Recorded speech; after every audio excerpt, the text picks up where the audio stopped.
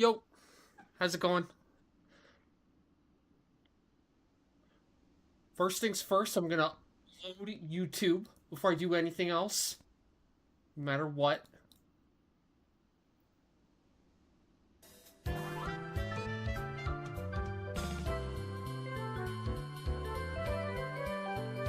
be distracted.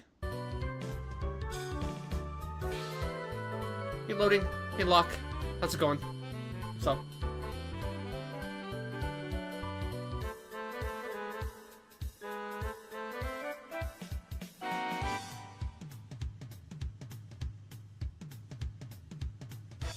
Yeah, I'm doing good. I'm well rested. Feeling good. Dare I say, great. It's funny what a little sleep can do. It's crazy what lack of sleep can do.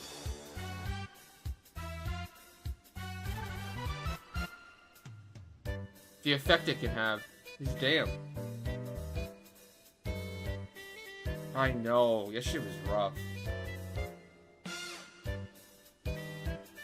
Definitely gonna be a lot better with that. Because I don't like how low energy it makes me.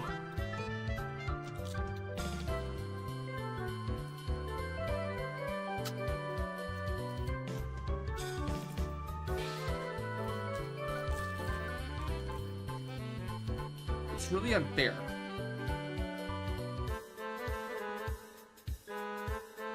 Oh my god. Bitter, you got some nerve after the shit you pulled last night. Well, well, well. Look what the cat dragged in. Or should I say, look what the... What the hell is like the main animal of Japan? Does Japan have like an iconic animal that's only... Look at what the cicada dragged in. All I know. All I can think of is cicada. Every like Japanese anime in the summer has cicadas going, so. Or anything else? Well, well, well, look what the... Yeah, I got nothing. A crane. Yeah, cranes are everywhere.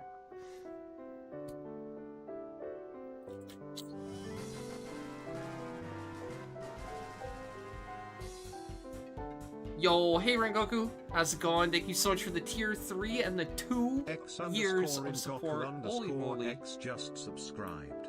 Poo-poos. Thank you so much. Poo-poos indeed. Trying to think of what's an iconic animal that's only from Japan. Maybe, I don't know. I got one. Look at what the otaku dragged in. That's a species specific to Japan. Or weebo. Shiba Doge. Really? Ooh, look at what the wagyu dragged in. Ah, that's it. That's your national animal. You got the wagyu beef. The wagyu cow. That's definitely the most popular animal in Japan by a mile. The wagyu cow.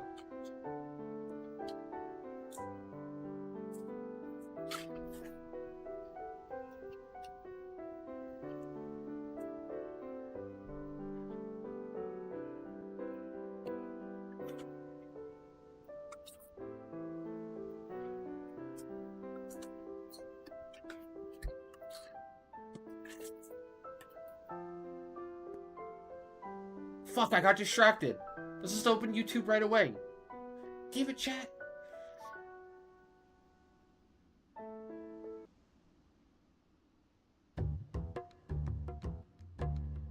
I had one job. It's still early, though. Yeah, nobody's watching YouTube yet, so I think we dodged a bullet. We're good.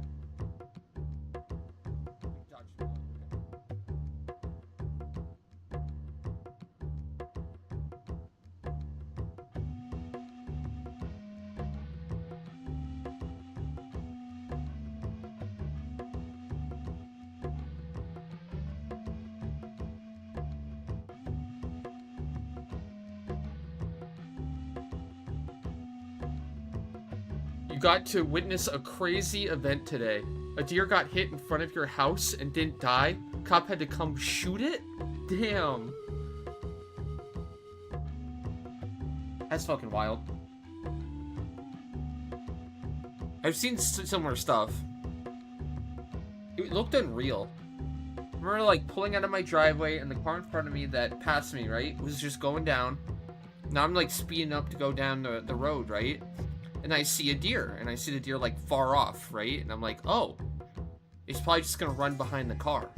But somehow it just lined up perfectly. You know, humans don't have great depth perception, right? So, like, to me, it just looked like, yeah, I would miss it by a mile. But nope, just fucking dead center. It hit the deer in, like, the back or whatever, and it just flew, like, straight up in the air. Just, like, it was crazy. So high. I'm like, oh, holy shit. And then it, like, it hit the road again. It hit the other side of the road, came down, and then kind of, like, went off to the side. I don't know how far it made it, but I don't think it just, like, it was hurt, right? And then the guy that hit it just, like, stopped for a second, and I was getting ready to pull over to offer help or assistance, right? And he just kept driving. He just kept driving down the road, all the way down.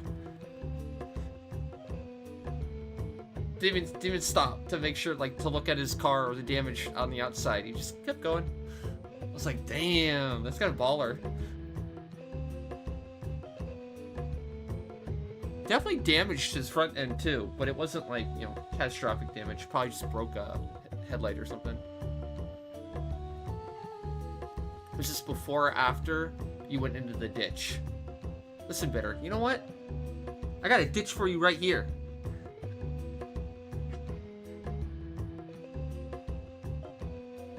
I got a ditch for you right here.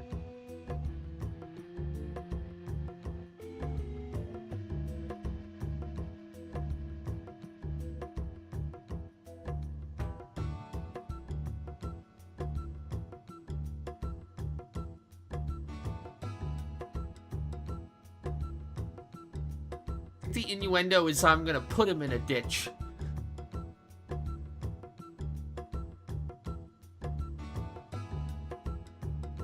We'll be ditch bros.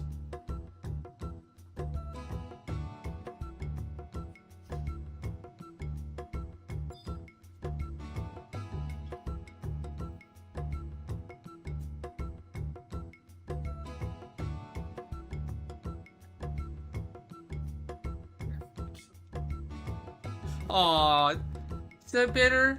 We're gonna get some flowers.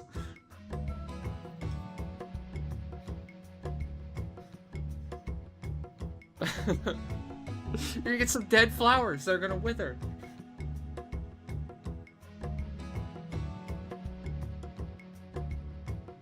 Oh god, how far do I take that joke? I was gonna say, just like your national currency. It's gonna wither away into nothing.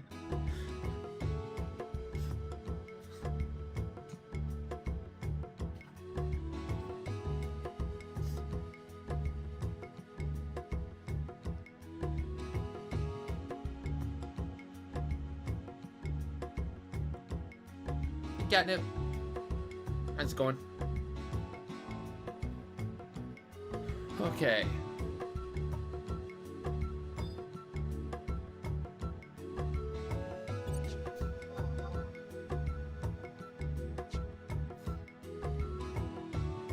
Who needs a reading lens?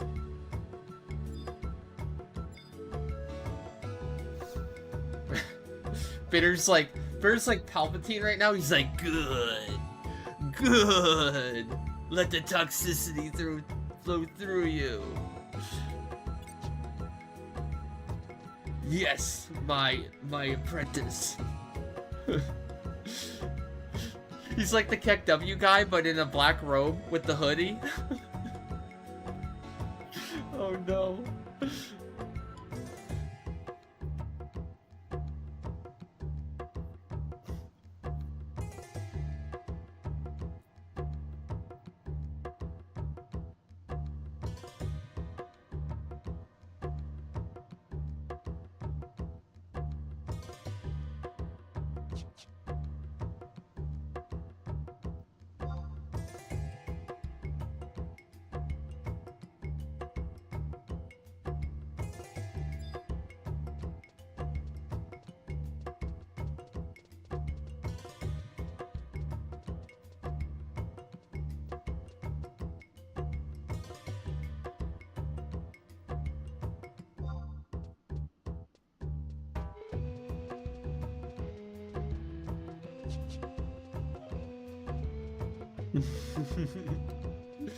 Damn.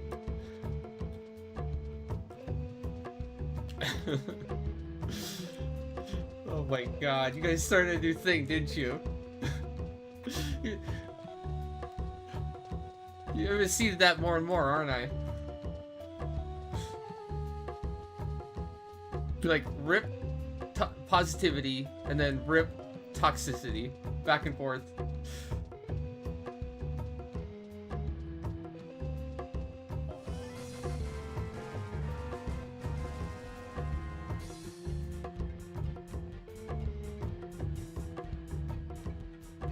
Ratatouta just subscribed with Prime. Oh, that's a hard one to say. Rata tuta. Rata. I'm gonna get it right. Rata tuta. Ratatuta. Ratatuta. Thank you so much for the Prime and the 7 months. Rutatuta. That's better. Fucking robot tricked me. Ruta tuta. Thank you so much for the Prime and the 7 months of support. Thank you, thank you. How's your day going?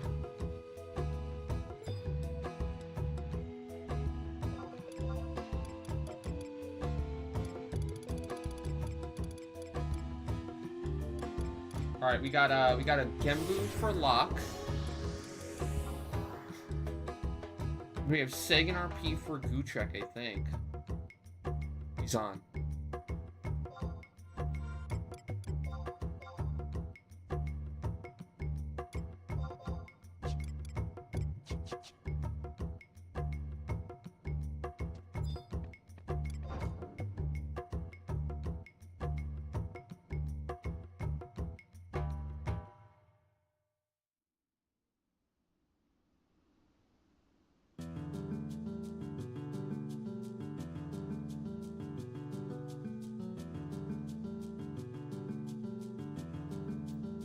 Touch grass? Damn, what was it like?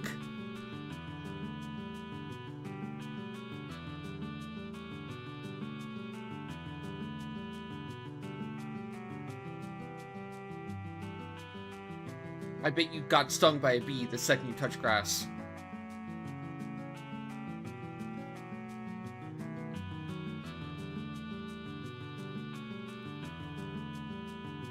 Sharp. I bet that blade of grass cut you.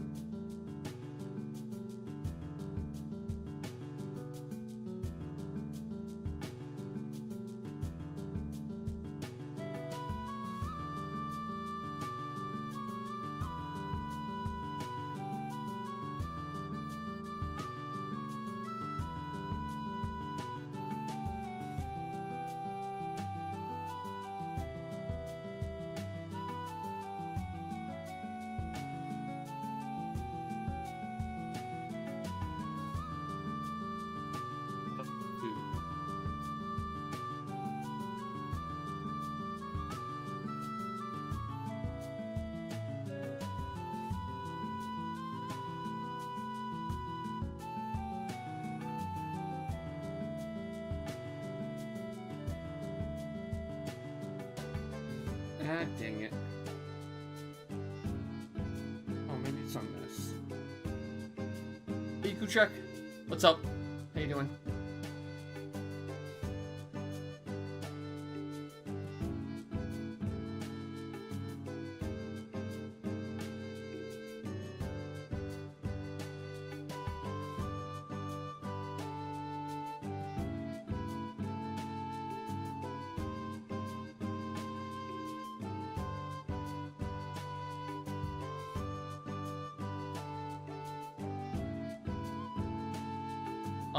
Just got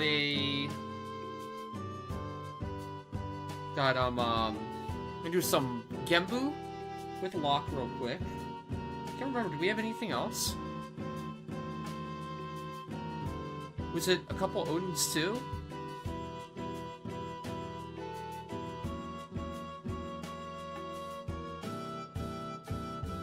I'm ready for SEG and RP. What are we doing for NM or /RP today, Kuche?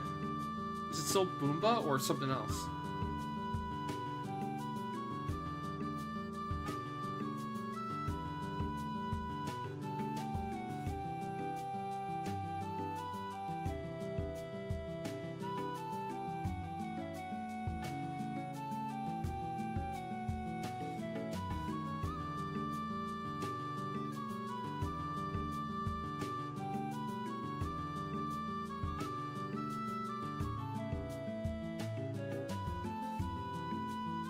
Better work.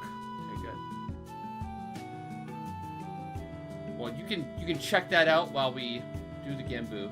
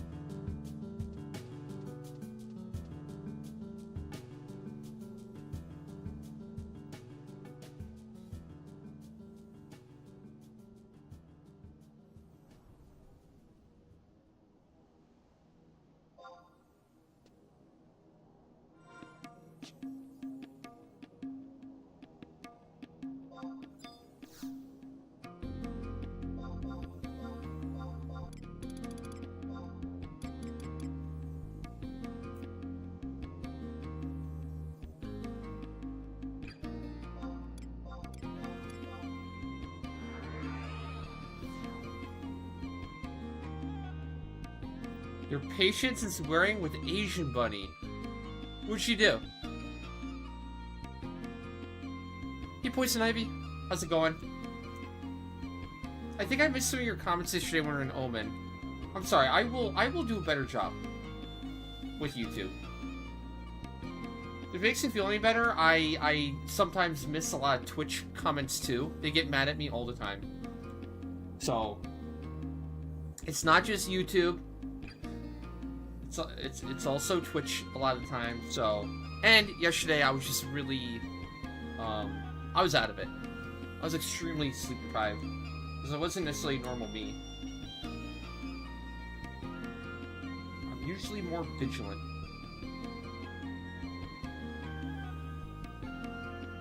But not perfect.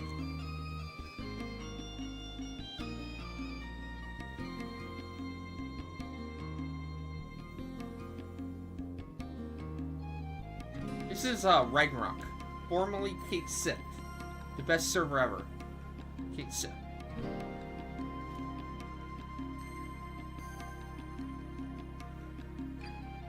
Wait, you don't have the scraps? It has to be a seal, so you need me to do the scraps or whatever?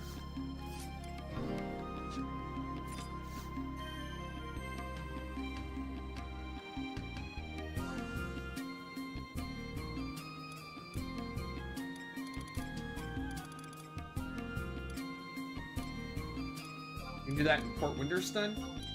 1?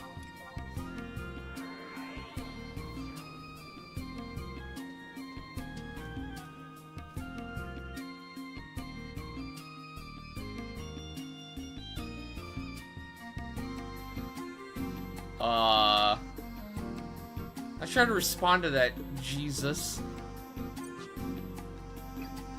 But okay.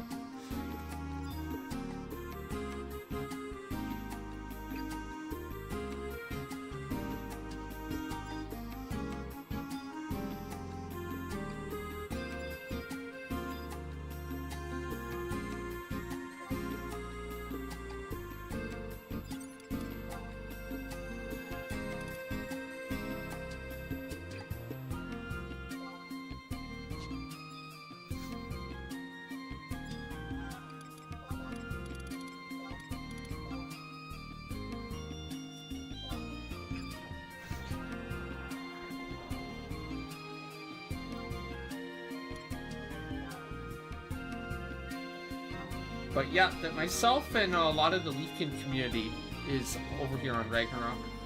I describe Ragnarok as a mid-sized server. Not too big, not too small. Some would say just right. But it just depends what you're looking for. Everyone, you know, is gonna like different size servers. It's different preferences. Oh shit.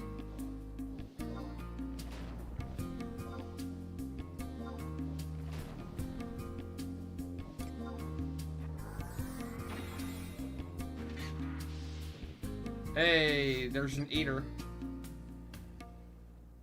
I'll just keep these, I guess, since I'm popping. I assume.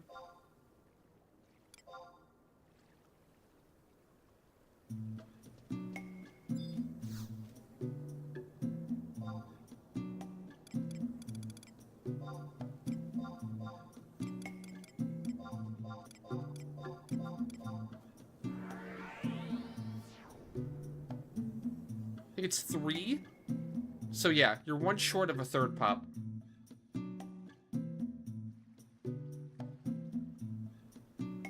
My patience with Asian Bunny is running thin. She's doing the spam reruns 24/7 meta. So when she's not online, she just plays a rerun?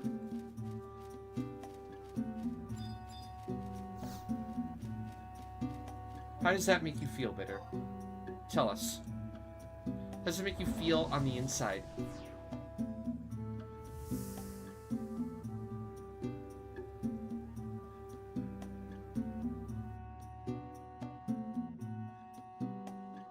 Yeah, nobody likes reruns on Twitch.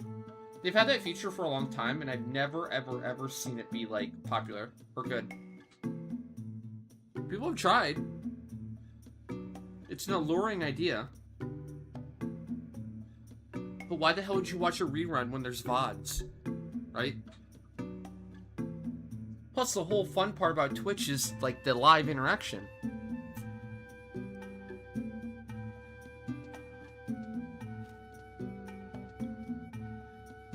Poison Ivy, welcome back.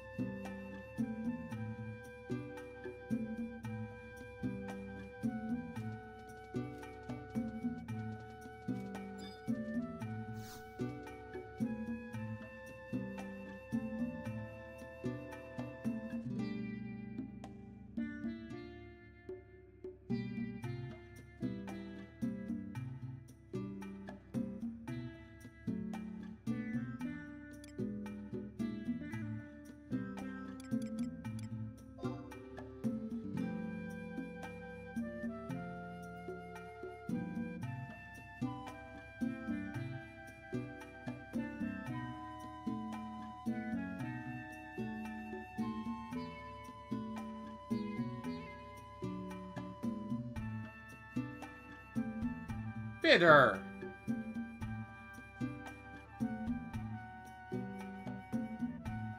Think of the children.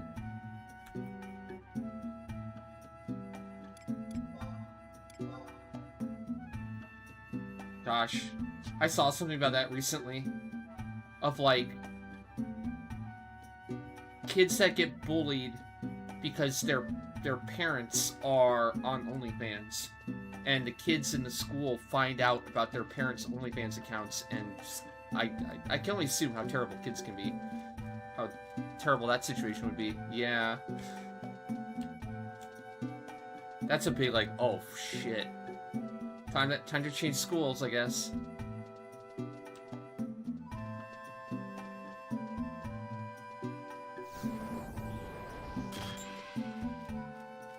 This one mob had, like, her OnlyFans, like, logo, or, like, link, posted on her car.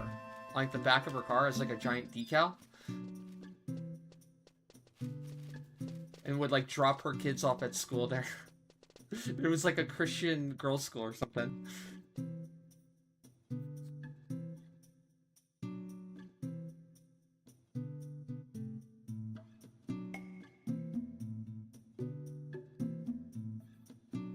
Damn. That's cool.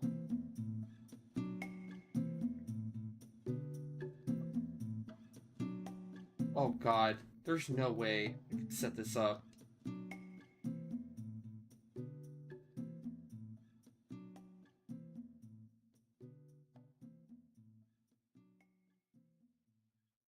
New geobuffs?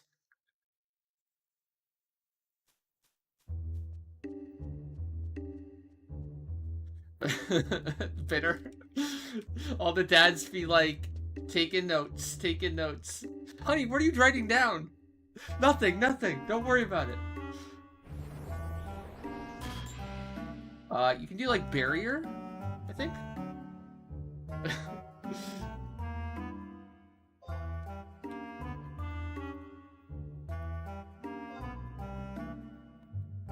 Wait, what am I missing?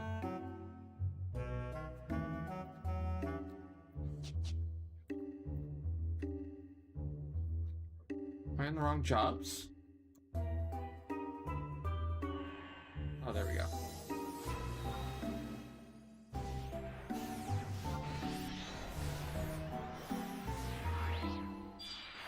Oh, you're too far. Where'd you go? Oh, you didn't get radiant lines. Oh, okay. I didn't trade in a pop either.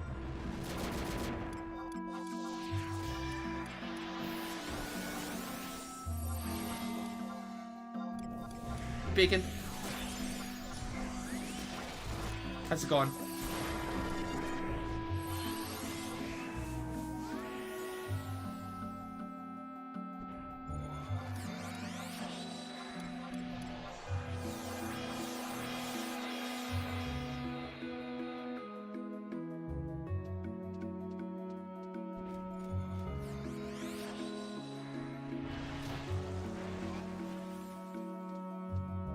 I can see both sides.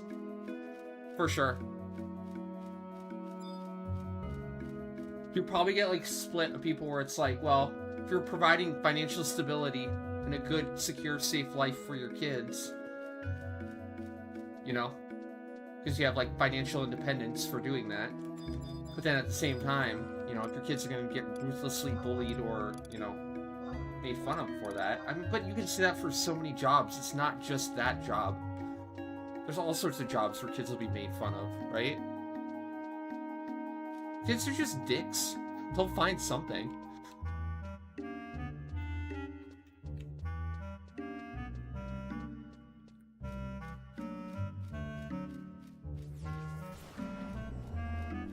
Dude, I'm feeling a ton better, Bacon. Thank you. A lot. Actually got some sleep. Feeling well rested. I don't feel as lethargic. Not falling asleep in my chair. I know, right? It's like the Twitter environment, right? It's like entertainment. It's entertaining to get mad about everything. And it's even more entertaining to get mad at people for getting mad at people for stupid things, right? It's the whole meta. It's like 99% of people will agree with something and think it's like reasonable and rational and everyone essentially agrees. But you'll have that one person, whether they're troll or serious, like say like, no, I don't agree with that. And they'll get construed as like, oh, well, everyone thinks that then. Look at this one guy thinks it on Twitter, so therefore that must mean everyone thinks it.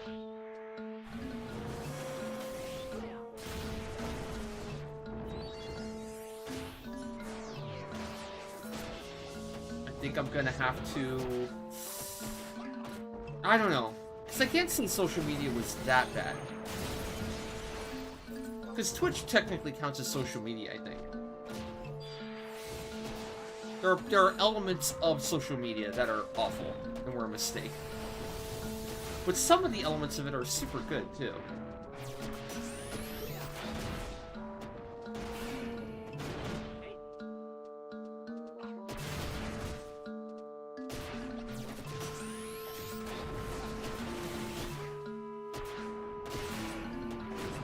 You install 11 on your MacBook. Good luck. Hey, a shield. Are we done? 1 for 1. Hog champ.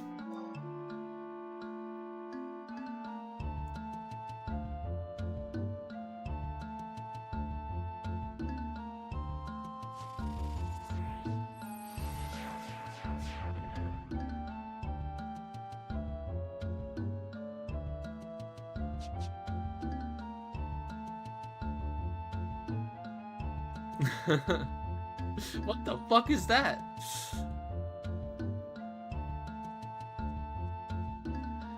Yeah.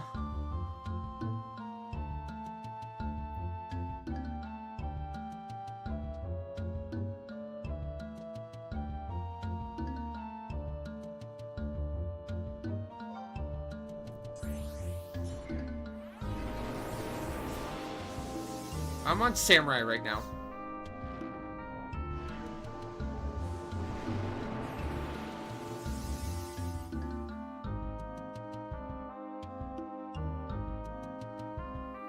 Or somebody talking about TikTok and you're like, what the fuck is that? Some kind of clock app? Yeah, it tells you the time. Gives you the time, the cringe time. No, I'm kidding. Apparently TikTok is hyper popular. Like, insanely popular, especially with, like, kids. And addicting. I've been down that YouTube short rabbit hole before. It's scary. It's crazy how fast time can fly, where, like, you watch, like, a video, and then it's, like, all of a sudden you blink, and it's, like, 3 hours later, and you're like, what the fuck have I been doing? You can't really remember anything at all. You just know you've just been watching video after video for a long time, and you're like, ah, man.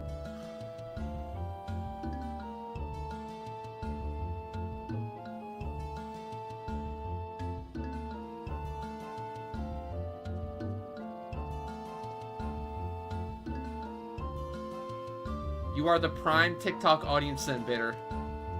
Constant eye candy.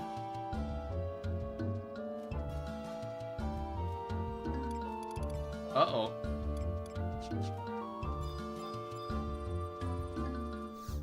Uh-oh. Do I even have merits?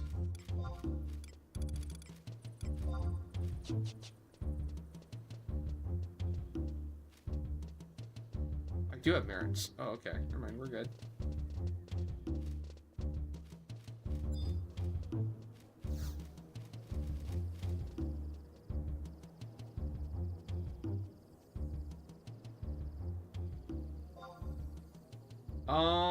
They have to sell. They have to sell the American arm of TikTok to an American company. They'll still, like get the profits or, like, get some certain rights, but pretty sure if they don't sell, they get shut down or some shit.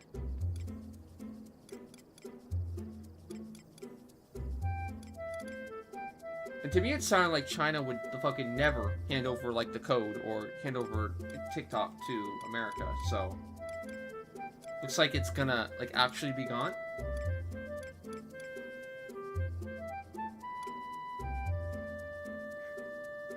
I have no problem with TikTok existing necessarily, but I have a huge problem with, like, that much, like, data being in control of. I have a huge problem with China being in control of that much data for free. Like, they're probably gonna hack and steal it anyways, but they have to at least earn it, you know? You can't just give it to them for free.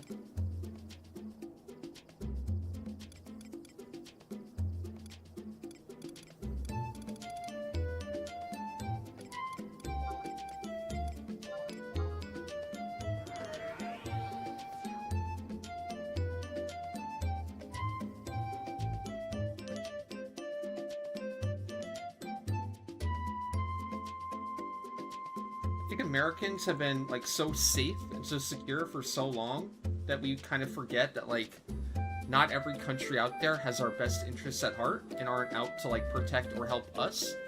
And it's kind of naive to think that, like, yeah, giving a country like that, especially, like, an adversary, like a country like China or Russia,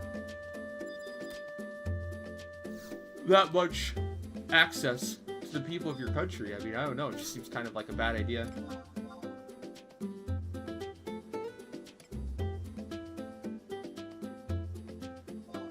I mean, I have nothing at all against the Chinese people. I think the people are fine. I kind of feel bad for the people that they're under the, the dictatorship of the government, right? The issue I have is with the Chinese government, which I think is kind of, sus. Very sus.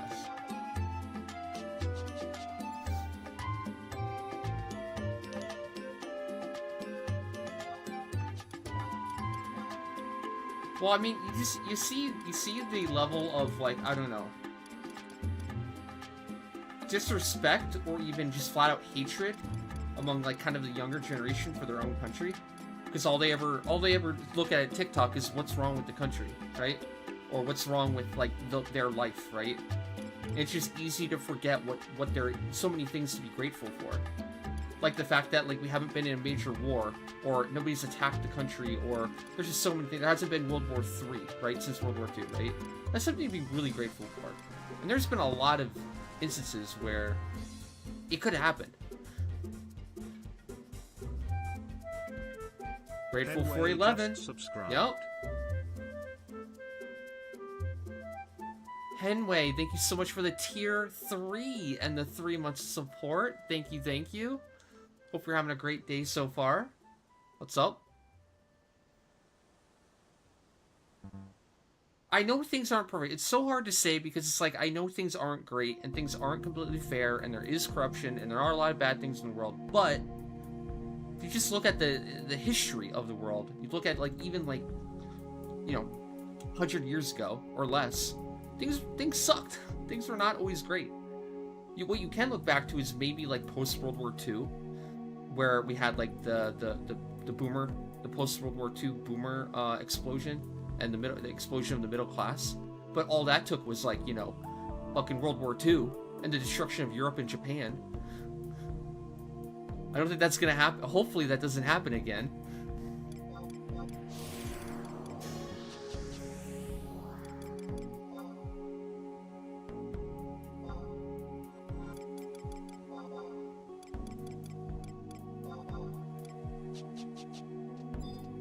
But yeah,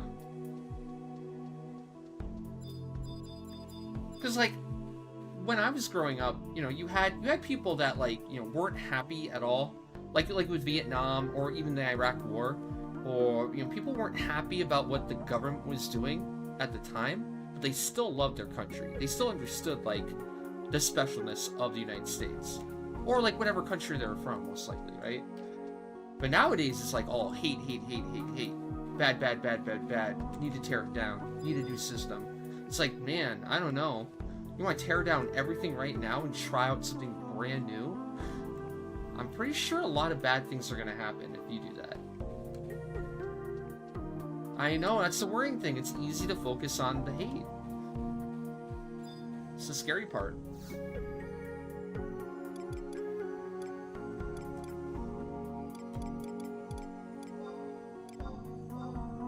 And there's usually no plan for after other than just utopian ideals of, like, yeah, everyone will just get along.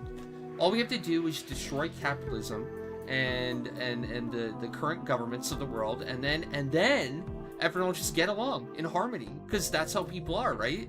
Just inherently they just get along and do the right thing, right? Right? I'm sorry, have you met people? What people are you fucking around? People are not gonna just inherently get along and fucking fight each other. It's gonna be the Walking Dead out there.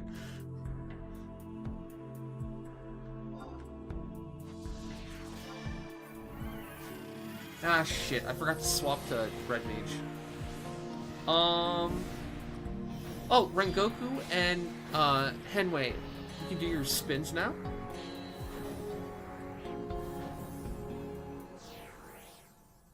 First 2 spins of the day. Let's go.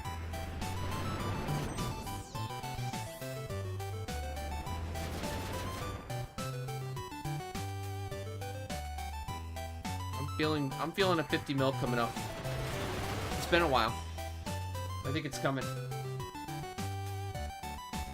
Alright, here we go. First spin for Rengoku. Thank you so much again. And boom.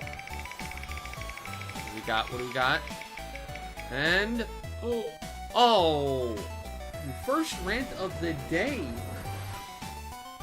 What do we rant about?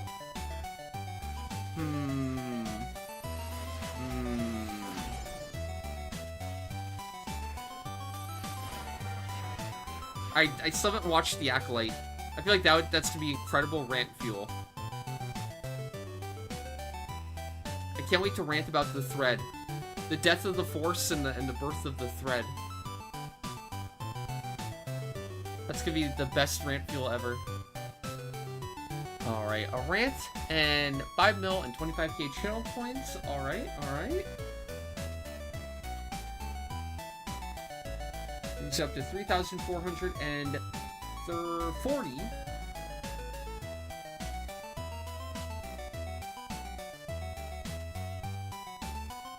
Huh.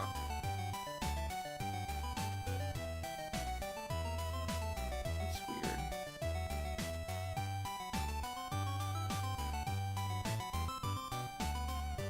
$2,440 channel points. Skills up to 1,981. Both. And of course, a rant. Positivity cringe fart just cheered 1,334 bits. Monday is coming. Toxic Positivity Cringe Fart, thank you so much for the 1,300 bits and the first knife. Thank you, thank you. How you doing? Monday? It's Saturday. It's Saturday and you're already thinking about Monday? Come on. At least wait until Sunday. Well, good morning. Good morning. Alright, now Henway. Henway spin incoming. Good luck, good luck. Thank you again so much, and... Oh! Aww! The rant also. Okay. This wheel is... bull.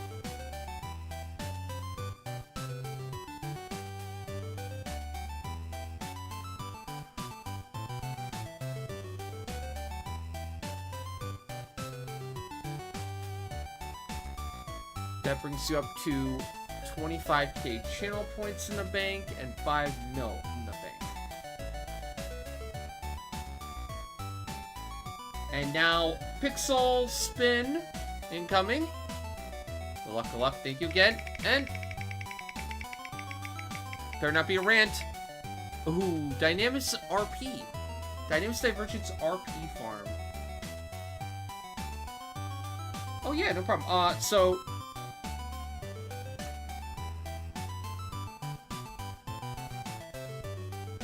that brings you up to 1 Dynamis RP.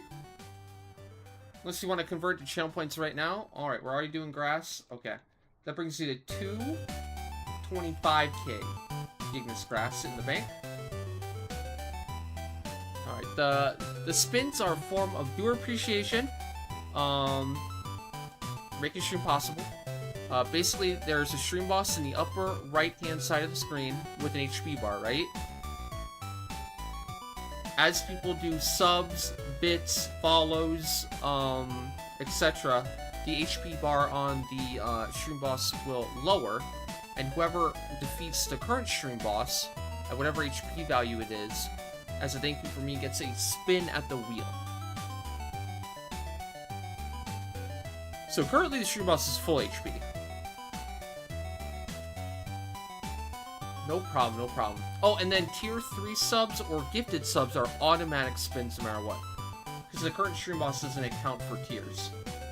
It'll just count a tier 3 as a tier 1. So, as a rule, as a general rule, a tier 3 is automatically 1. Well, I got your spins, Bitter. I know exactly where your spins are. Want to take a wild guess?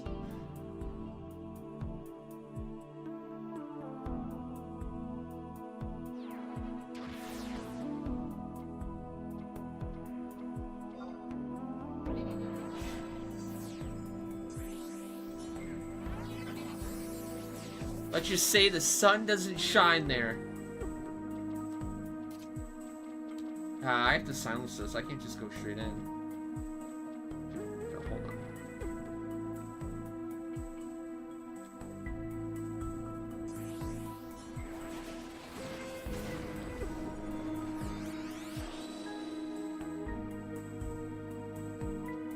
What do you mean? I was telling him where he can look. How is that not helpful?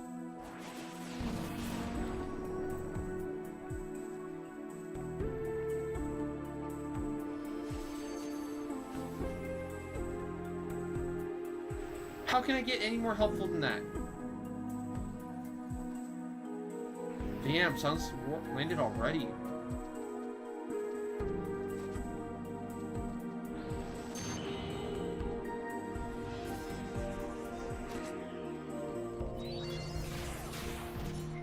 No!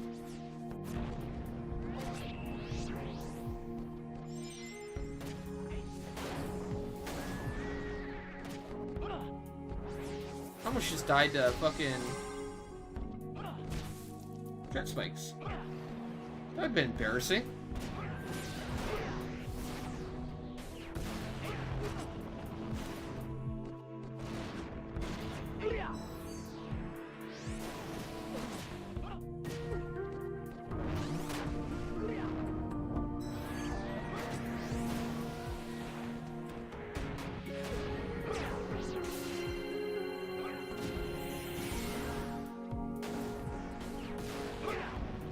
Good line, Tamer.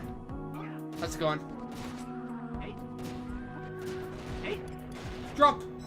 Oh, no drop. Not even a thing. Tragic. Actual tragic.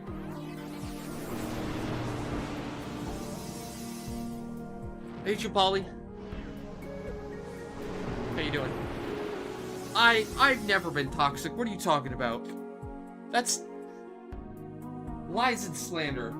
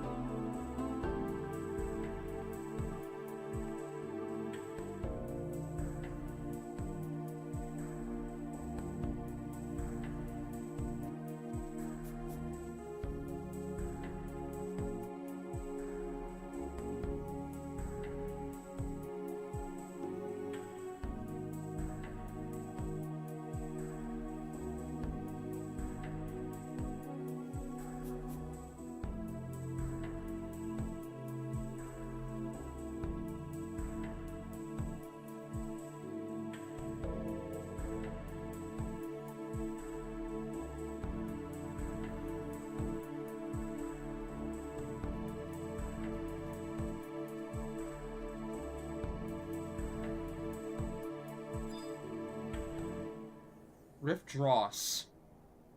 I can check.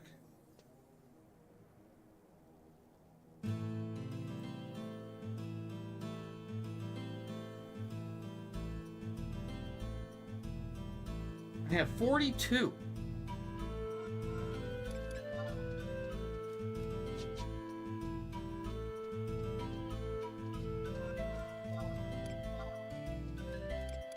That worked out.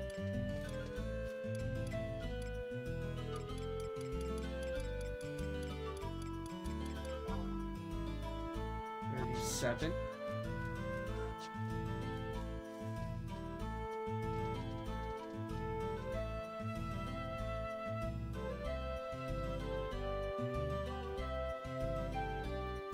Clump of Rift Dross. So we bought a stack. So we bought a individual Rift Dross for 55 million gil on Ragnarok a bit ago. Would you like to buy my Rift Dross for 55 mil each?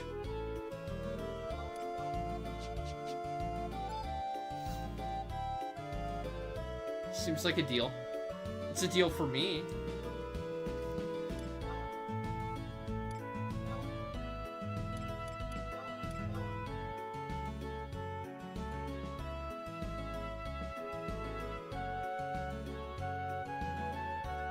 Thank you, thank you.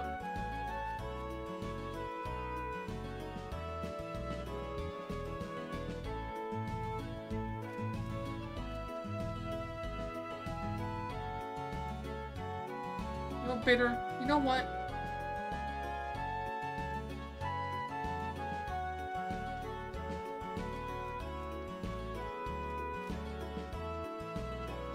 Never mind. Never you mind.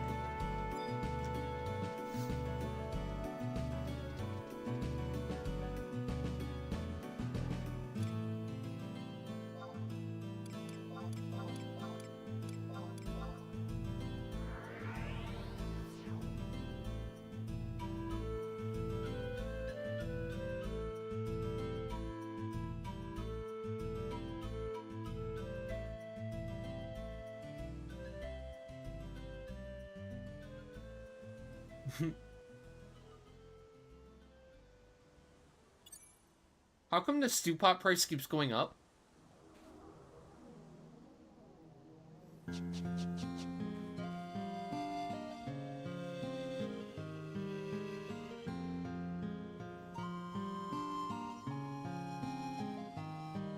Aren't you used to zero inflation? Ooh, good call. Yeah, swap into Red Mage.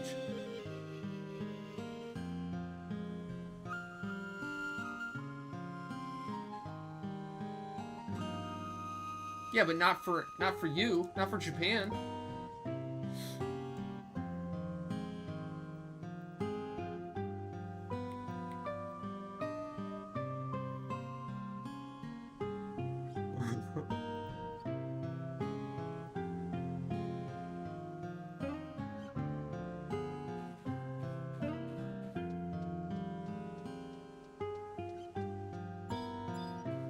Oh, okay, loading.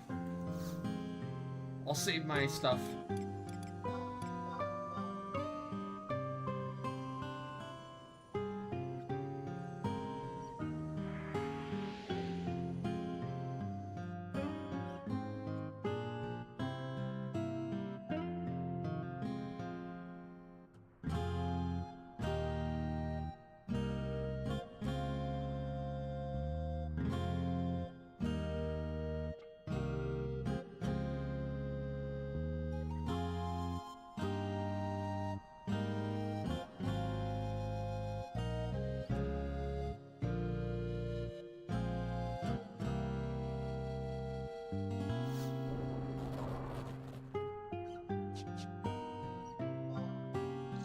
Card.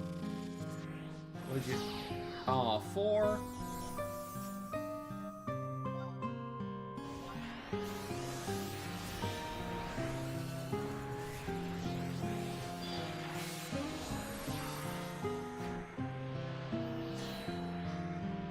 Hey, Shuri.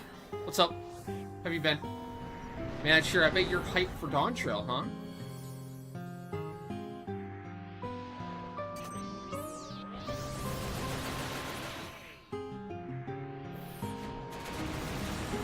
Dawn Trail. Whoa, those are fighting words. Well, Dawn Trail won't be good until they add the Alliance raid, obviously. Gotta wait for that Alliance raid.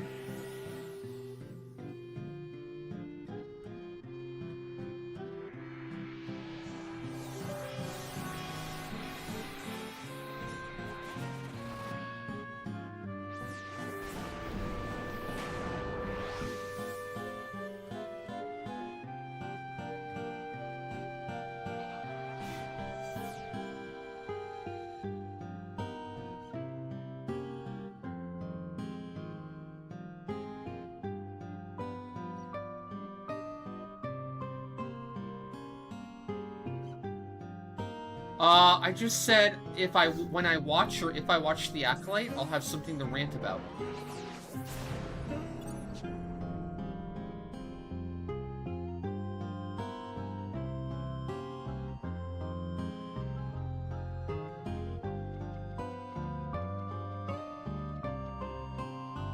I don't want to be too harsh on it until I actually watch it myself.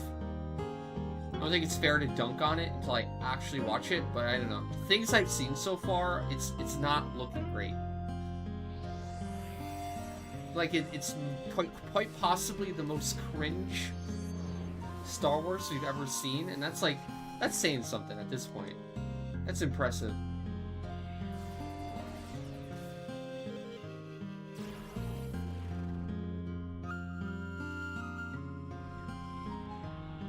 Yeah, but I mean, isn't Star Wars... Hasn't Star Wars already been dead for a while? This is like the... It's already been in the ground, and with the... Well, it's already been in the coffin, right? Now this is just the final nail in said coffin.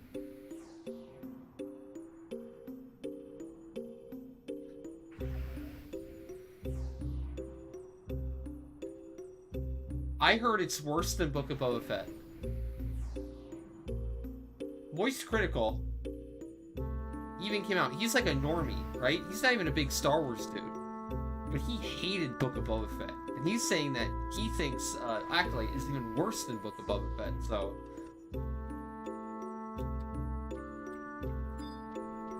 The funny part is I did not mind Book of Boba Fett. I'm not saying it was great, but like... I didn't think it was like as bad as people were saying either. Kind of funny.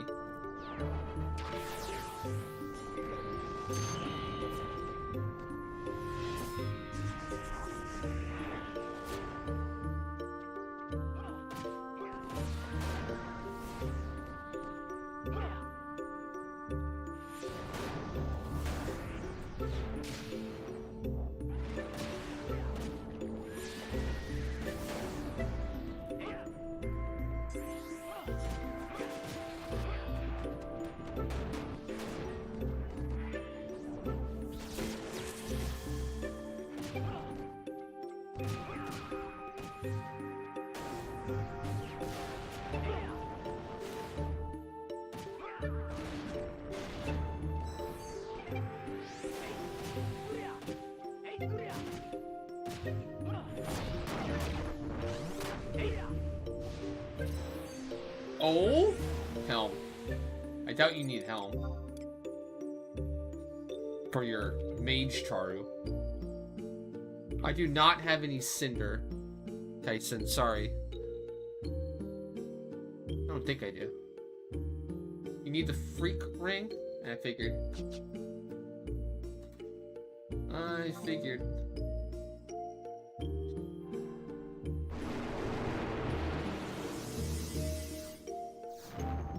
Yeah, apparently they basically make Anakin even more worthless to the main plot of Star Wars, right? They've just completely erased the legacy of Anakin and Darth Vader to the point of, you know, might as well have not even existed entirely.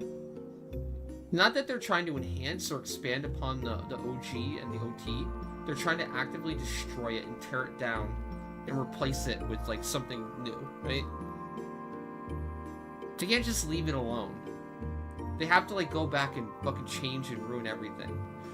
Like I said, like, they could just go 1,000 years in the future or 1,000 years in the past within the same, like, universe of Star Wars, and people would fucking love it.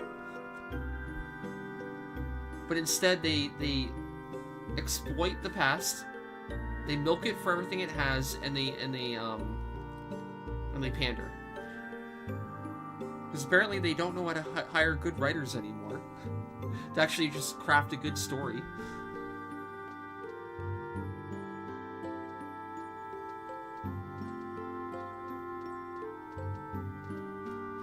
That's the thing. Basic people hate it. Like I said, like the Charlie guy, Moist Critical, on YouTube, he fucking hates it. And he's like a Star Wars normie. He's like somebody who just like saw the movies potentially like as a kid, right? He just has like a positive, view on Star Wars because he liked the movies in some such way, and that's why he gave the show a try.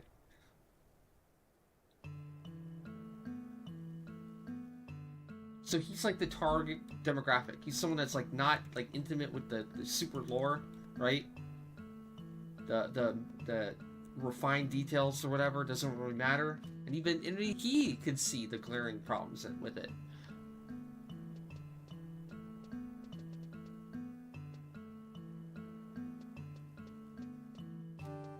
No, I think they did that, Lion Tamer. They hired that person, and they had a giant list of things to, make their own. I think they literally had a guy come in who's like an expert in Star Wars and say, these are all the important things that you should keep in mind because the fans really like and cherish it. And they said, okay, we're changing all of it. We're gonna attack and change all of it.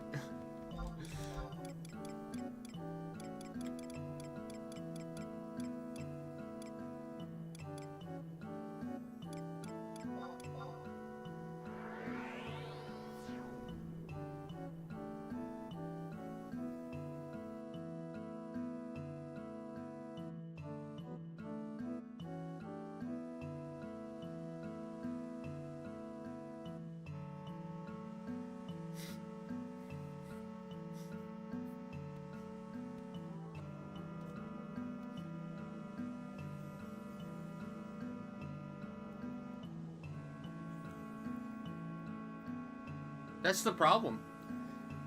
It's the writing.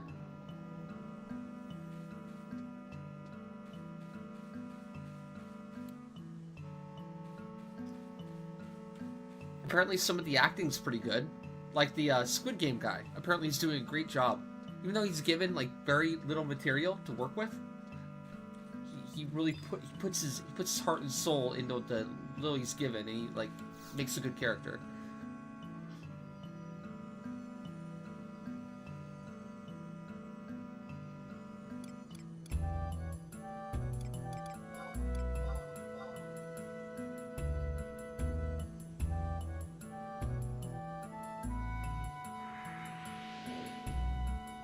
I don't know.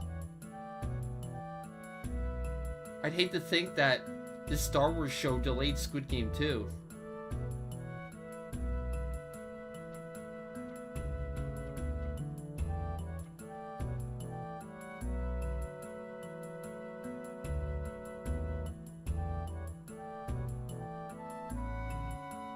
In that sense, I kind of sympathize with the actors. Because it's like, if you're just given a terrible script, even a great actor is going to have a hard time with a terrible script, you know?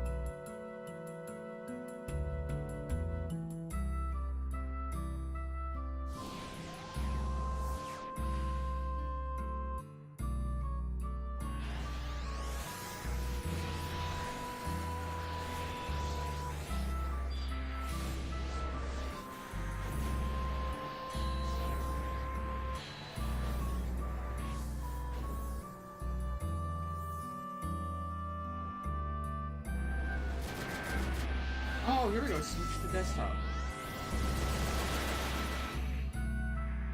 That's cool.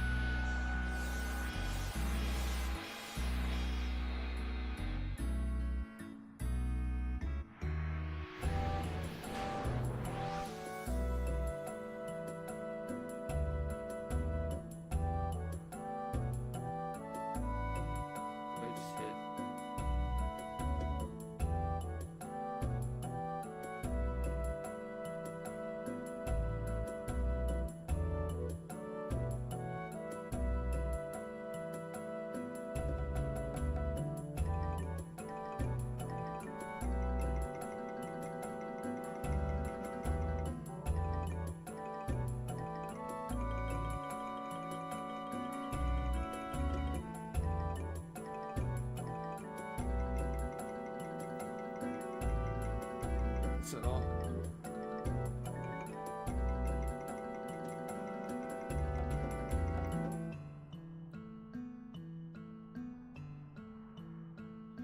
Okay.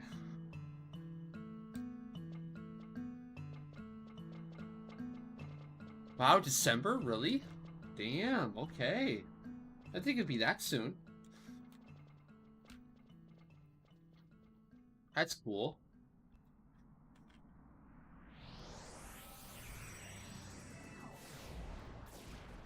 I bet it won't be that good, though. I bet it kind of goes off the rails. Gets too crazy. Every Netflix show does that. It's like, season 1 is incredible, and then it becomes this, like, a out-of-nowhere smash hit.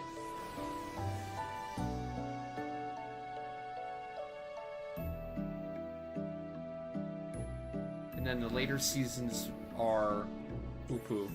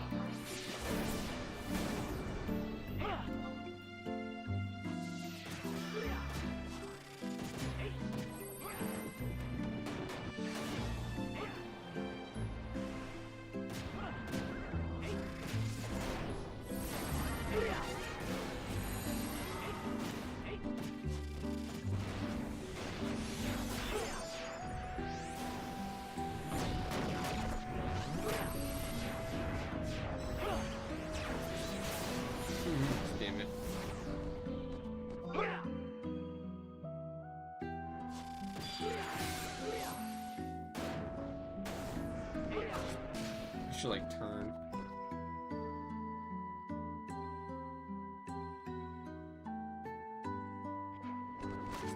What I learned last time. If I don't get a mini up, I'll die to X.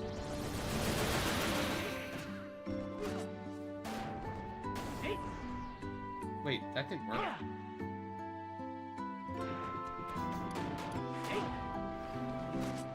Oh, it's fine.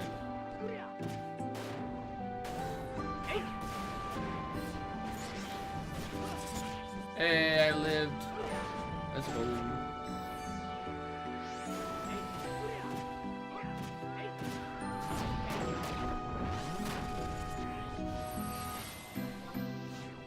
And nothing.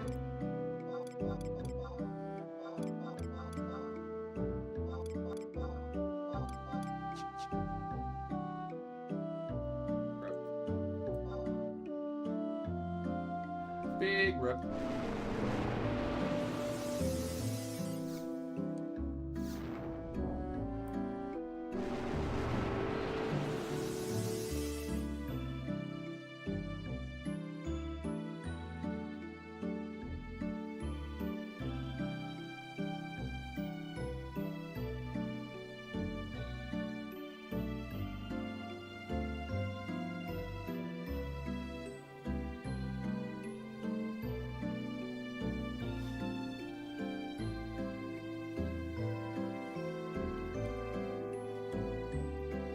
I guess I'm not that doom and gloom about Squid Game turning into Walking Dead so soon.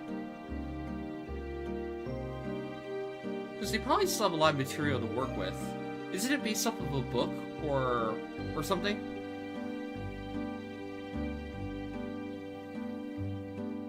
If they just play it out to the book and they don't add any like too much extra, then maybe?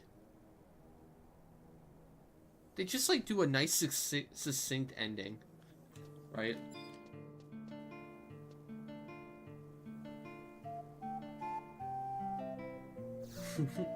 True.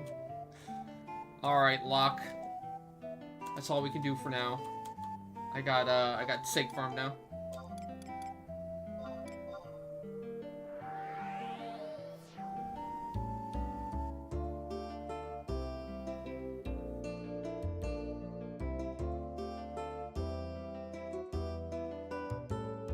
You check if you're ready.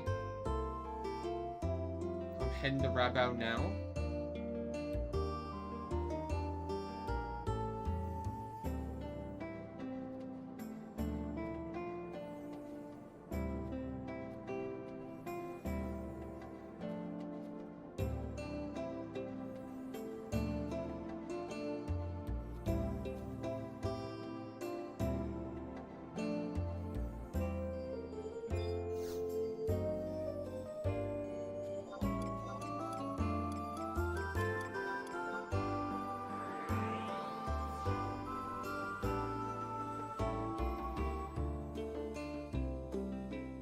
I'll do that now.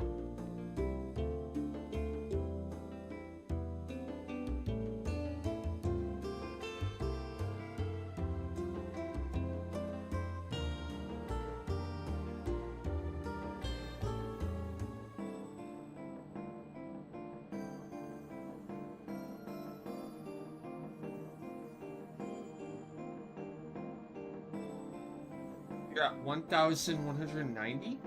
Okay, after that?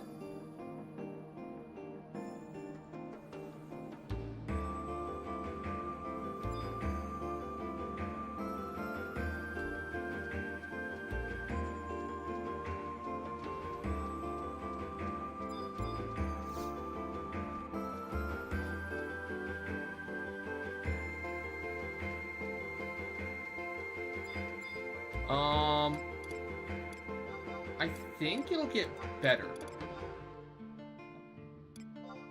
But not in the way we're thinking.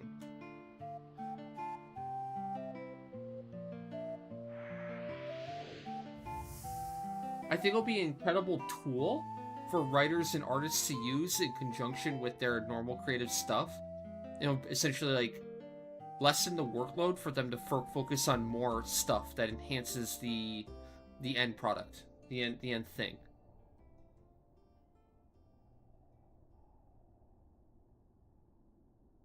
I don't think you'll ever get to the point where you just say, hey, AI robot guy, write me a movie, or make me a movie.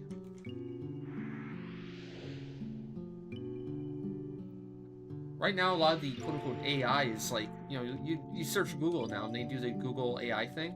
It's just copy-pasting. It's just ripping from, like, all the top links, right? It's just basically plagiarizing, like, the wiki, essentially.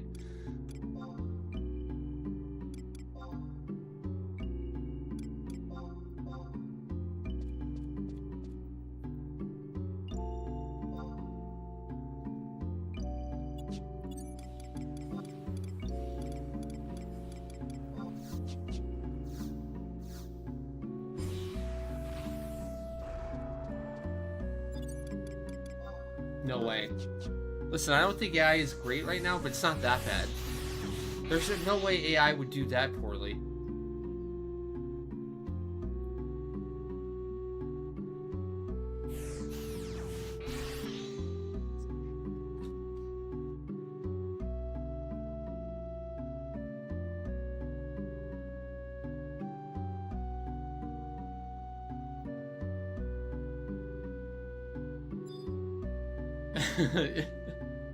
True.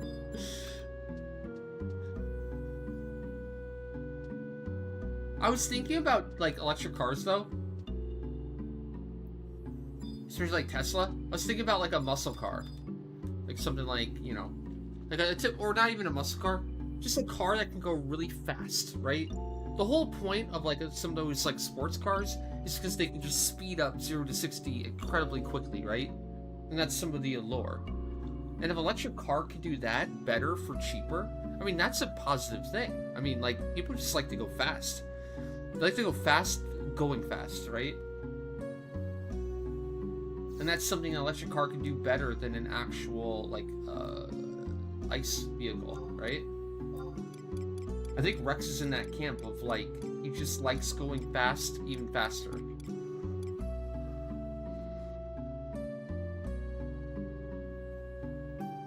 It's nothing to do with, like, saving the environment or anything like that.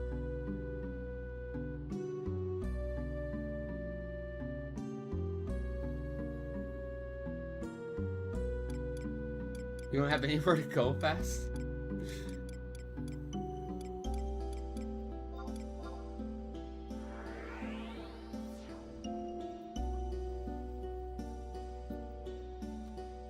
That's a pretty good selling point.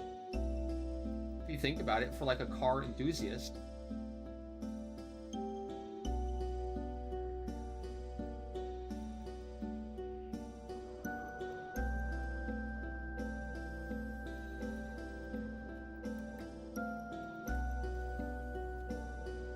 You can get a car that can go 0 to 60 as fast as another car, but it's like half the price or 1/5 the price. Some value there.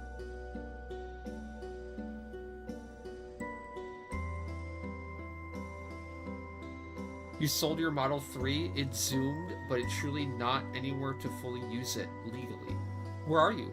What do you mean legally?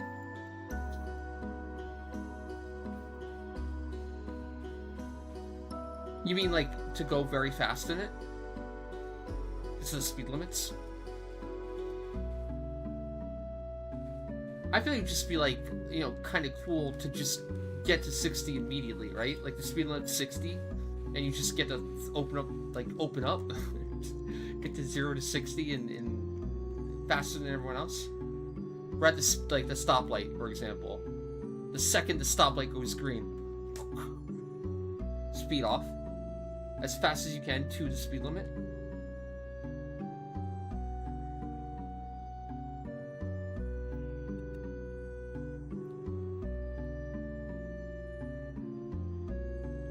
Traction is the issue. Oh, got you.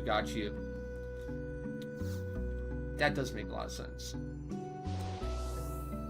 I bet on most roads it can't actually do that because you'll spin out.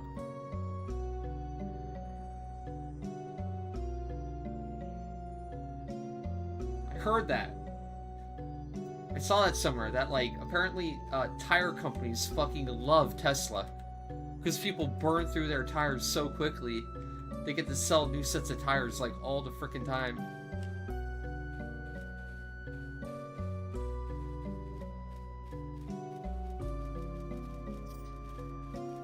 Hey, Fleet Command. How's it going?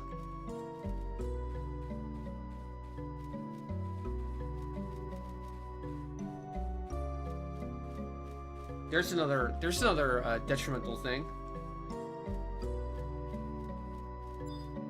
Where, like, maybe electric vehicles aren't as environmentally friendly as everyone hypes them up to be. Increased rubber usage on tires.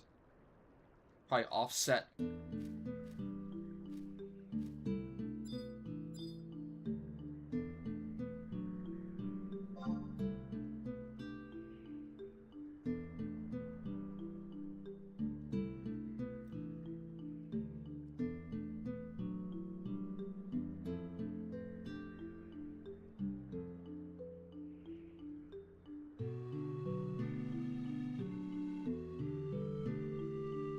Okay, Grandma. I bet Bitter doesn't even drive fast.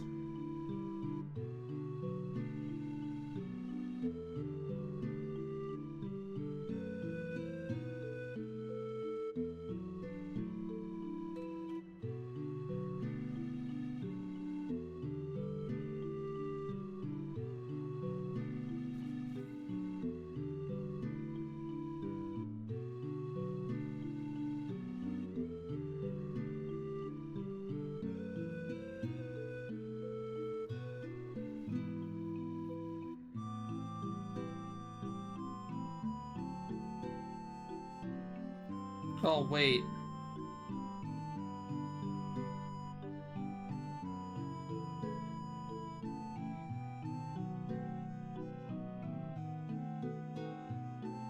Just Windows installation?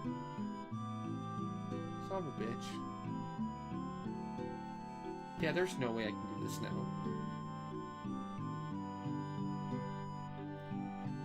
I have to go through guides and shit.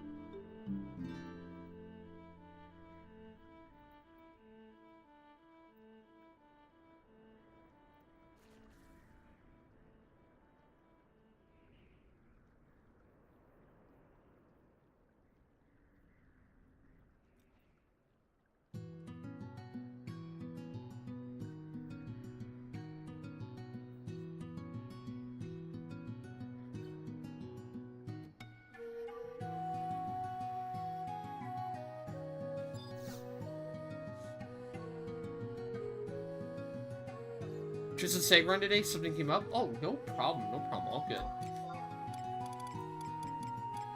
You chill.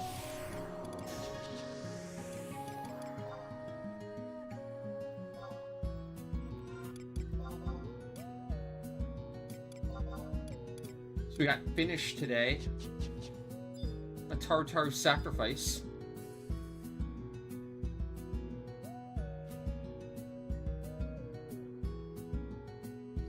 We were just hearing about salt batteries for vehicles the other day.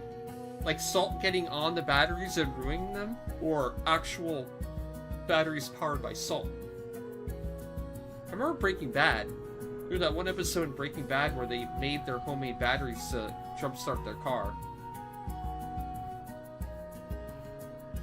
Made of salt, okay. Well, I mean, that would be perfect. They just use the salt of the tears of Twitter users to power all the cars in the world.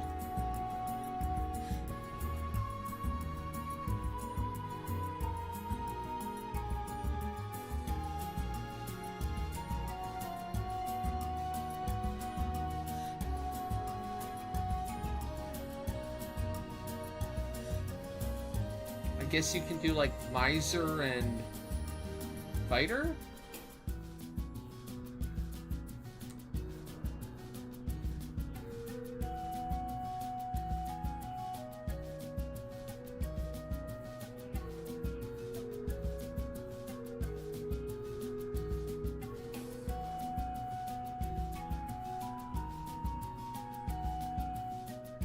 Hey, Oblivious. How's it going?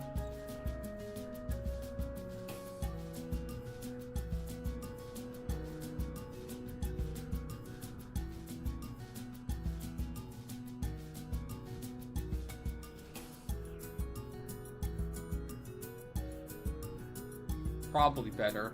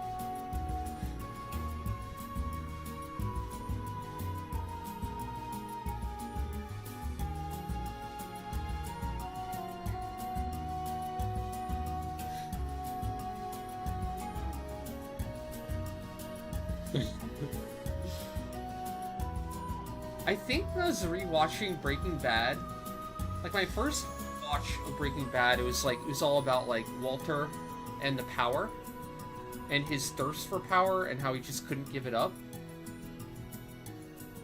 Like absolute power corrupts absolutely, or you know, just that I don't know, that journey down.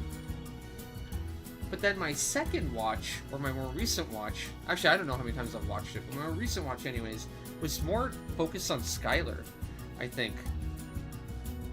And how like she did everything possible to like help, or just only wanted the truth.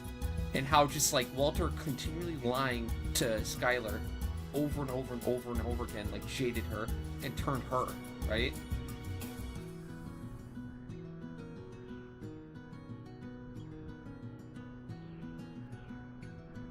All she wanted the entire time was just for him to say the truth. Chances are, at the very start, if he was like told him for the truth, she would have like supported him. But because he kept lying and lying and lying to quote unquote protect them, he just ended up destroying everything, right? He just told Skylar from the very start like his concerns and his fears and everything like that. But I guess he wouldn't have had an interesting TV show if he did that either, right?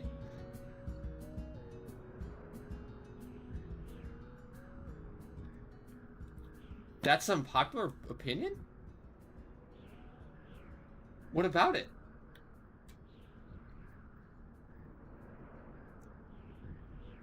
Oh, that Skylar would have helped Walter? I mean, she did. She did later on, when Walter was already in too deep. She, like, became, basically, you know, the accountant for his drug empire, right? She was definitely complicit, and she definitely started helping out.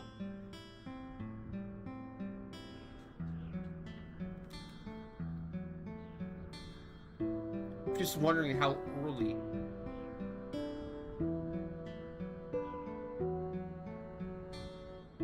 Any defense of Skylar in any capacity is unpopular to most fans? Really? Really? Dude, she got scammed. Are you kidding me? My recent watch of Breaking Bad made me feel so bad for Skylar. How would you feel if somebody lied to you like that and you knew they were lying to you and all you were trying to do is get the truth out of them, but all they kept doing was lying. That's all Walt did, was fucking lie to her over and over and over, and she knew it, and she gave him every opportunity to tell the truth, and he just wouldn't until he absolutely had to.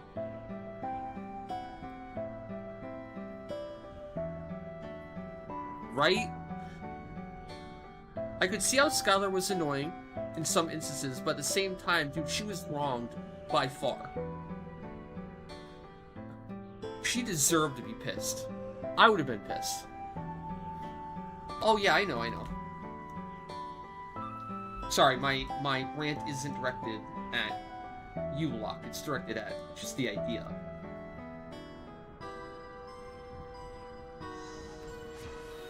I'm not necessarily even defending Skylar necessarily. I'm just saying, like, she got the raw end of the deal.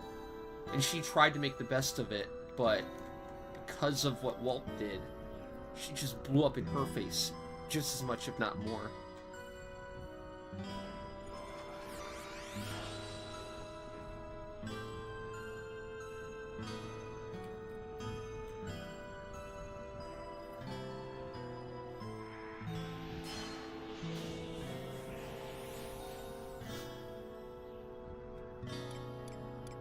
Early on, he wasn't really a drug kingpin, though.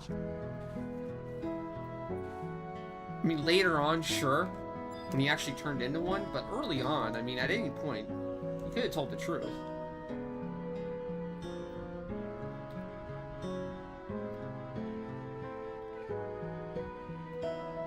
Alright, fuck it.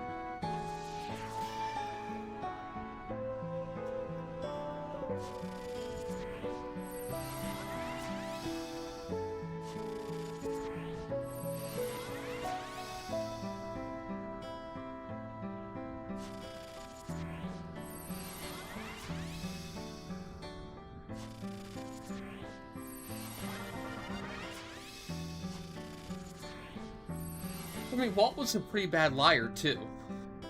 Especially later on, in terms of, like, how obvious it was to Skylar. That was probably the most frustrating part.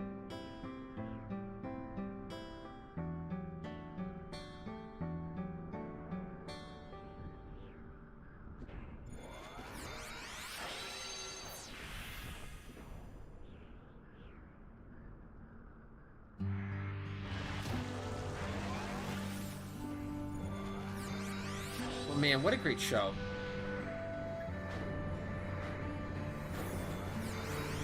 Breaking Bad is goated.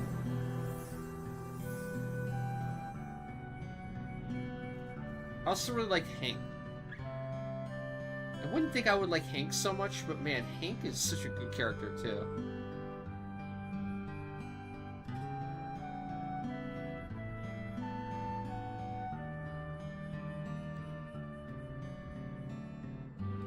They did such a good job fleshing out, like, every character. Nearly every character.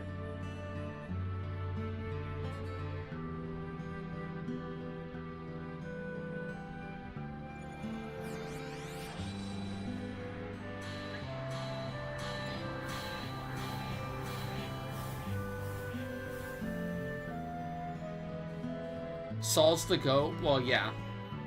Everyone likes Saul.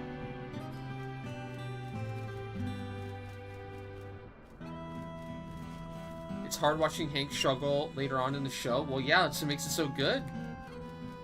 You wouldn't expect that character to be so good by the end, too. Oh, Mike. Mike, too. I really, really like Mike a lot, also.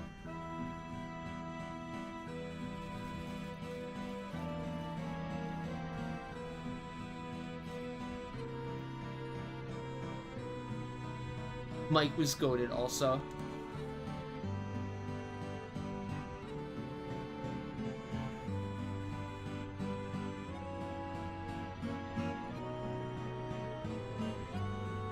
Did she bang her coworker? Well, yeah, but that was because, like, well, there's a reason. She didn't just do it out of nowhere. It was directly because of something Walt did. No.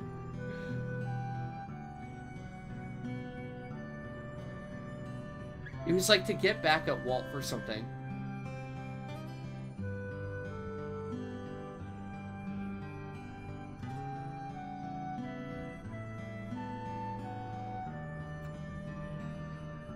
Was it the fugue state line?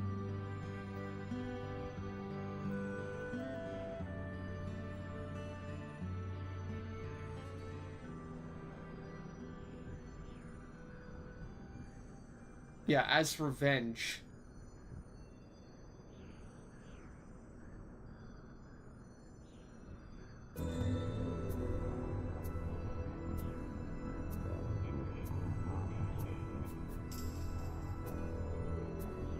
I forgot what exactly for. What did Walter do? No, he did something bad.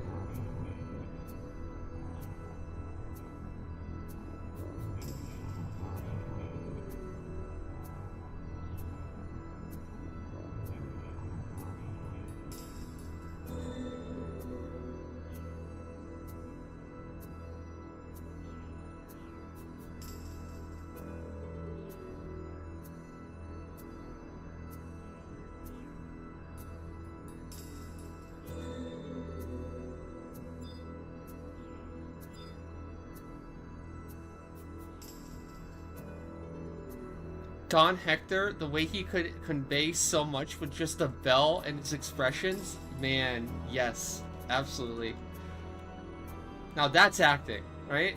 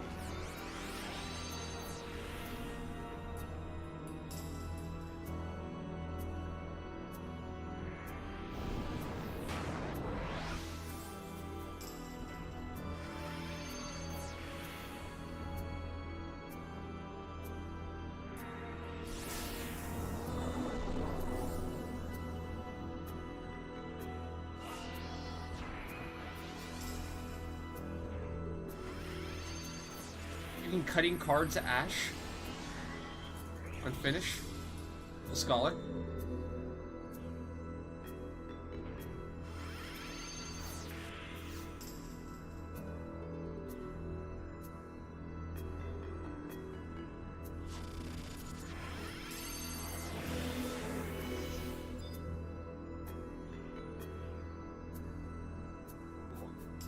Eight minutes on Tabula, and I just used it.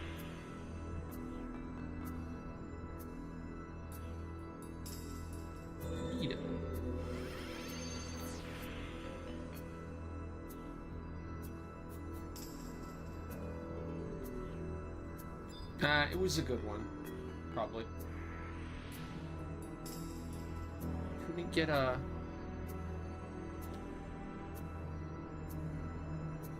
You paste. Oh, probably because I didn't march.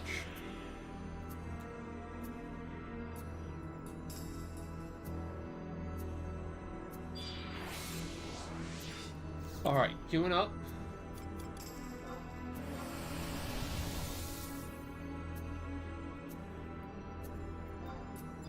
Using food. Gen 5.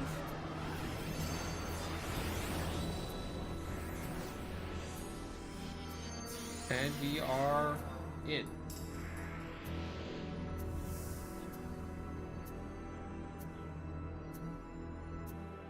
Dude, the earlier season where they set up the 747 crash with Christian Ritter and her dad. Holy shit, that was so good. They spent like 2 seasons setting that up. It was fucking insane. How his dad was like the flight coordinator or whatever. Or her dad, sorry. And then the lead up to like what caused the plane crash. Holy shit. That was wild. Yeah, they teased that teddy bear in the pool for so long. It was crazy. And you just thought it was like the house exploding, right? You thought like maybe like a gang war or something like that, or they finally caught up to Walt.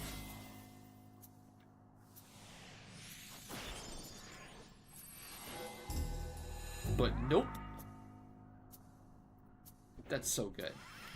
That was such a good setup.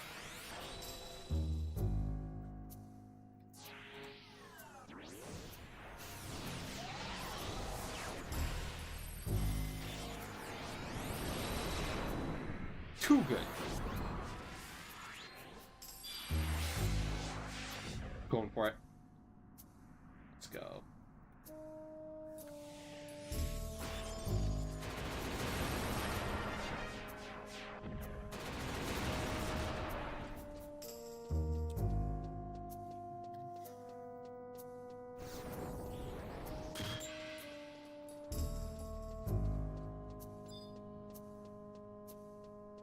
Can you solo your own mob?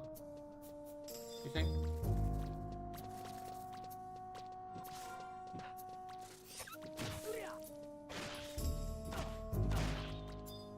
You can get wrecked.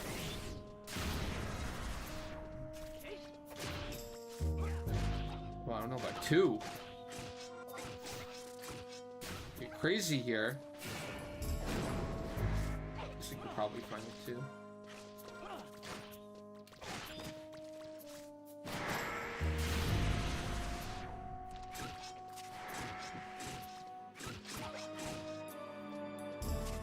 Your damage is okay.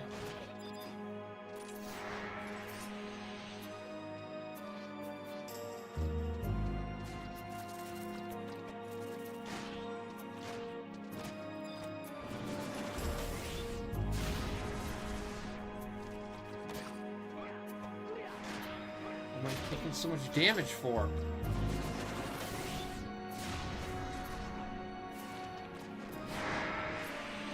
My regen isn't even working? The heck?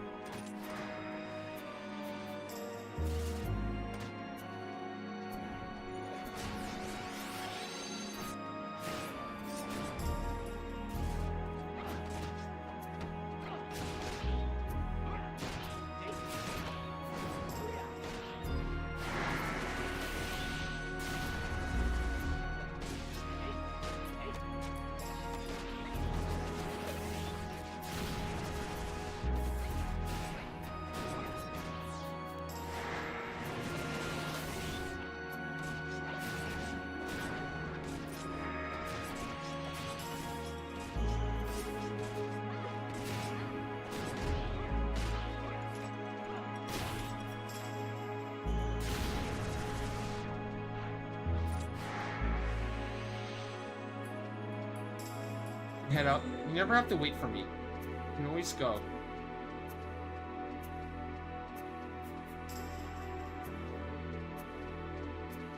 You can always keep going forward to the next camp.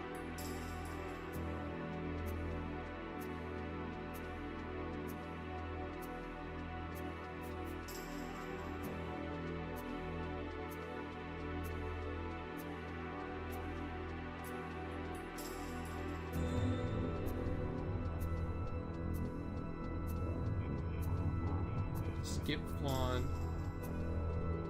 Remember Flan aggro weapon skill.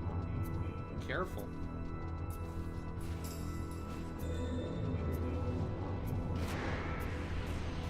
Careful. You're gonna aggro more if you keep weapon skill in there. Although, maybe it's safe. Oh, damn it. Sorry, I'm trying to calibrate something well. I can't target the thing. There we go.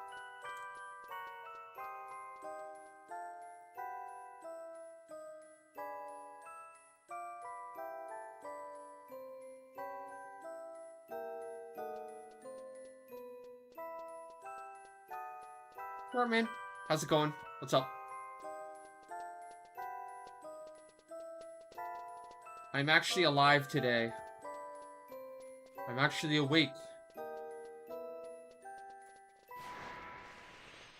Doing good, doing good.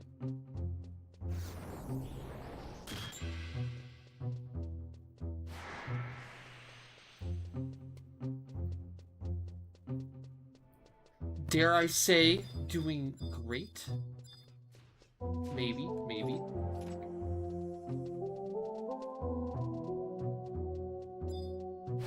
Looking forward to the rest of the weekend. Got a busy weekend planned.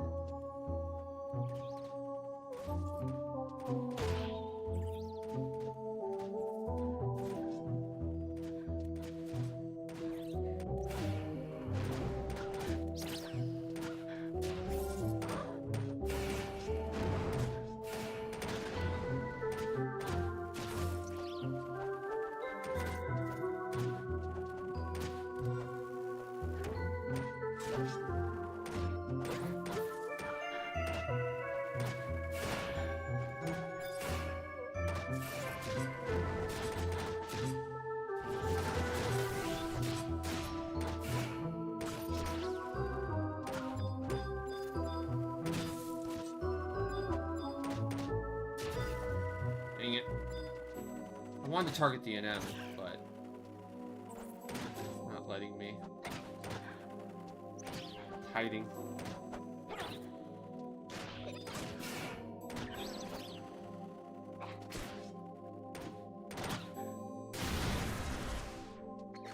Oh, I had it.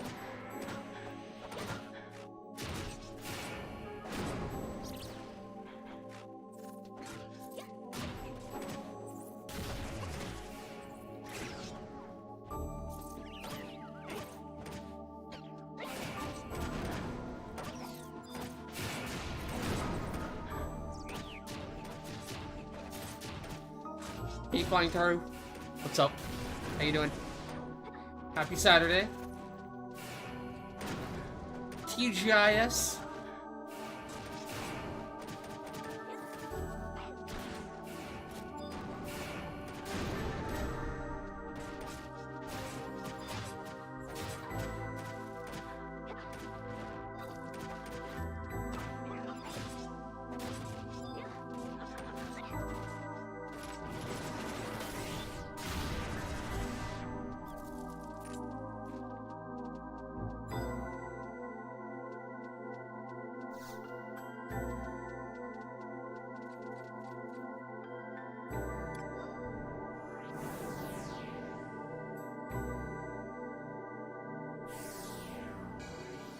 Oh no, it's raining and somebody stole your umbrella.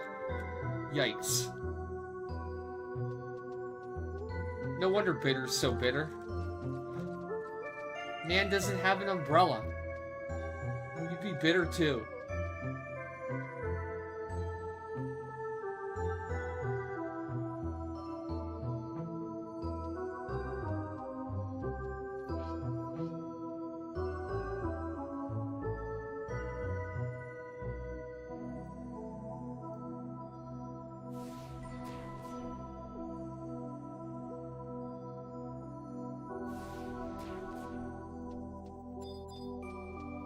If I miss any stray mobs, you can always kill those too.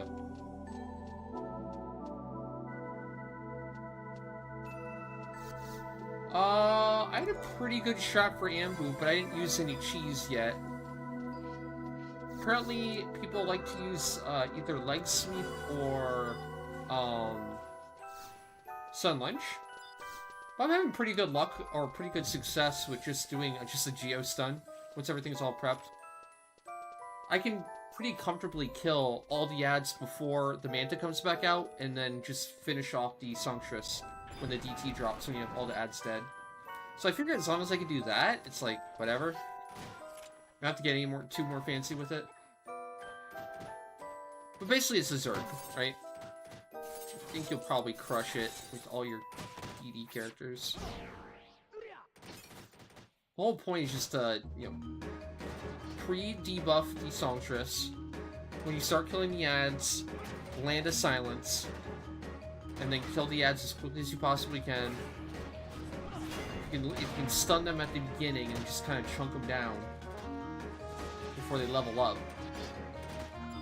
They're in good shape.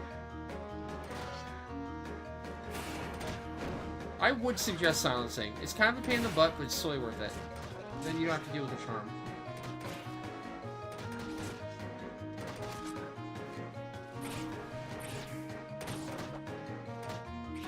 Once the charm's out of the equation, it's very easy.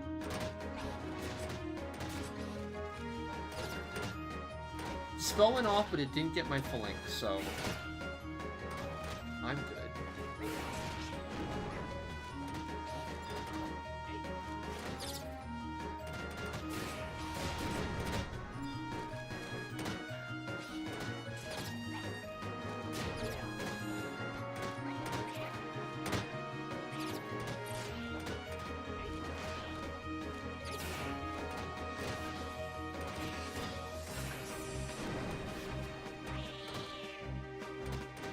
You can silence up the white mage. You don't have to bring a red mage or anything. I think it matters. I think even if you have extra silence duration, it won't last longer or anything because it's a fixed time interval. The silence will land after X amount of time after it lands, no matter what.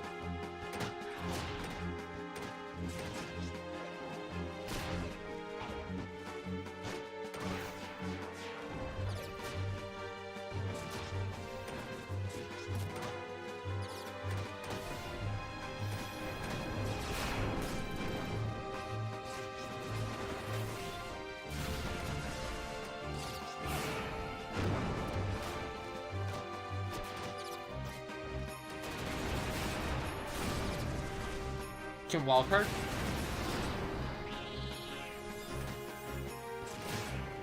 And finish.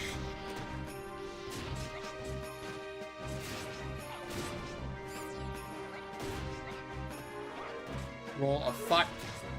Oh shit.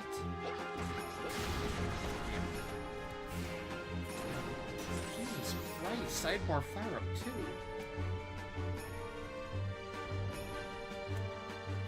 Well, so much for saving my soul voice in the portal.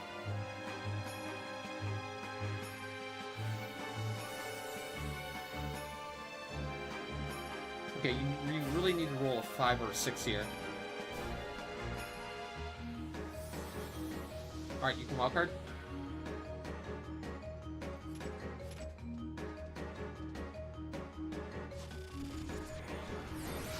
A 4! Damn, rip.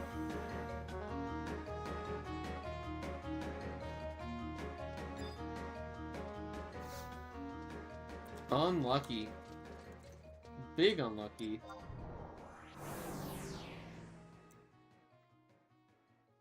Shut bitter.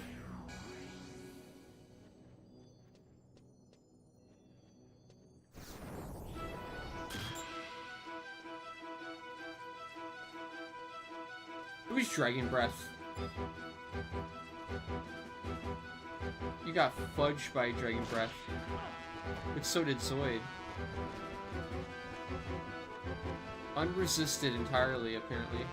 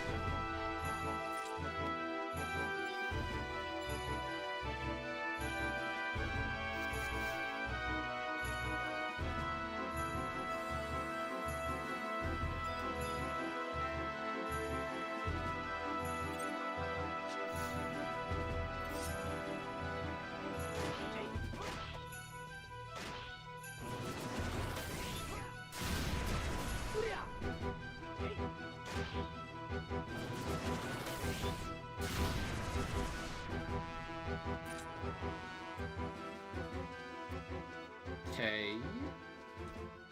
Mostly stabilized.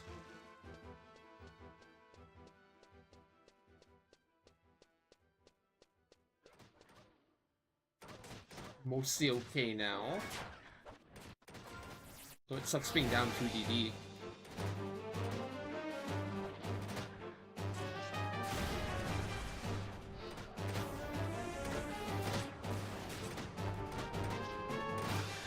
It's gonna hurt a little bit.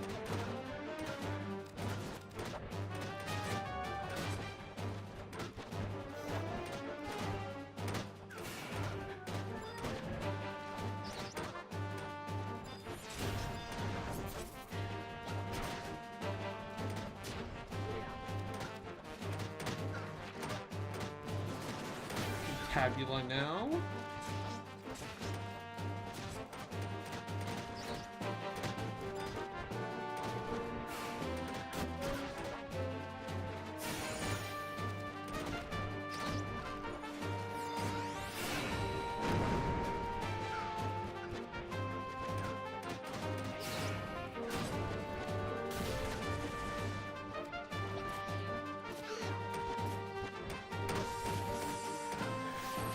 Hey, Janko. What's up?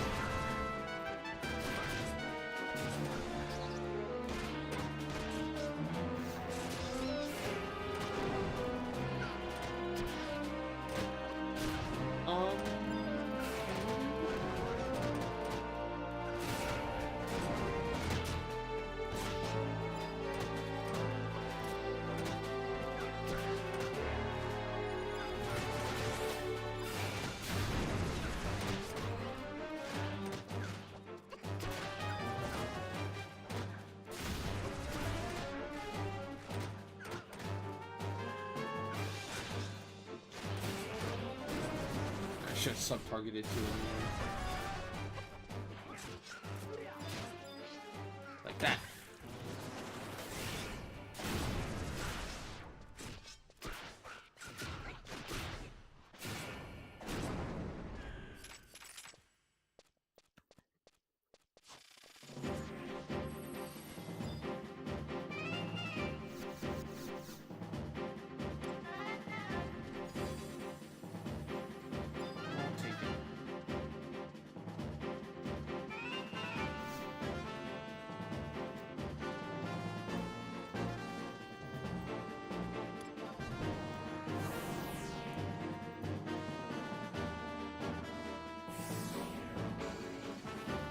Skeleton.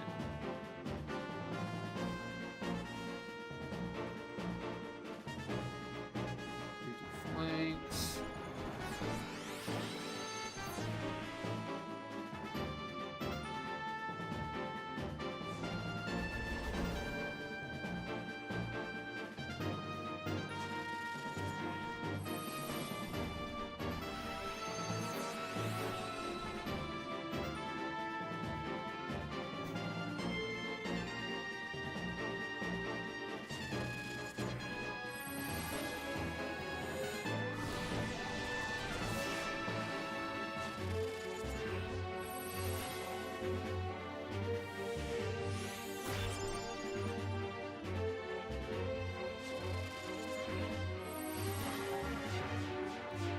Trying to redo my rules right here.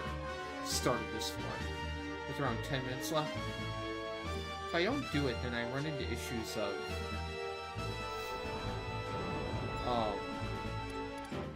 rolls wearing as I'm bowling or mid-bowl. Oh shoot. Not right now. Don't mind me.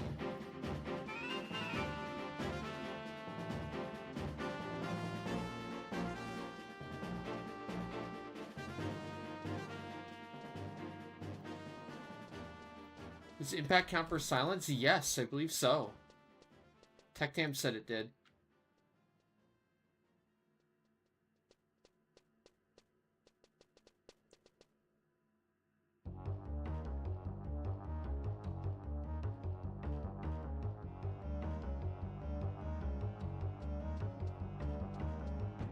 God, rules.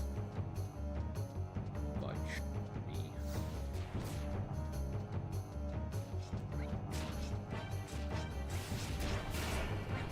I gotta go all the way down. It'll be a similar issue. Now with songs though. I know with songs don't have much time left. We gotta go straight down. I'll have to re-sing right when we get to camp, so make sure to gather at the Paladin. ASAP.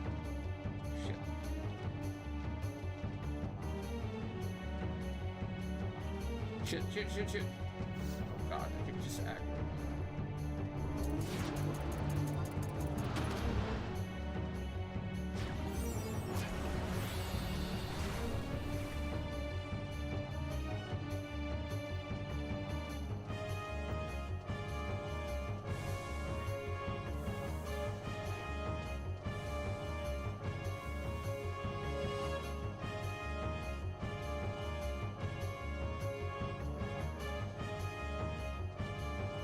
And of course I target the monarch. Let's go.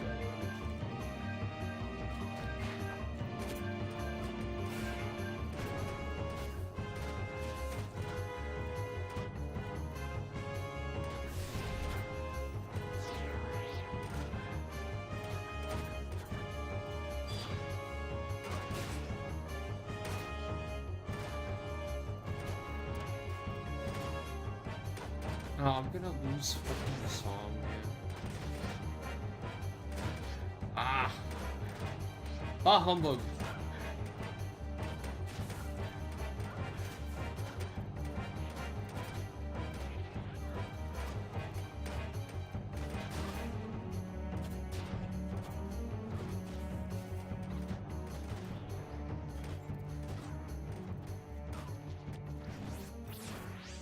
I mean, that's kind of the secret sauce of 11. It always has been.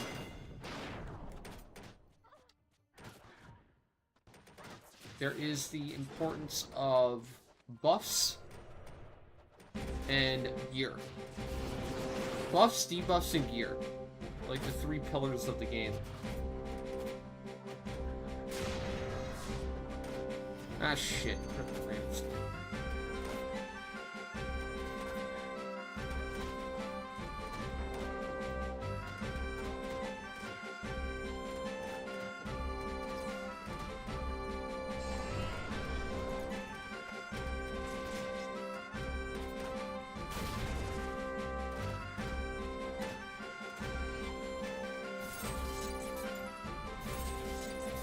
The hell is killing Finish?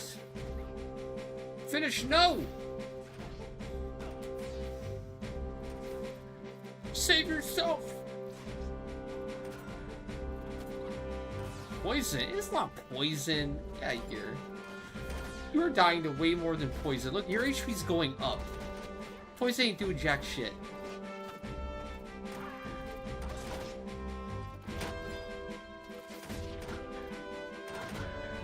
You're taking hits.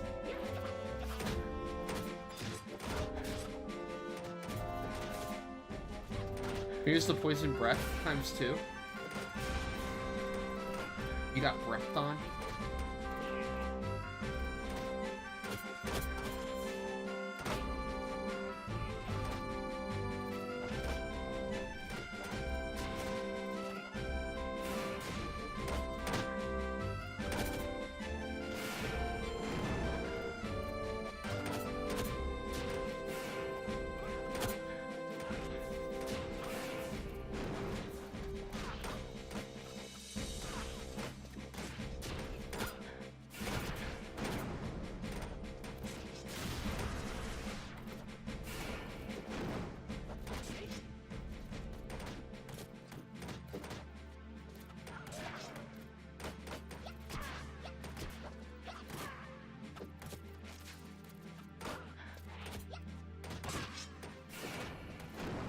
Okay, open chests. Spent all to ease that.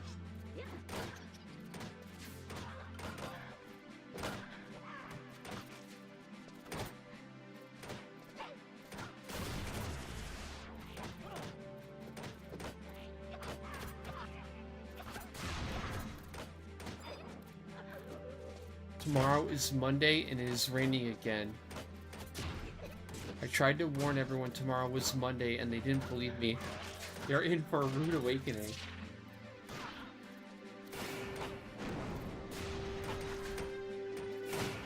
It is not Monday tomorrow. Every day isn't Monday.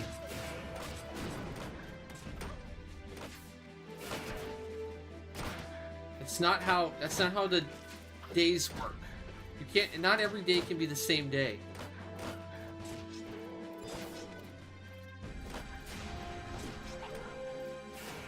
We at least agree today is not Monday?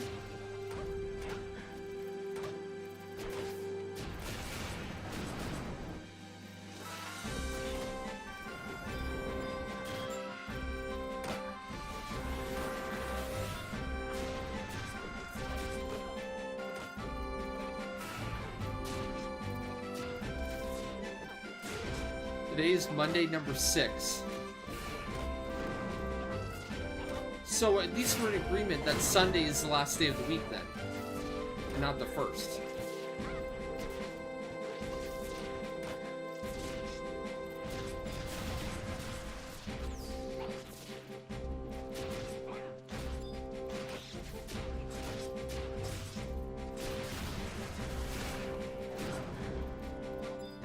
Oh, should I be worried we're not going to kill in time?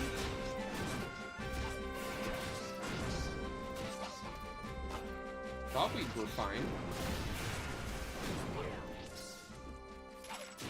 Poll just dragged on.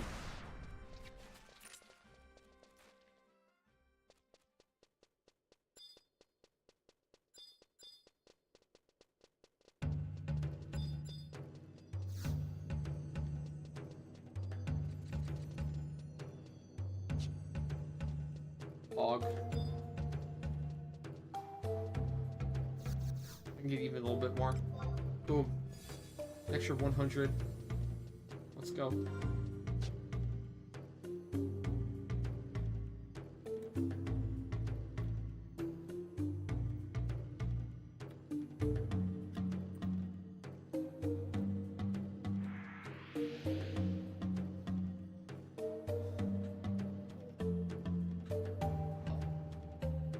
Calculate it out.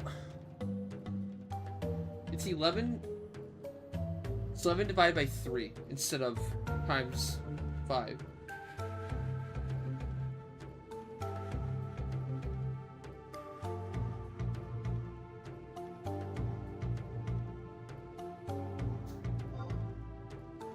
So it'd be 3,285 times 11 divided by 3. Ooh, plus 100. 12,145. That was 2 deaths too on floor 2. That's kind of crazy. Can't complain about that one. Get shit on, Bitter. Get destroyed.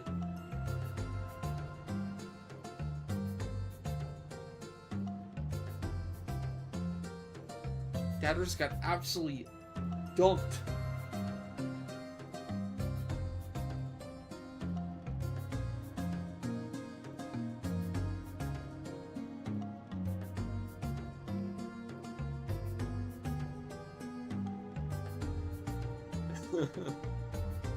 Yeah, sure. Yeah, sure. No problem, Gutra. No problem. Always a pleasure.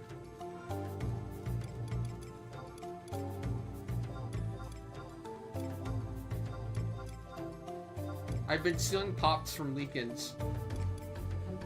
Last night we did some meat for Marduk, but I forgot to trade back his Toba shells. And then we did some Gembus for Locke, and I forgot to trade back his scraps.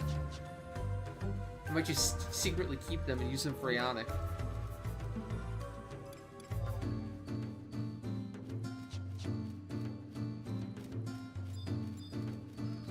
Ooh, thank you, Locke.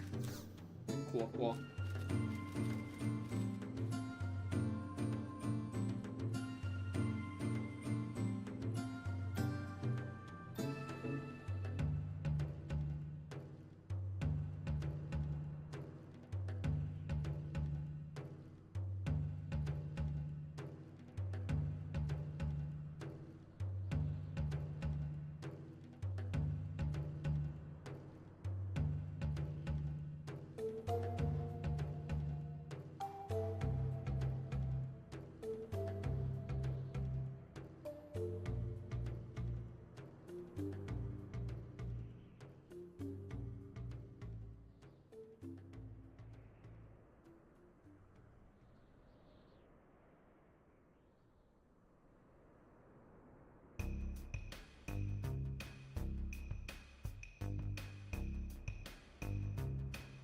Maybe, maybe.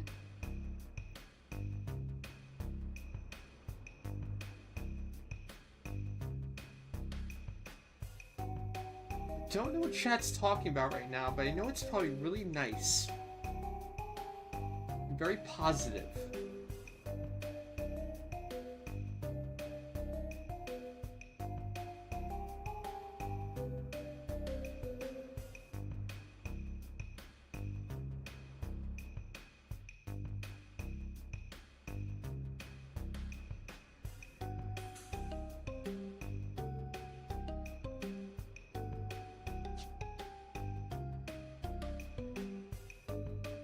That's all chat ever talks about is butthole. Do you ever think about anything else, chat? Would we please divert the conversation for once away from butthole?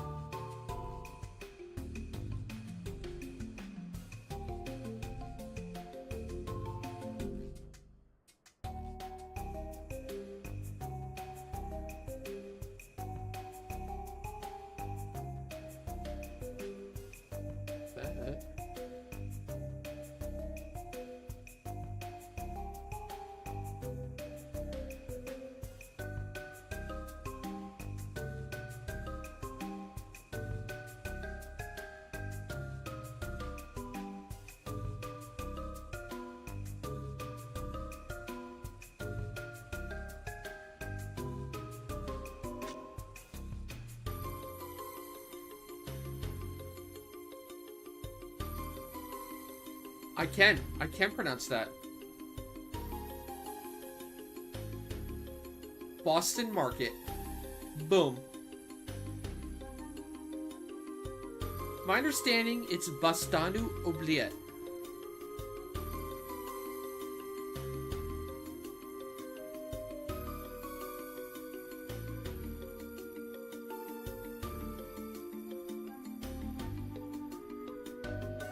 Prove me wrong.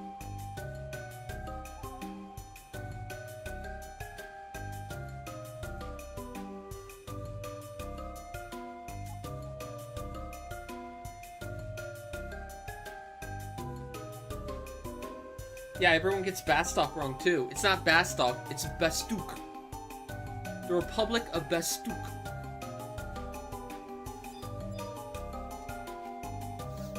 Everyone uses the incorrect version, the non-lore version. The heathens.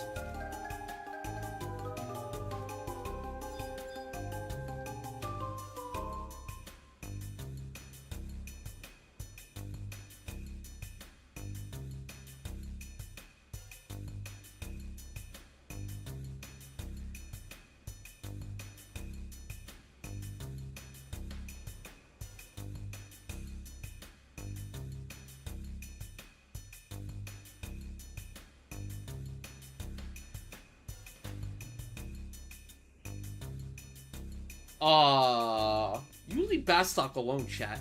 How dare you? Bastock built Vanadil, okay? Who do you think created the airship, okay? Who do you think stopped the Shadow Lord, huh? That was Bastock. You're welcome. Hume saved the world. Zed and the Shadow Lord were the bringers of destruction and chaos, but it was a Hume that stopped the Shadow Lord, okay? Who is it? Volker. Volker saved the world. Not a Taru, not an Elven. No, it was a Hume.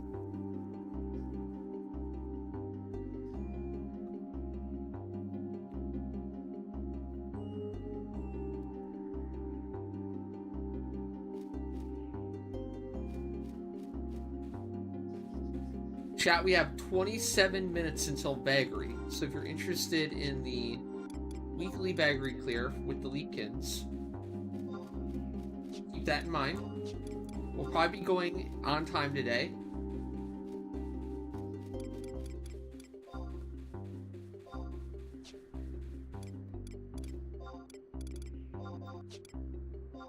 Most likely.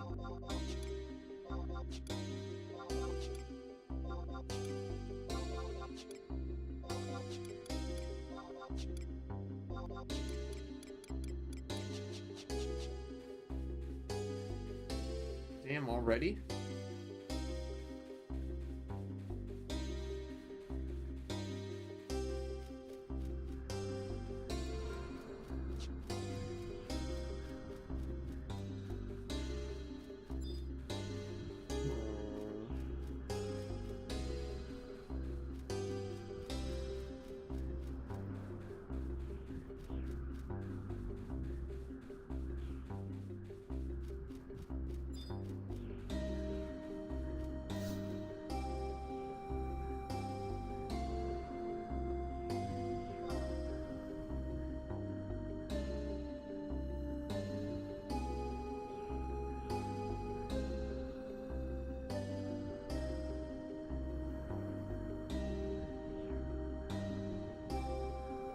Thursday before SEG. Probably. Yeah, you're on early.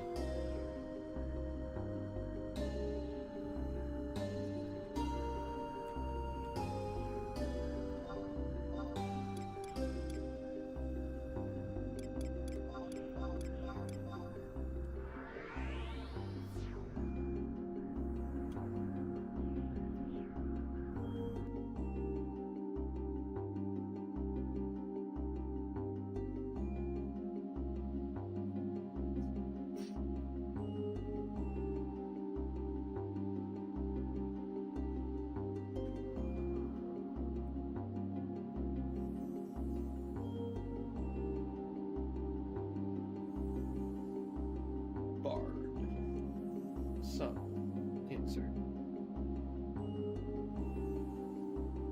Cycling. Now you're back to Geo.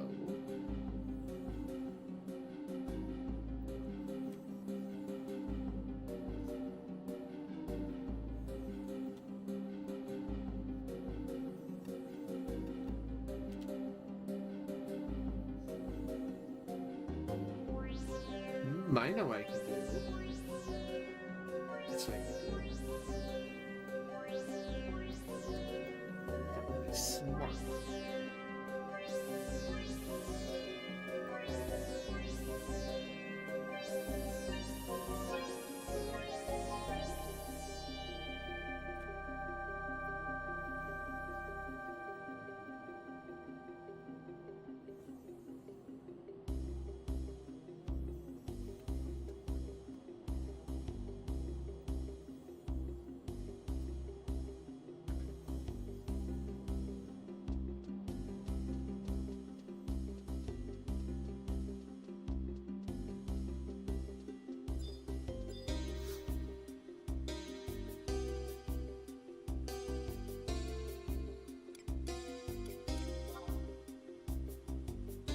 Four were found. Huh. I wonder.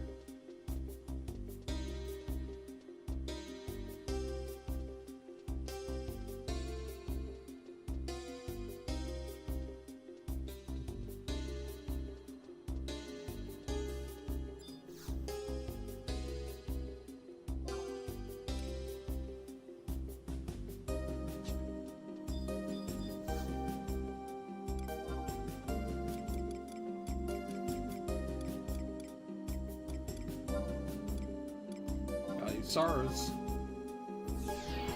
I noticed that the tablets reset not too long ago, so I'm wondering if I can squeeze a easy one in.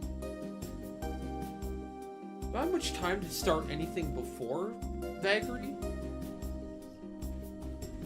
It's so weird sometimes, like, you know, where you have some free time in 11, but it's not enough time to actually do anything, like, you know, new. Because when you factor in, like, travel time and the actual time of the event, you know, You'll be late for the next thing if you have something planned after. Like, what do you do? I say tablet hunt. That's what you do.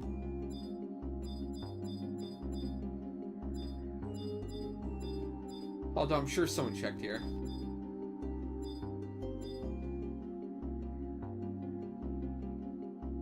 That's the thing, I don't have time for Kenko. By the time I swap the puppet, go to Abyssy, get everything all set up, it'll be over. No matter.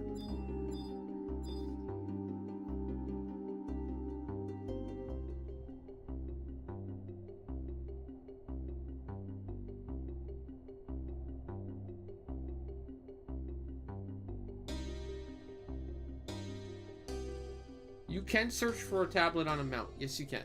Yep.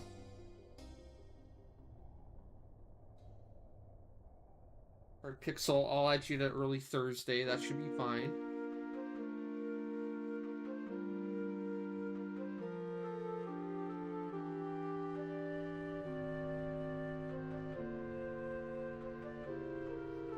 Pixel...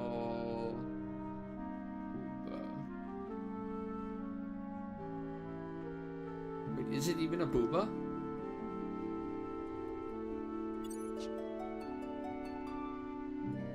Widescan works, but you have to be within 50 of it to appear on widescan.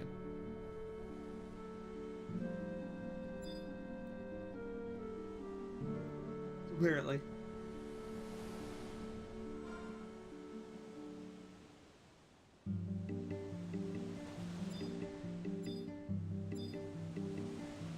This is the spot for Yuichi right here.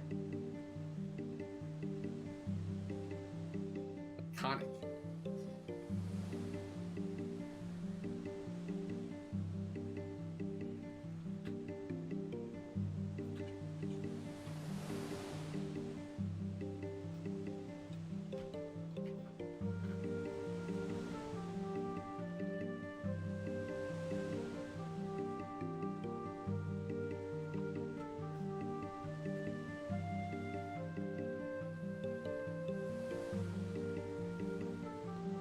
Back 1 minute.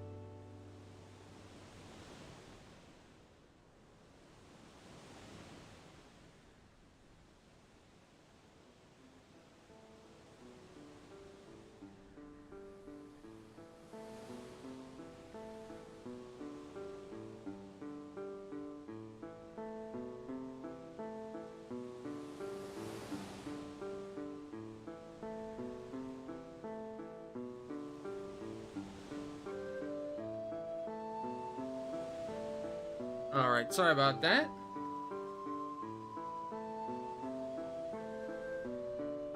Got a sweater, some tea. I think I'm good to go.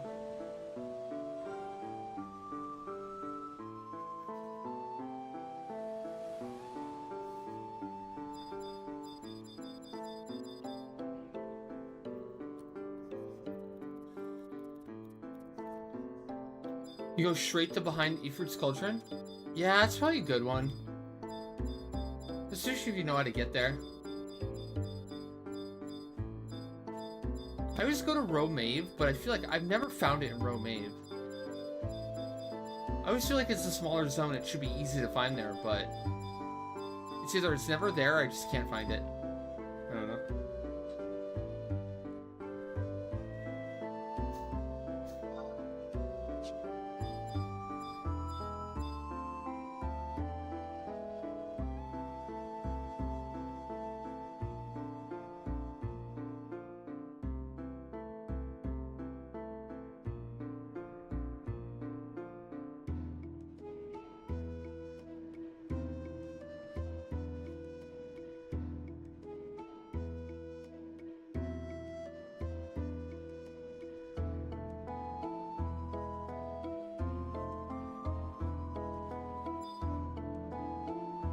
Drop down here, I can't get back up. But what if it's actually down there?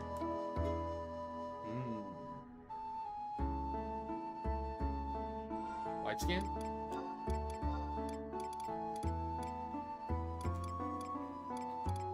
Nope.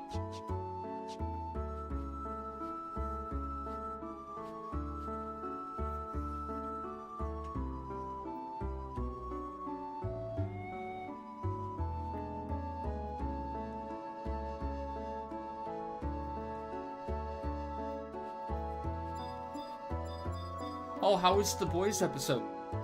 No spoilers, obviously, but did it live up to the hype? The build-up for the first 3 episodes?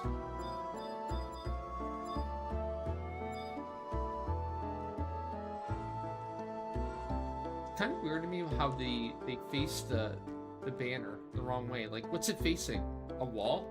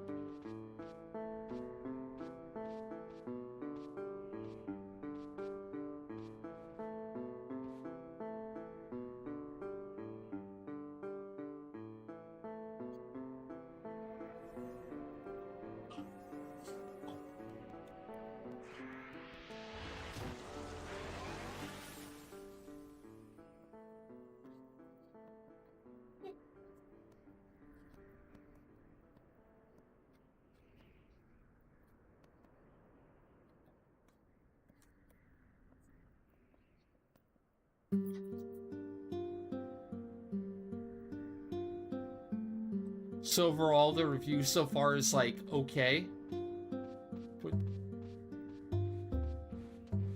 Not the best, not the worst.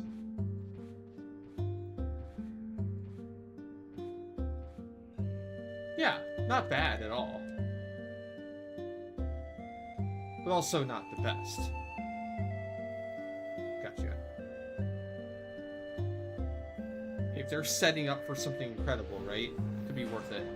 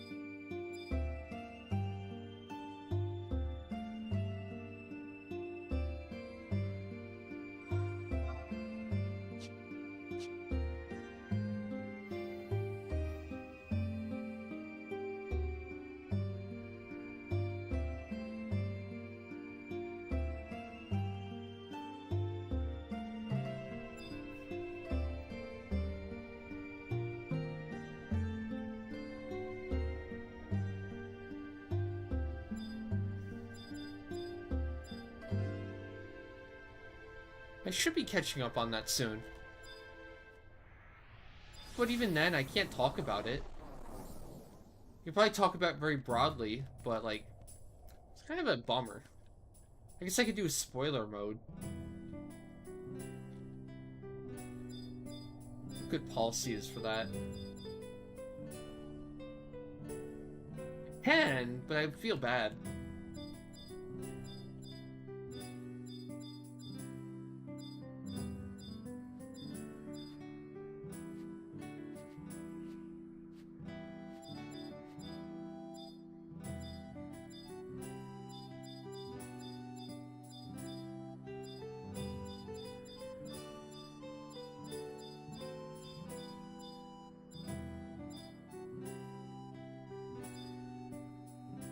Tablets are a scam.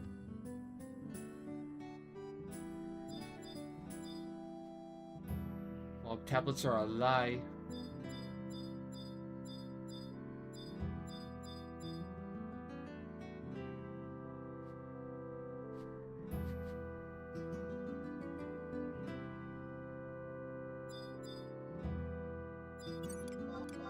Yeah, whatever. I tried. I tried.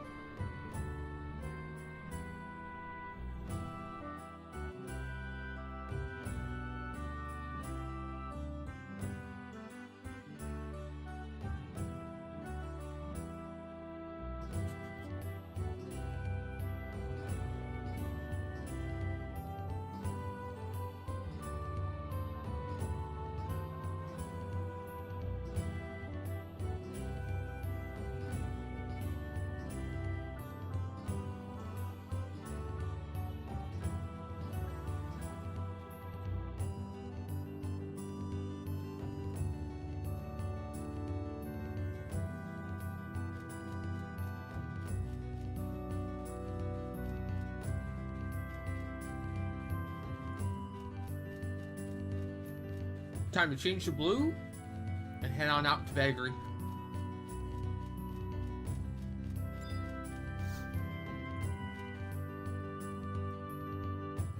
I gotta trade in some gems too.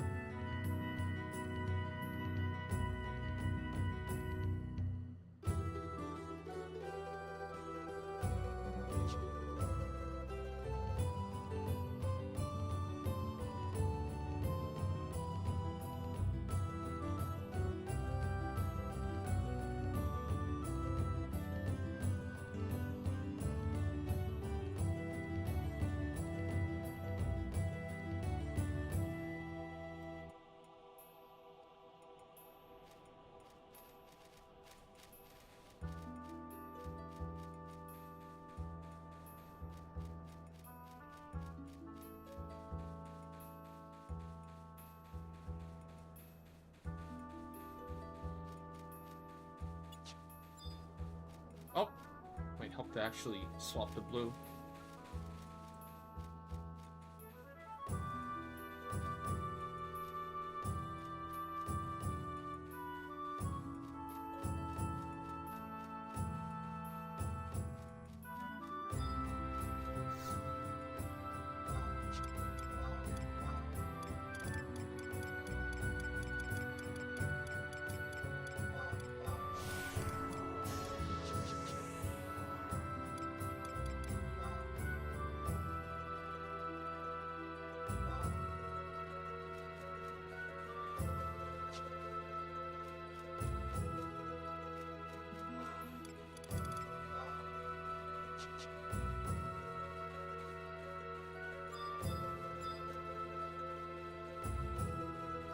Oh, I missed one in Eastern Altepa. That's where I normally go. Fuck.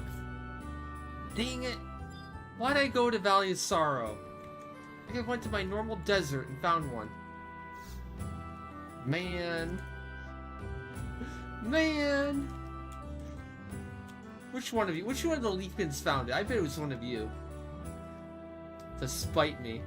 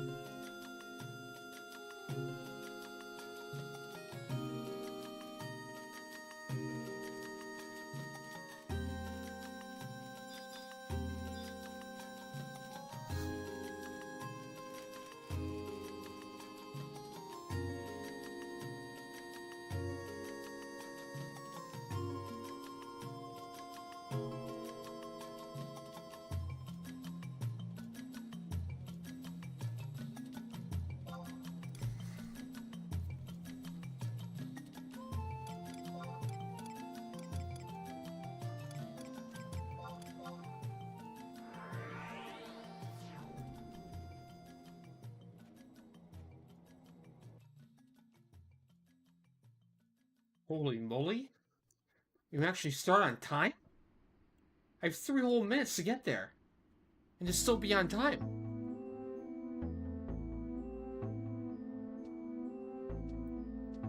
Watching Kaiju number 8 while waiting? Ooh, how you liking it? That one got a bunch of hype before, well, last season, right? Or a while back.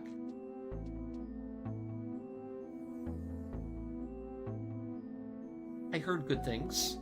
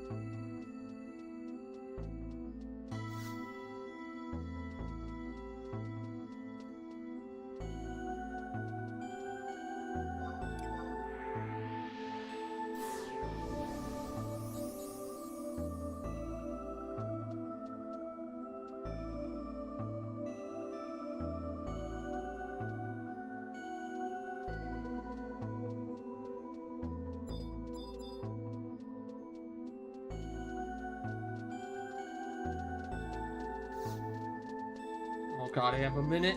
Under a minute. Can I get there?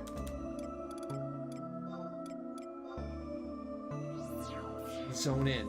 Counts.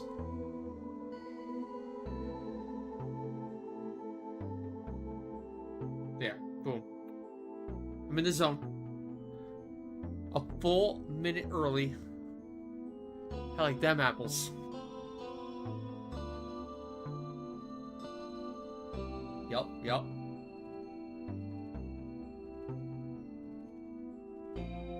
Easy peasy.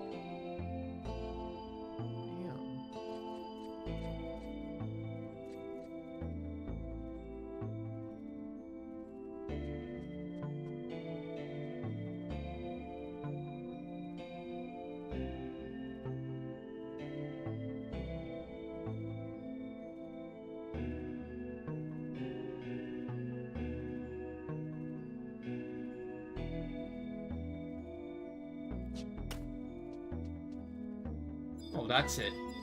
Get it now. In your bandages. I got a place for you to put your bandages. One guess. It's where the sun doesn't shine.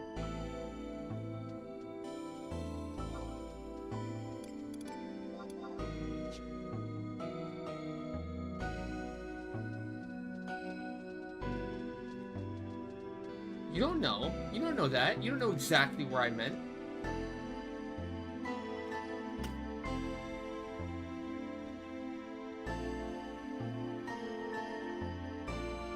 It could be a positive place where the sun doesn't shine.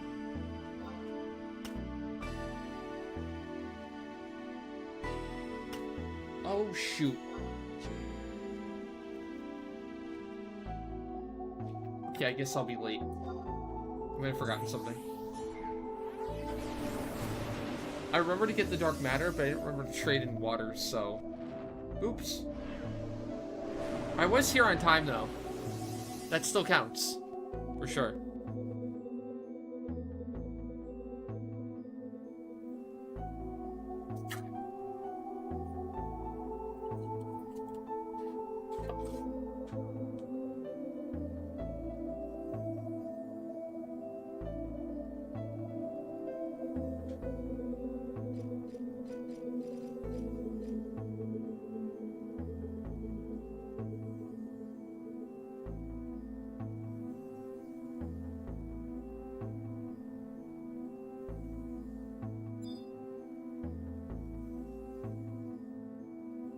My mules just ran off. Damn it, I forgot to unfollow.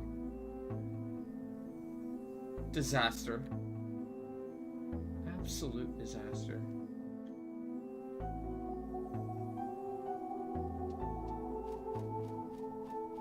Yeah, only 2 ran off. It's not the worst.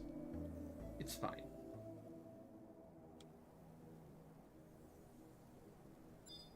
We're fine. No, I don't think it's late. No, I was here.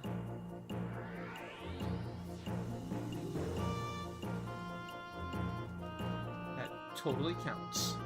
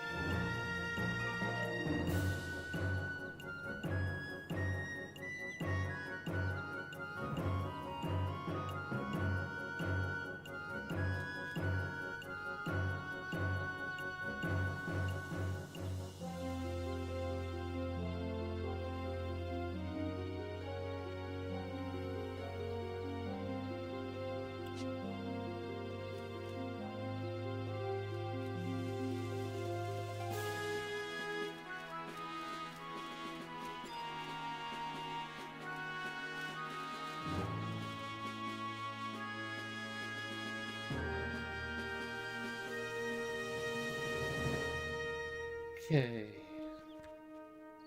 Trade.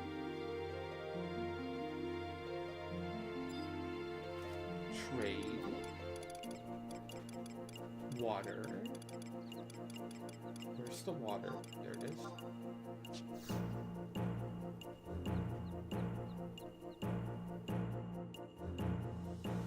$11 or 12, I think? 11 or 12 plus ones. Until the next mass opening at like 30. So 1/3 there.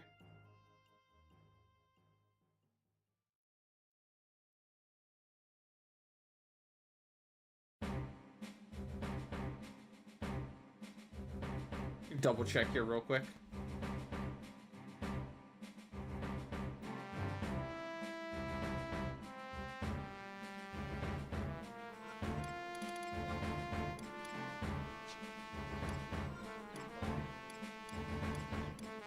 Twelve. 12 of 30.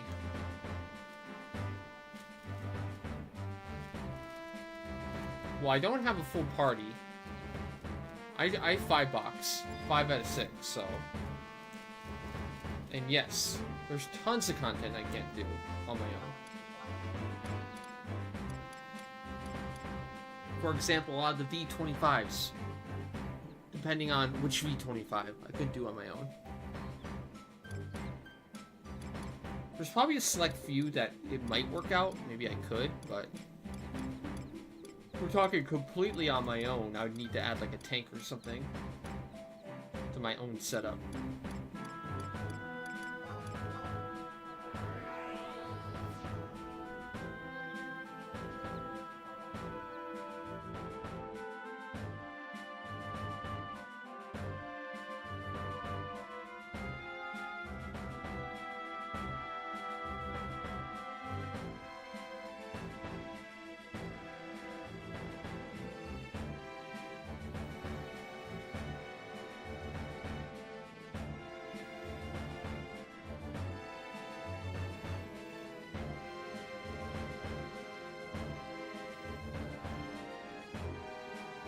Yep. Well, yeah. I think potentially people may just see multi-boxers kind of dunk on older content and just assume that everything is that easy.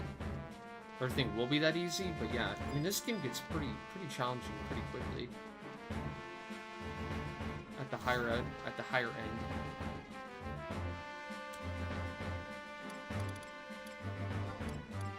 Some of the steamroll strats that work on older content don't necessarily work on newer content.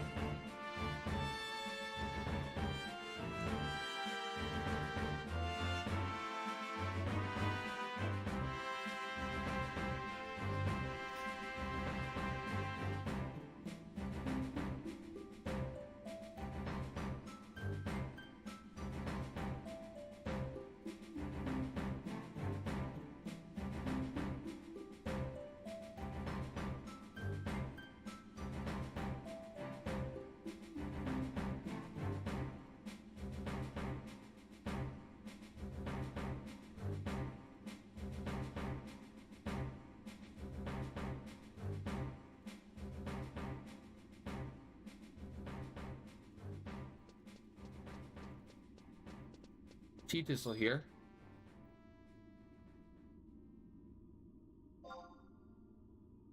Oh, you're already in a party? What? How come it won't... Oh, because Zoidberg's the leader. It's like, how come it won't let me invite?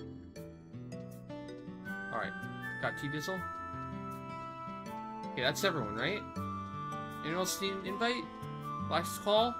We're entering?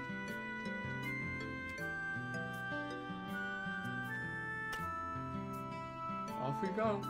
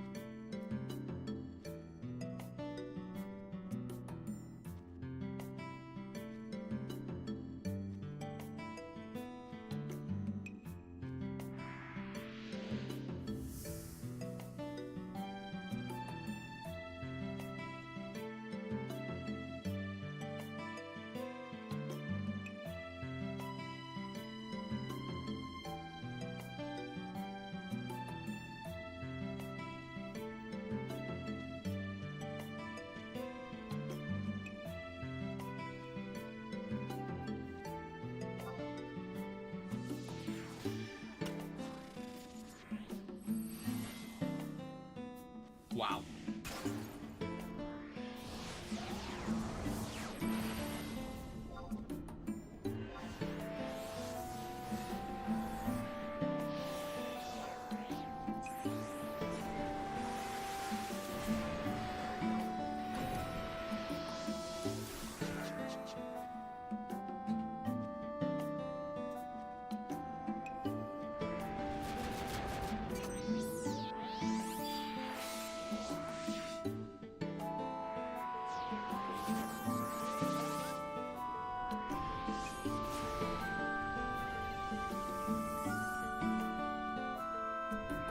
That's what I forgot.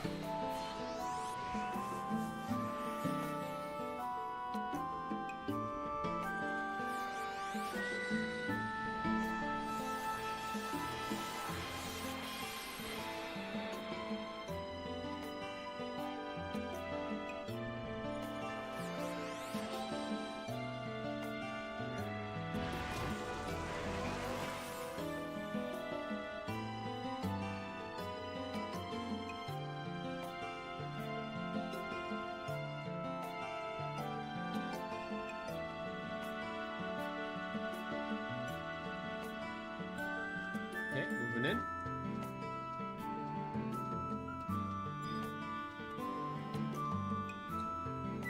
But yeah, we talk about this quite a bit. But yeah, I think just the perception of multi-box being easy is kind of, I don't know. Usually when people say multi-box is easy, they've been doing it for, like, I don't know, 10,000 hours. It's after they put in just an insane amount of time into figuring out, learning it. I don't know, it just, what it feels like to me is like, when you have like somebody like an athlete or a surgeon or somebody that's like spent their entire life or a very, very long time perfecting their craft, and then they say, yeah bro, it's easy.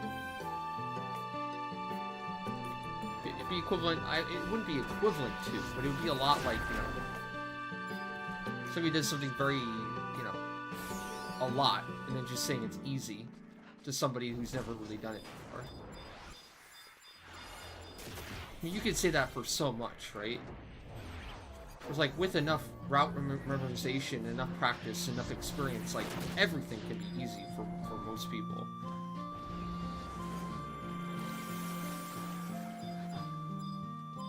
But that also requires a lot of time, a lot of patience, a lot of practice, a lot of dedication. Like, multi-box fight goes in that category. Especially that time component.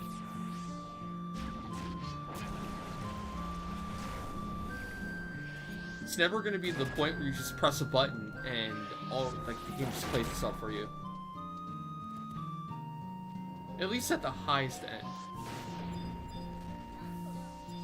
There's some things that help mitigate some of the stresses, but at the same time, it's like, you know, if it was that easy, so many people would be doing it, right? If it was that easy to do, then everyone would be, you know, 6 boxing B25 clears like it's nothing.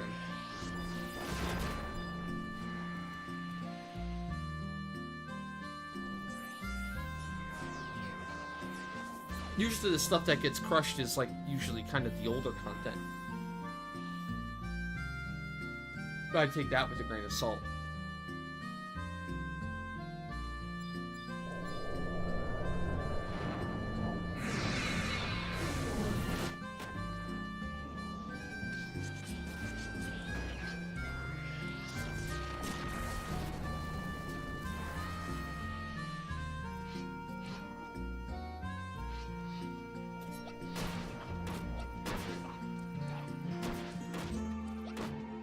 Hey Obi, how's it going?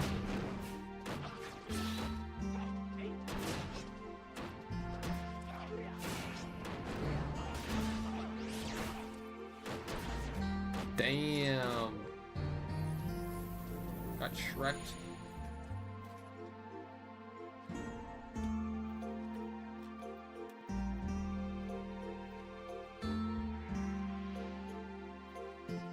But I would say that challenge is part of the fun. Or that grind is part of the fun. I wouldn't trade it for anything.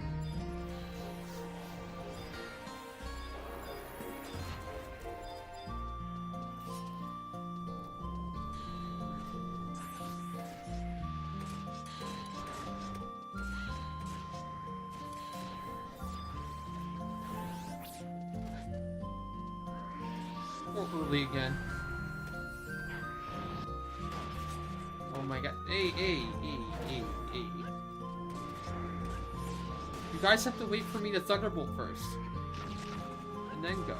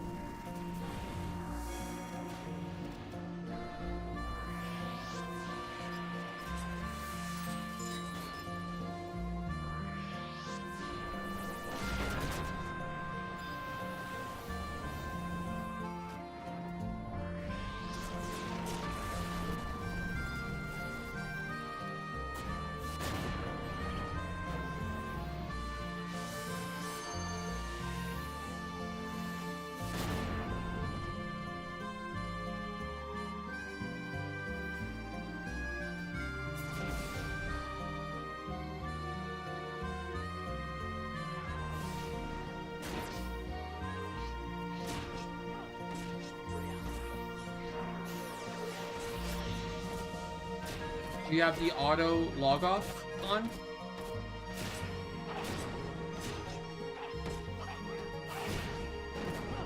I think the base game comes with a auto disconnect turned on. Wait, we are learning Kojo?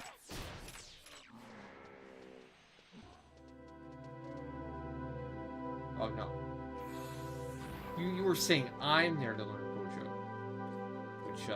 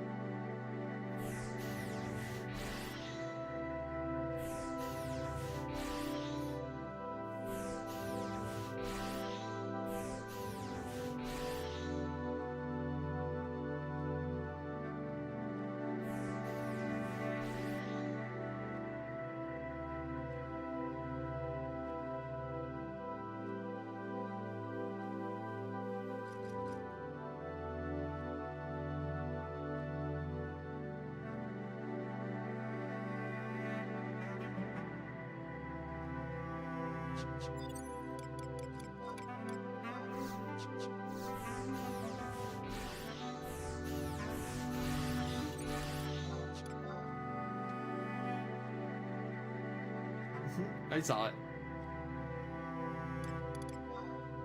Thank you, thank you.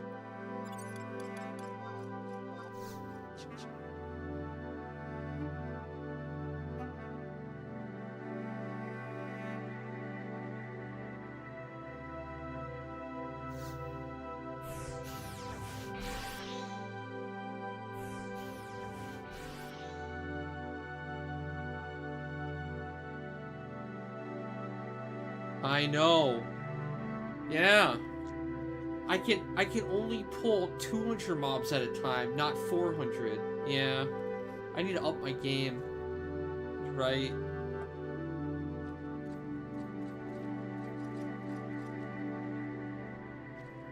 I can only kill the full wave, 4 times faster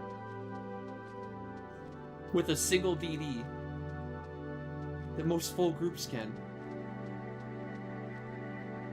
I just have to try harder.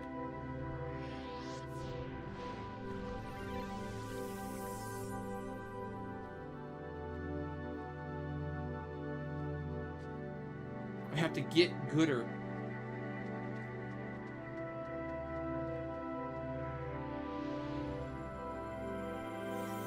And I only make like, just a measly 50 mil a run, it's rough.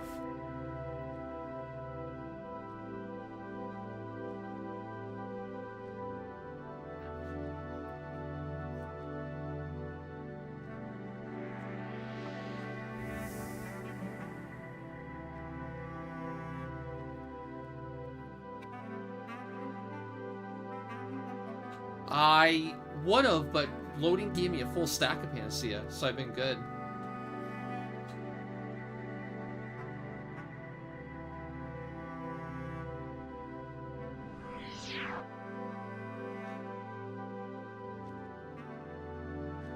You see your thief artifact quests and you're even more angry that we haven't reclaimed Tabnazia?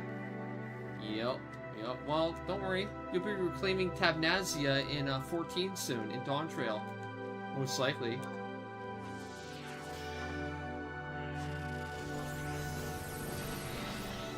Please look forward to it.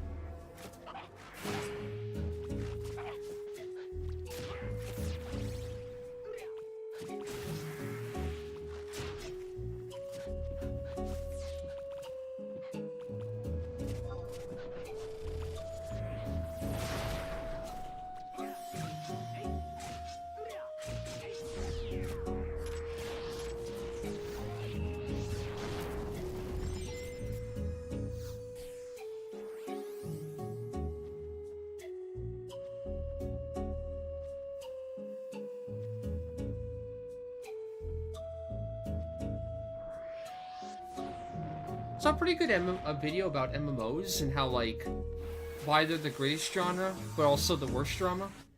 Or, sorry, not drama. Genre. My bad. Kind of talking about how the glory days of Kickstarter and all the hope and potential that MMOs brought, and how basically every single Kickstarter MMO failed. There was, like, not a single good Kickstarter MMO. But the reason why it was so, I don't know, hype at the time, right? Is because of the hope.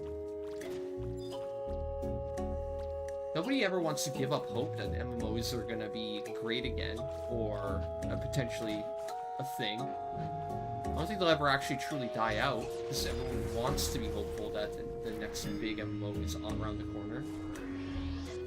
It also feels like it's ripe for abuse, right? We saw that with Kickstarter. I mean, there's been a lot of good Kickstarter content that's been made, especially like indie, smaller games, but all the MMO ones, though, they promise the world and deliver either nothing or very little. It's so easy to overhype on an MMO. They get bogged down in development hell or not even try.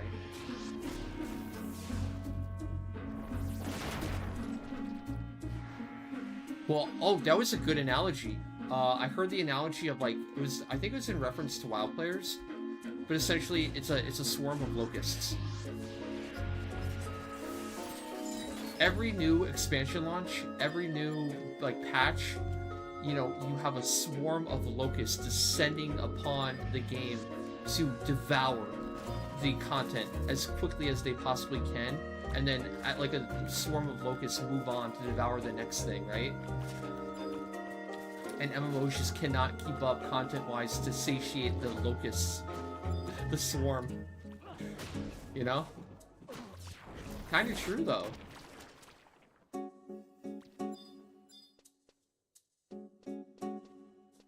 Now every time I think about a new major patch or expansion, I just think of a swarm of locusts moving in. I don't know. You can't be mad at the player base, though, for being hopeful. We're expecting a lot.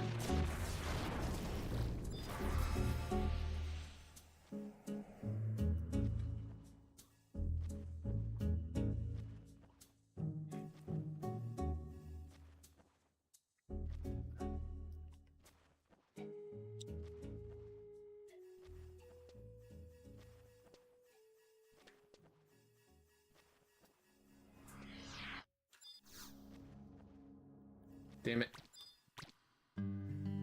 Dang it.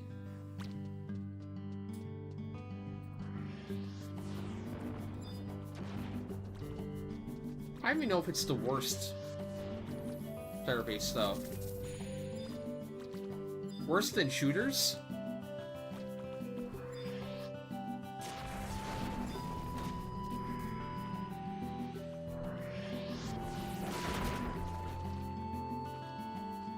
Worse than MOBAs?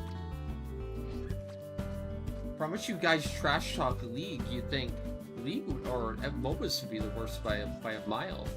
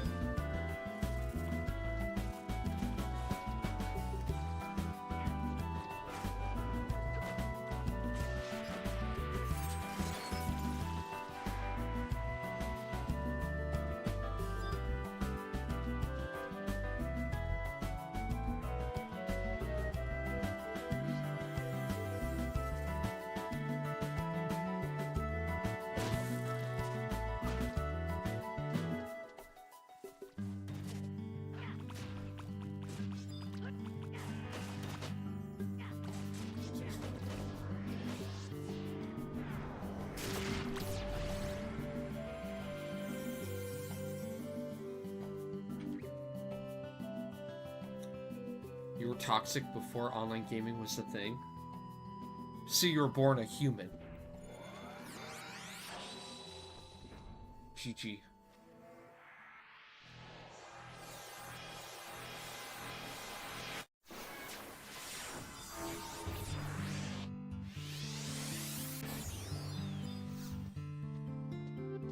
Dang it.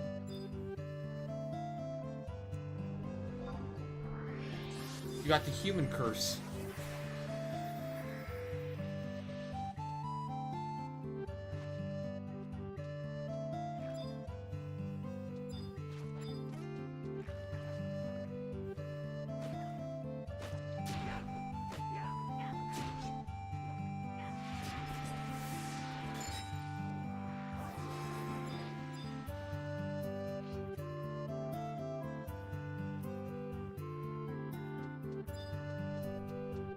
Yeah.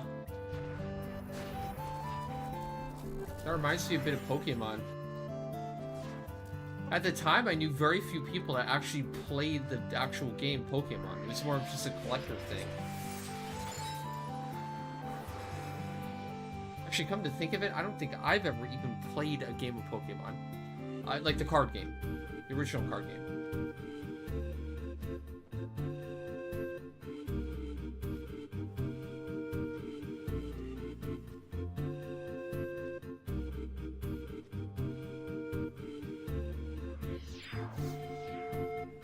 Hey, there we go.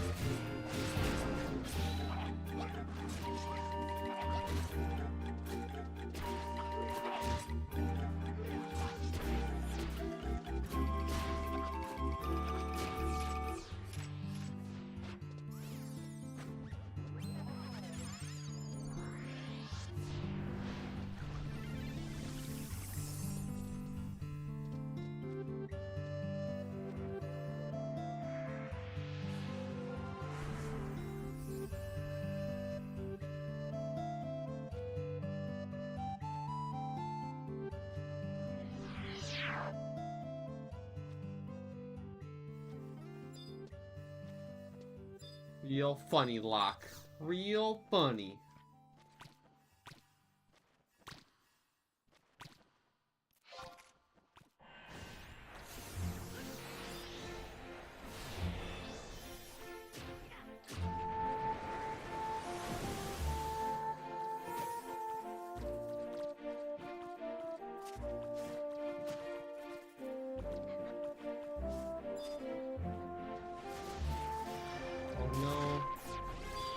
This is a song.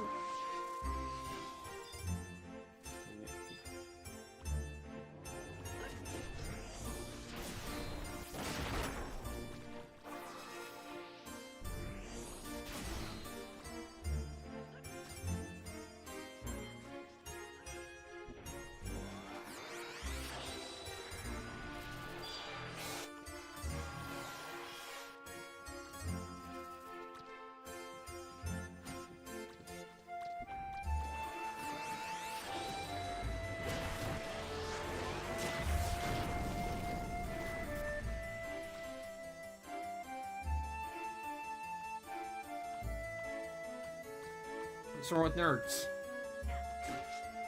What you got against nerds?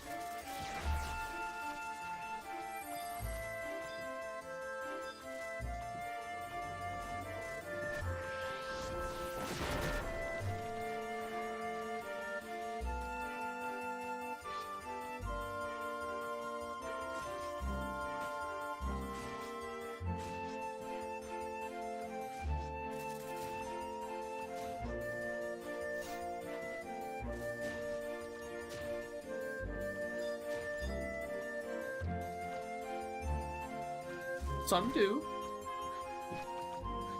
I would think.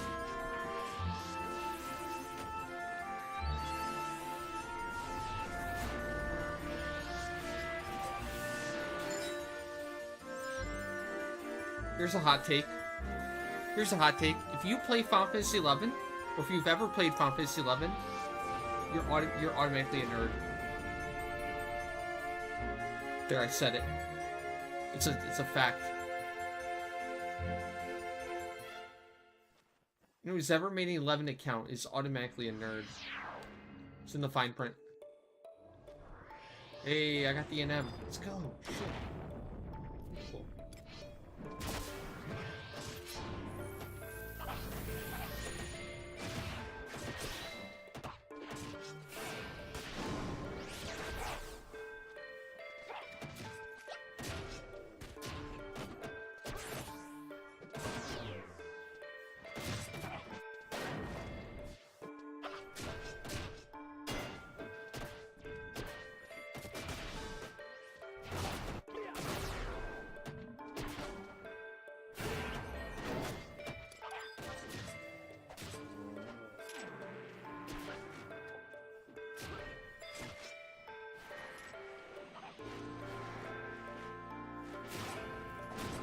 Cool.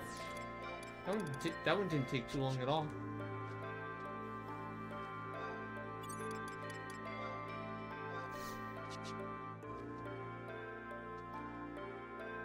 Oh, he just might die. He's slow.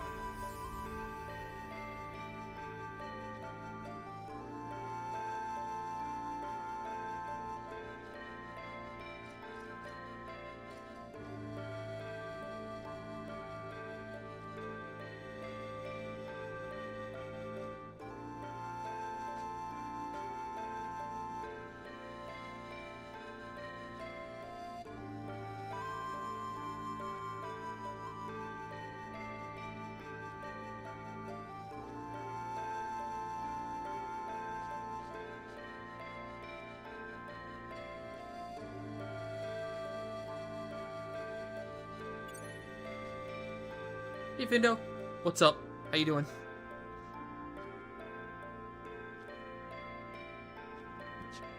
Well, doing good, doing good. For one, I'm actually awake today. That's a good start. How are you doing?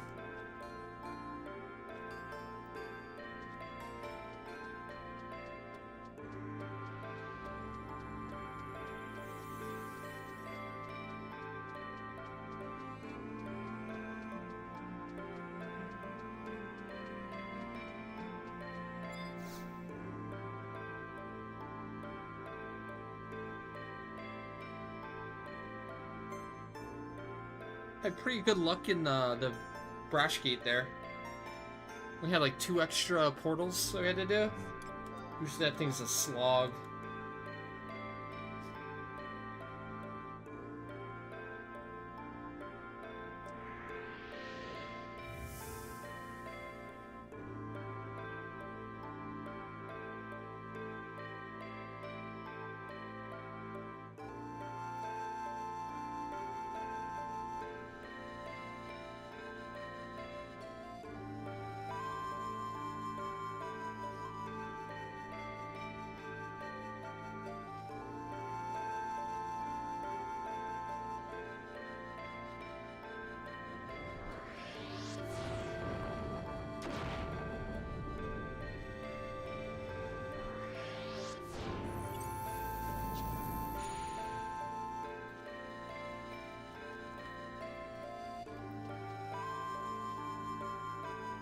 How dare you?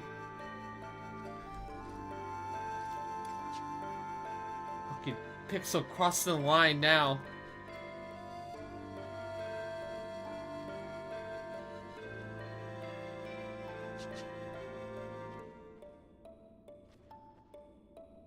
Oh my gosh, I had 2 minutes on my songs.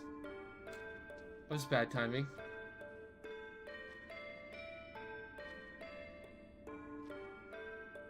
Guess we're waiting 2 minutes? 90 seconds, maybe?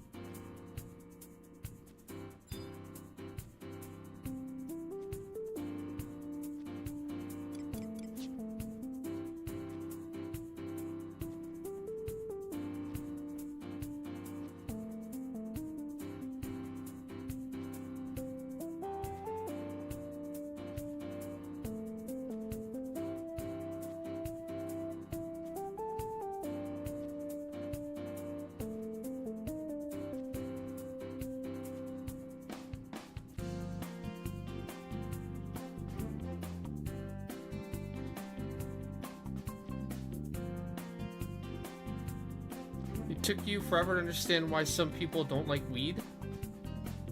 Why? What was the final understanding, I guess? What do you mean? I have never had any desire, and I hate the people that smoke weed and think all of a sudden they are smart because they did.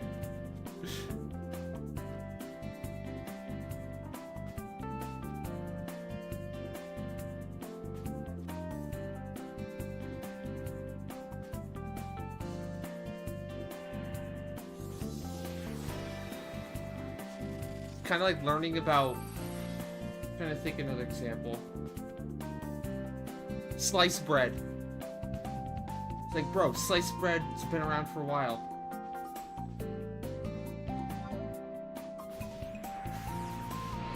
Did you know they could slice the bread? No.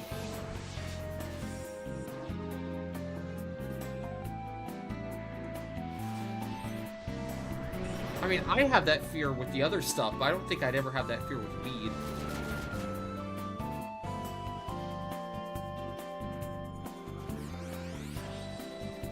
I wonder if there's a chart for, like, addictive tendency risk factor, and, like, where weed would rank on that. And, like, even then, if you do become addicted to weed, like, what's the worst case scenario? You're gonna be super chill and super likable and super mellow all the time. Just as, like, even the worst case scenarios for smoking too much weed are not that bad compared to the others, right? God dang it. Let's just do casserole.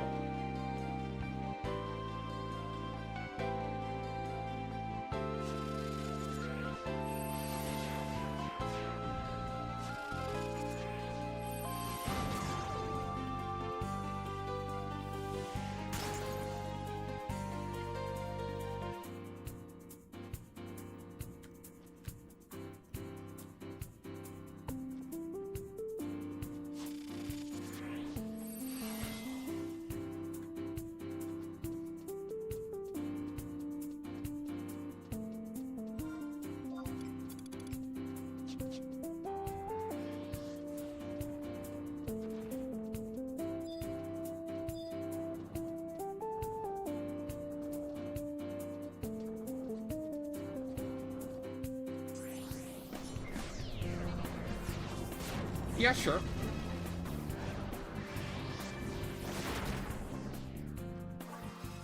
I definitely have that fundamental belief. That's why, like, I would never try to personally stop somebody from, like, drinking or smoking or doing whatever they kind of wanted to do.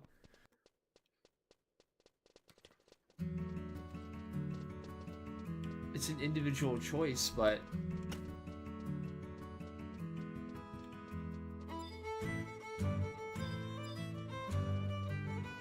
it's also a personal decision. I guess you can make an argument, though, that, like, in some instances it can affect society and a community at large. Which is why I can understand, you know, stopping something like, I don't know, legalizing heroin, for example.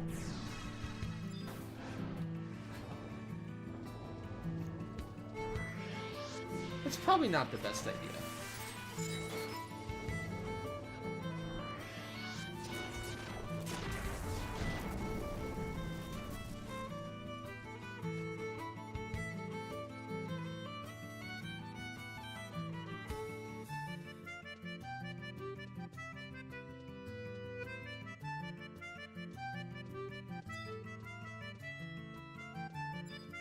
I will never get on board.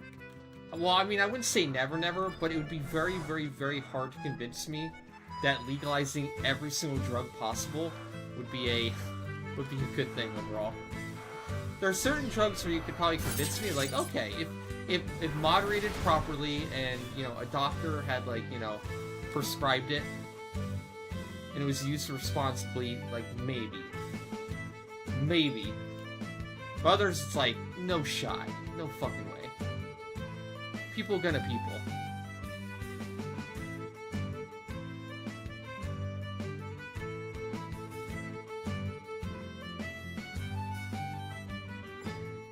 Well, yeah, and look what happened when they... Well, I mean, alcohol is still very regulated. Alright, you guys know to stay here. Don't aggro.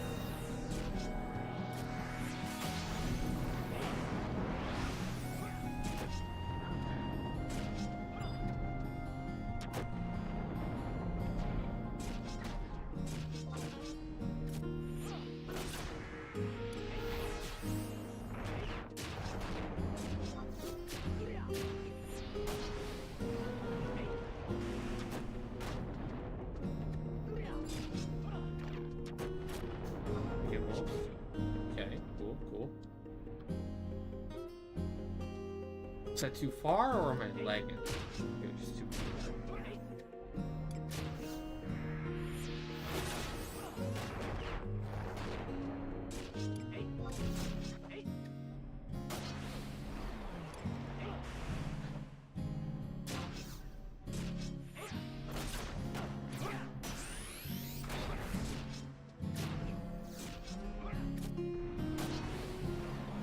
There's that one.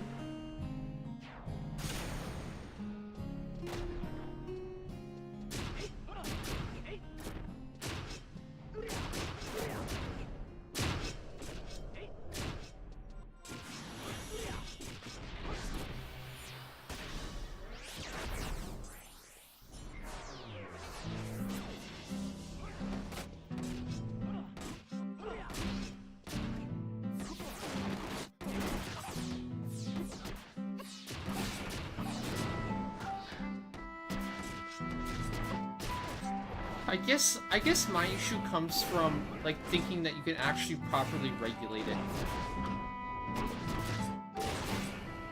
Like you're saying it's fine, right? Just let anyone buy heroin. If people want to buy heroin, let them. But obviously you have to regulate it to a certain degree to where they can't just get enough to kill them. That's some doses, right? Or responsible doses. But if people want more, they're gonna go to the black market to get even more. If they want to be destructive with it. Or are you saying it should be unfettered access to it? Because it's like, it's their right.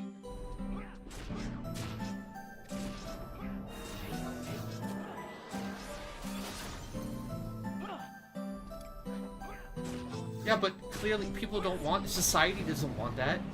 Generally, communities or people don't want that. Or like if somebody's in a bad position, you don't want them to just easily be able to go out and do something like that.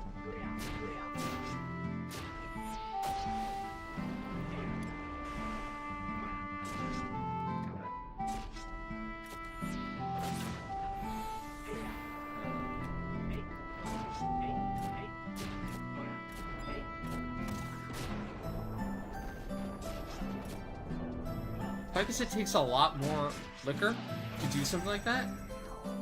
It takes a lifetime of abuse of liquor and smoking to get to the point where you're actually going to die from it. Whereas it just takes one OD of heroin and you're done. Its mortality rate is much higher.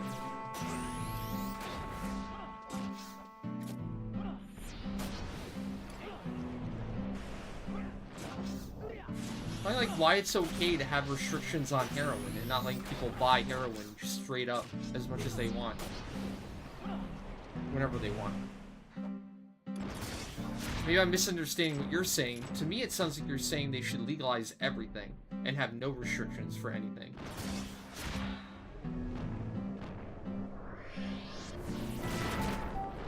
Which I think is nuts.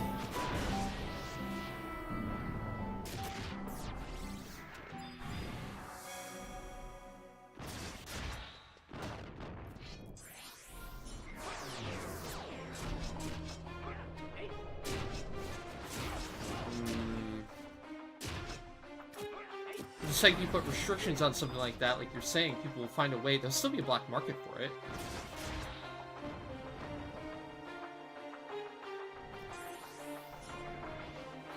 Just like there is now.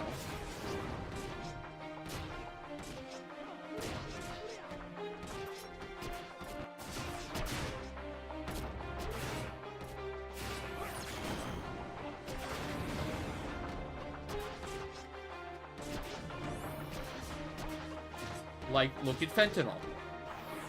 Fentanyl's legal. You can get fentanyl with a prescription. You can get pain medication with a prescription. People abuse the fuck out of it, though. There's a huge black market for it.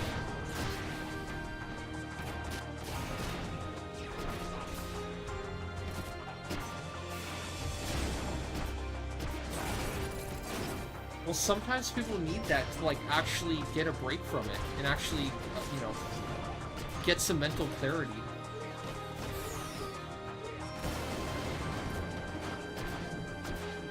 Have you ever seen, what's his face? Channel 5 News? with Andrew Cullihan or whatever his name is. He actually talks to people, like, on the ground.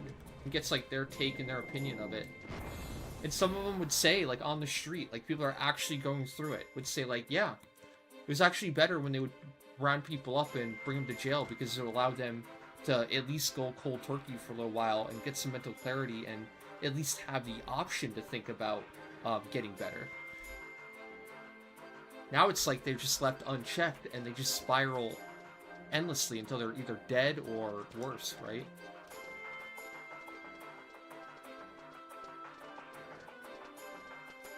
Alright, we can move forward now.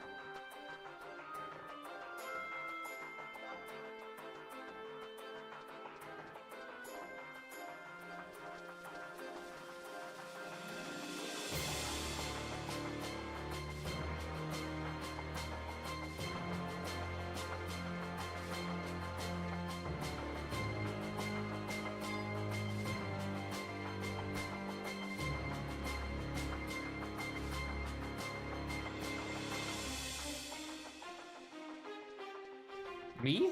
Or someone else?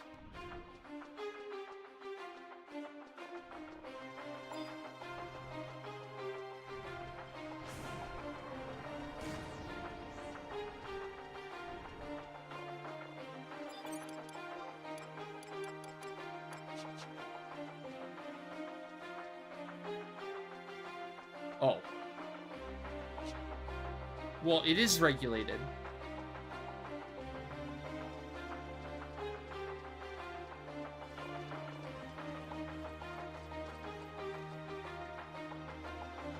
It's regulated in the sense that there's a tier list and a list of things that they are deemed too unhealthy or too addictive or too deadly for people to use. Now, granted, it's not a perfect list, right? Like, it's crazy that weed's on there.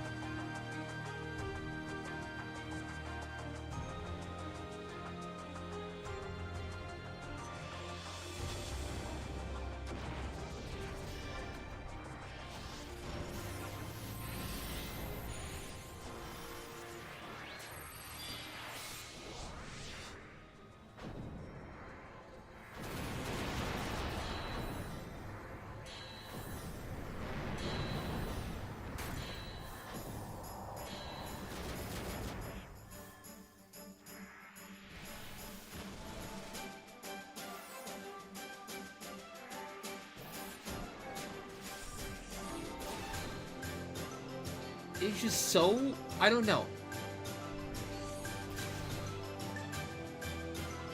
It just feels really hard to get on board to think that legalizing heroin would be good for society.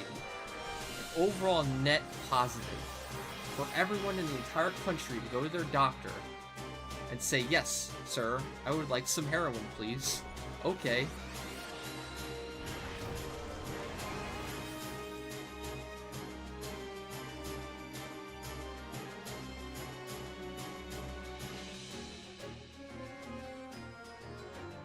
Are we saying that heroin is on the same level as pot? As alcohol? Heroin is no worse or better than liquor? Is that the main argument here? Can we at least agree that there's levels of severity of drugs? Of addictiveness and health risk?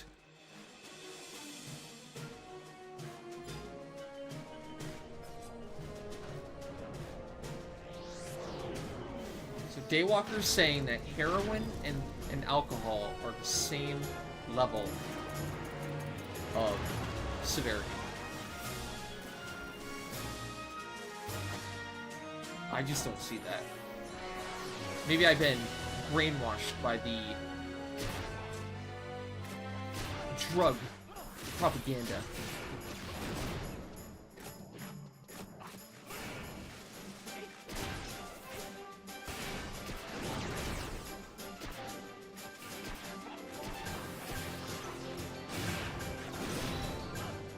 Majority of people can use heroin responsibly. They just do it leisurely. Whenever they want and control it. I haven't heard that one before.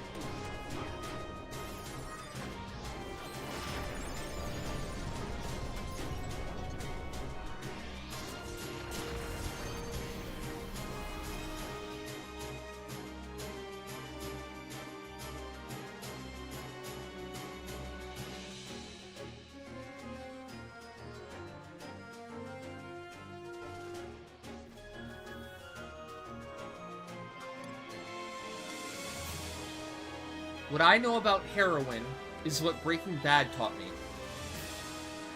That's my number one interaction with heroin and the lore of it.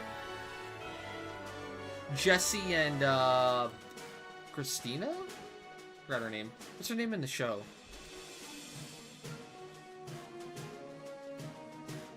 Breaking Bad is about meth, yes, but Jesse and his girlfriend did heroin. And that's how the girlfriend died. And then the girlfriend's dad was the air traffic controller that crashed the planes. Yeah, Christian Ritter was the actress who played her. I forgot her name in the show.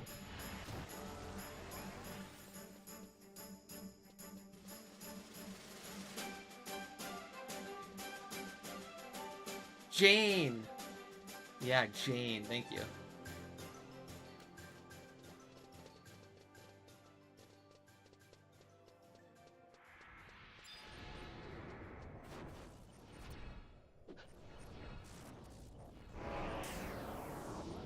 Oh no. Why do they always run off?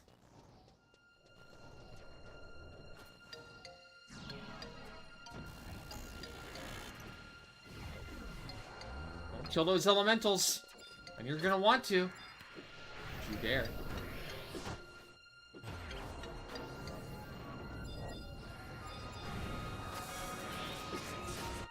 Oh my god, he's trying to kill the elementals. I knew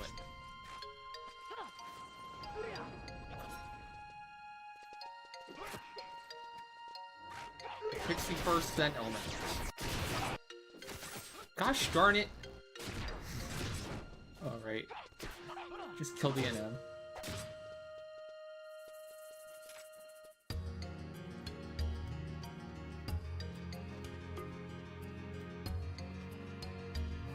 It works out fine because we can kill the NM so quickly, but it's not proper procedure.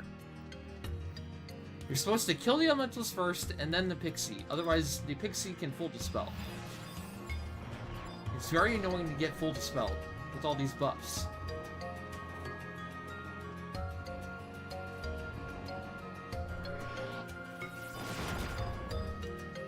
And someone might say, well, if we're not supposed to kill the elementals, why don't you say something? Well, I didn't say to kill the elementals either, did I? Huh? So either way. Check me.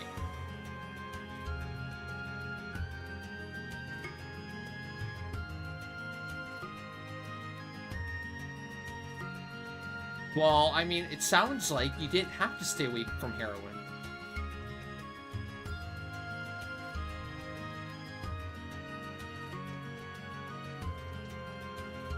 I mean, blame Breaking Bad. Breaking Bad made it sound out to be really, really addictive and really, really kind of life-altering and changing for those that did get addicted.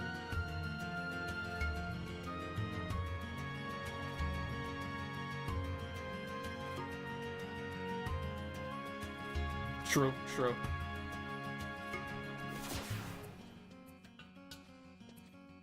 You got me.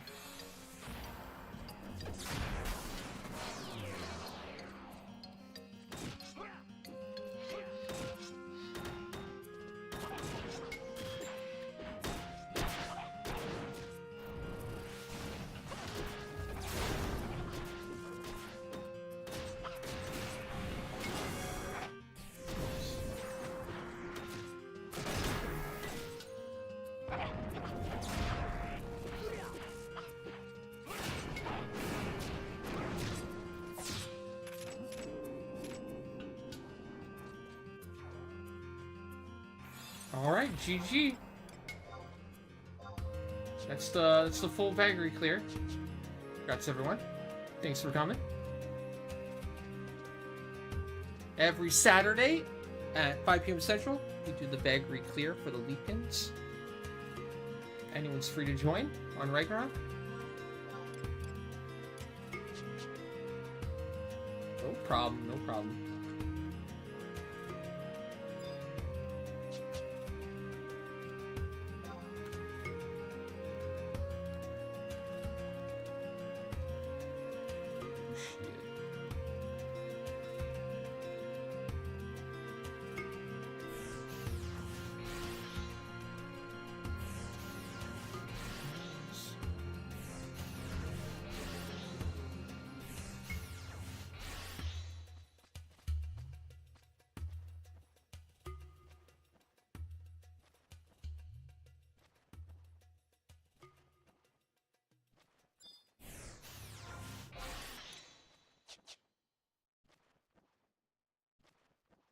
What Google says.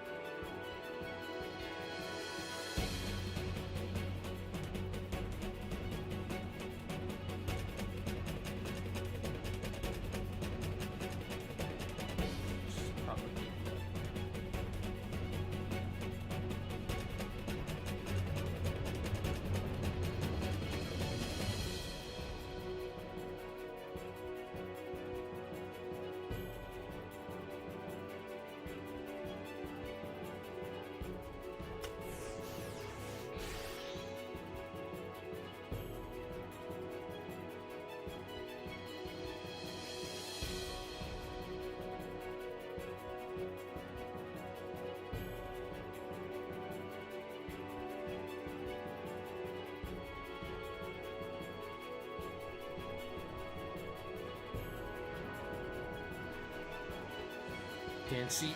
Can't see. Oh shit, my bad.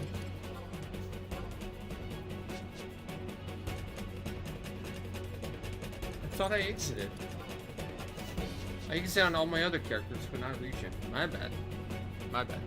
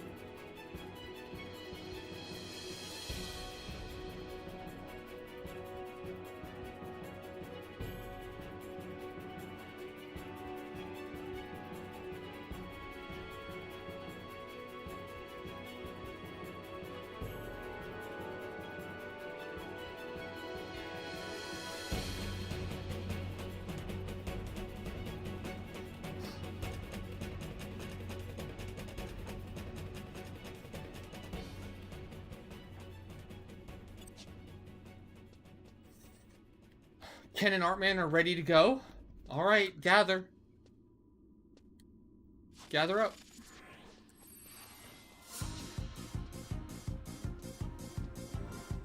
Damn, that was a quick one. Holy shit. I still have 50 minutes until sortie. It's because Brashgate was so quick.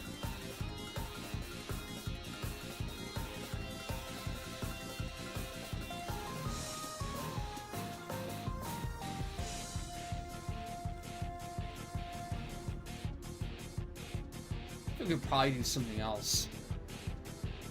Enough time for something else.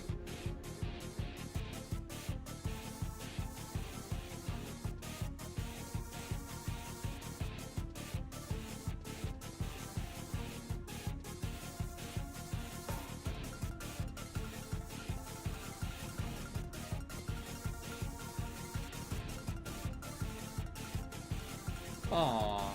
Yeah? Wait, what? So I saw a glimmer on the ground, implying that somebody was here. But nope. Drop. Yeah, Rex abandoned us to play Final Fantasy 14. He's playing Little Rex.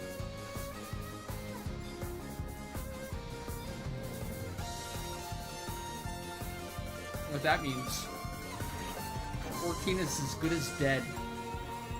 Because Rex only plays dead games.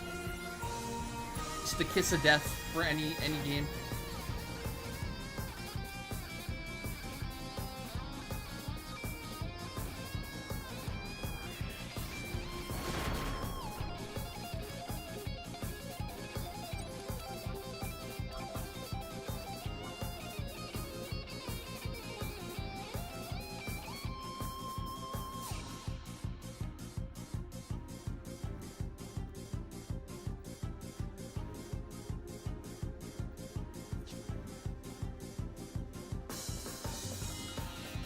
This track right here is literally the best thing about 13.3.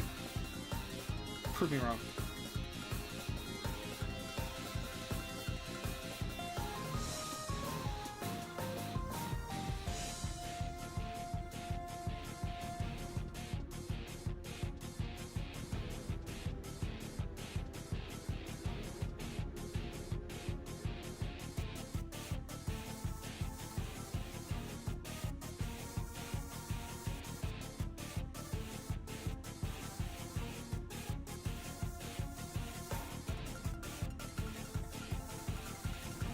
Best way to get stronger fast.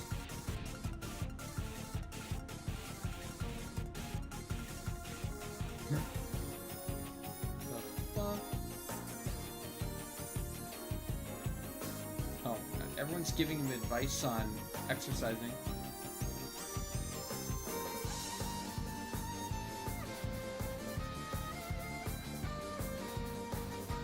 You see this thread?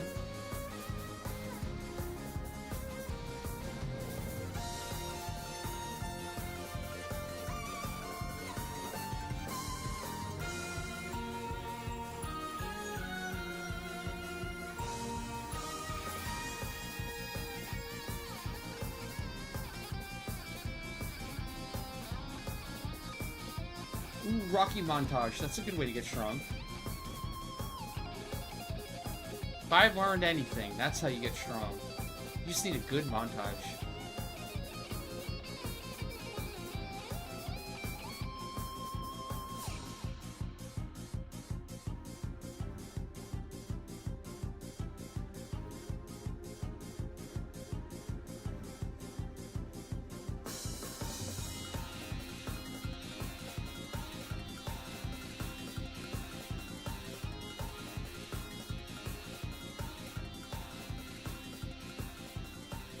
Is that Rex's account?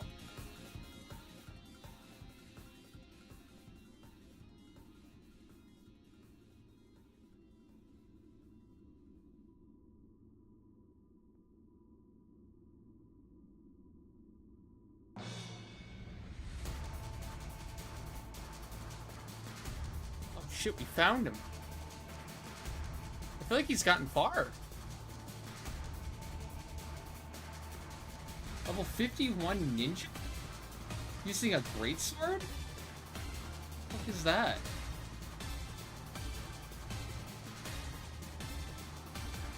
The fuck? Is this you, Rex? We found you. Oh shit, he's a level 50 Weaver, too. 90 Reaper.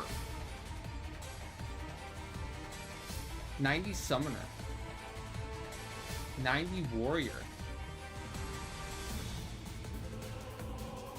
Is this Ken?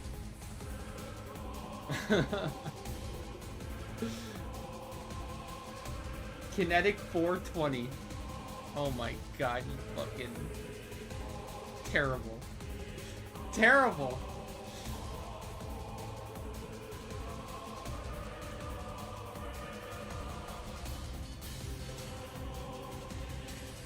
What do you mean? No, that's... I mean, that's how he looks like in 11, too. I don't see any difference between his 11 character and this at all. Looks the same.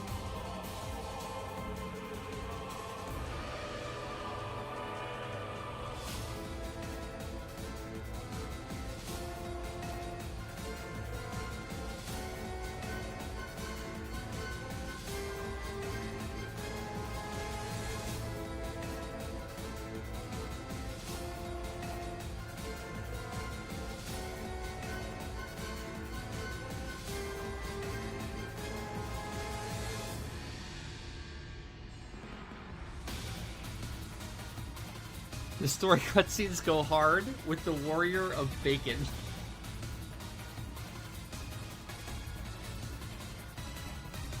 Did this cost? Is this from the cash shop? Or do you get this from the base game?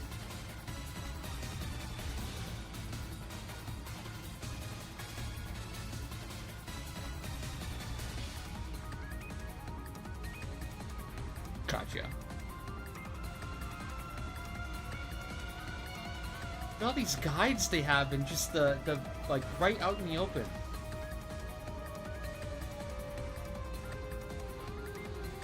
Job guide, crafting and gathering guide, UI guide, free trial, item guide.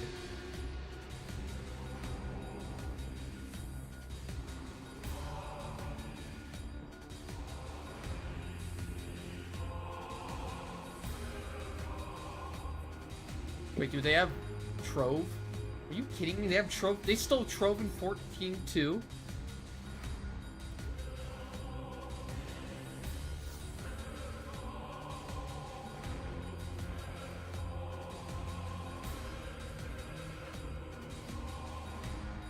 Where do you open them? Go, you open... Item rewards. Oh. So you get a thing. You get whatever these things are, and you trade them in.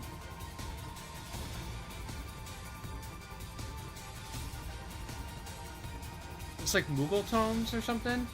Yeah?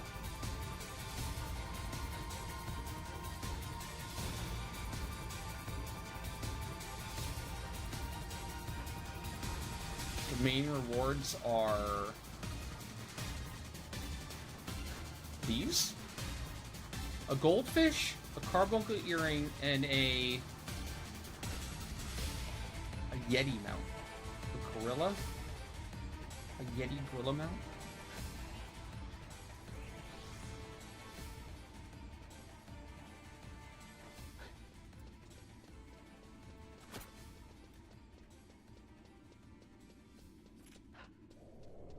Only 200k?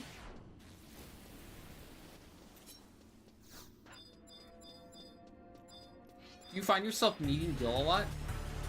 Or the only thing you really need Gil for is, if you want to buy the rare exclusive expensive mounts and shit.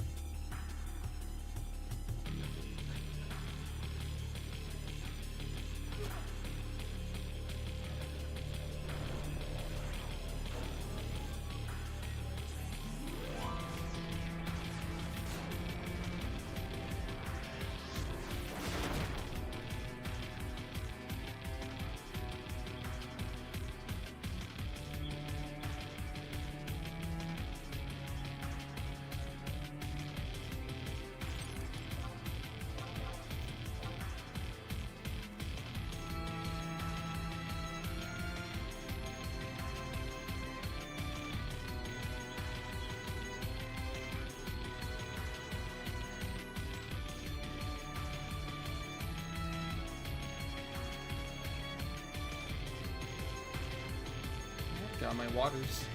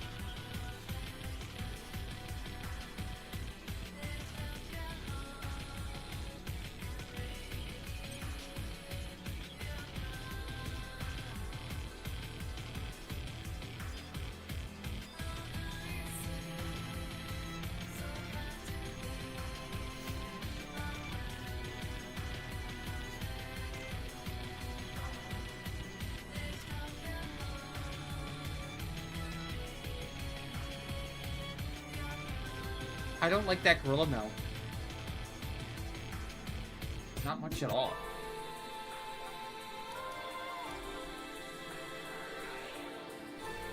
Not much at all.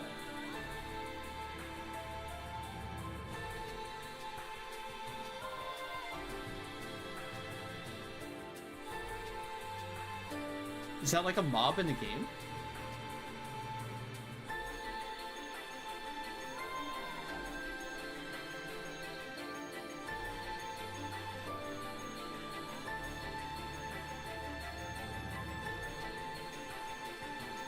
Is that normal? They take mobs and they turn them into mounts? Kind of like 11? I'm sure they have a bunch of custom mounts, though, that aren't just mobs.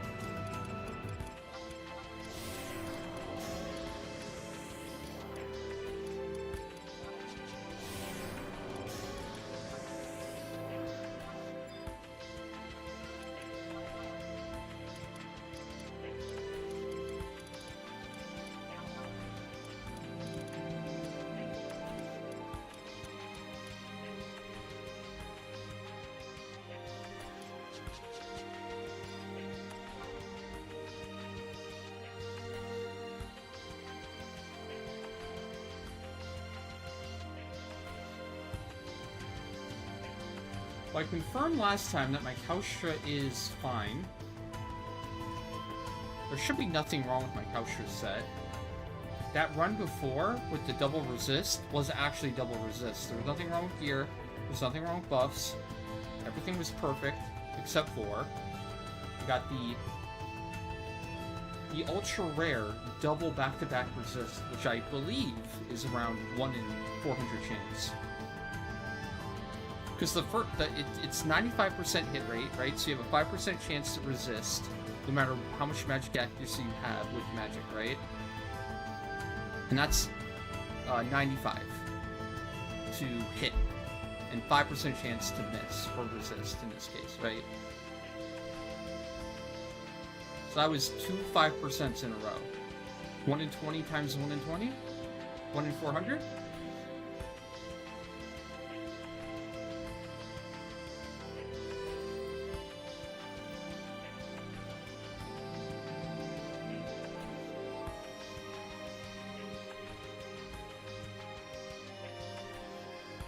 Wait, the gorilla can fly? Too?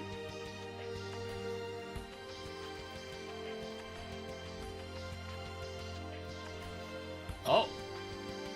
So just every mount can fly then?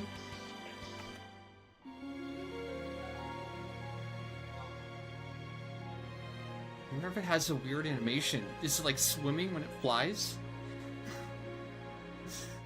Or does it just fucking run in the air?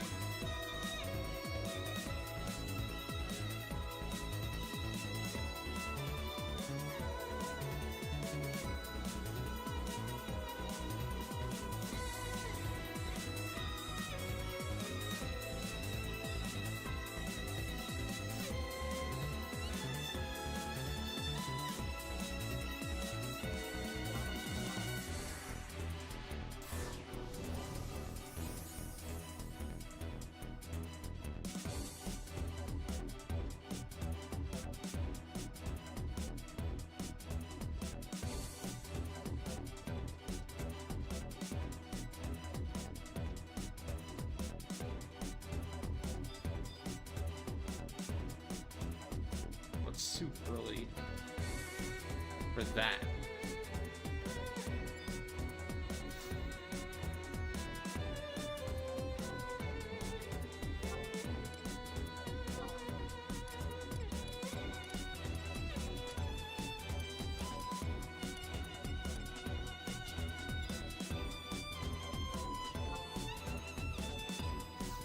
I found a Greg. Craig doing more characters? Oh, never mind. That's not you. That was somebody else. I thought they were following you at first. I'm like, damn.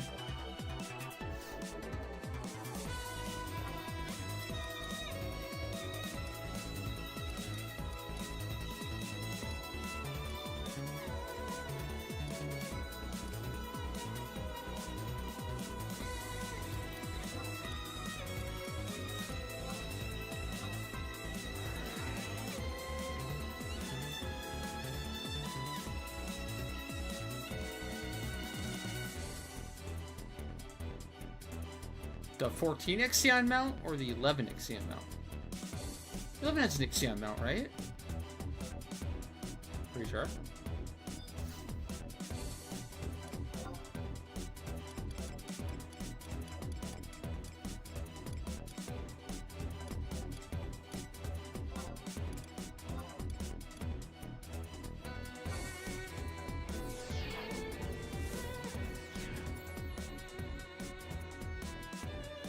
Ixion 14 is lightning and shit. Yeah.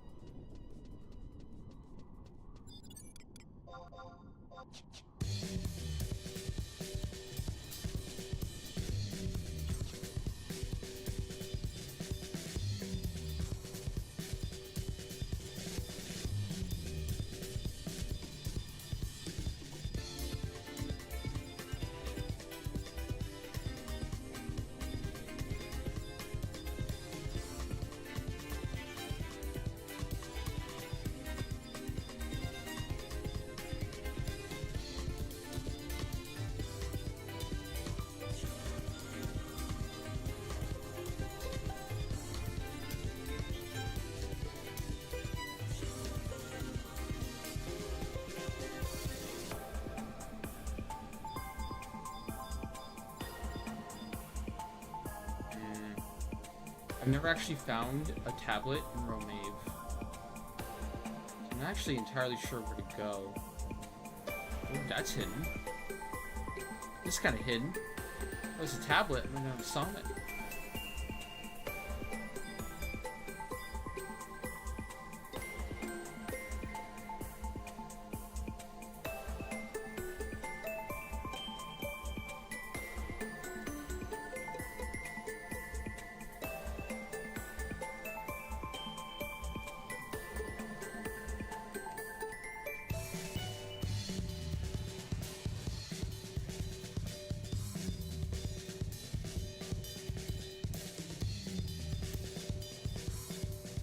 Feeling it's like in one of the rooms. It's really pain in the ass to find. Maybe something like fill mode. Be more realistic to find it with all the fucking doors closed. Not doors closed, but you know, if it's in an actual room, it's really hard to tab onto it or even see it without going in and individually checking each room.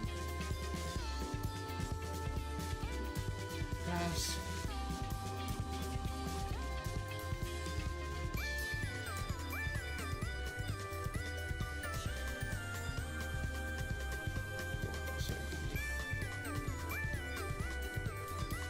Remember killing Shikigami weapon for the summoners. Summoner friends. That robe was pretty good, right? Yin Yang robe?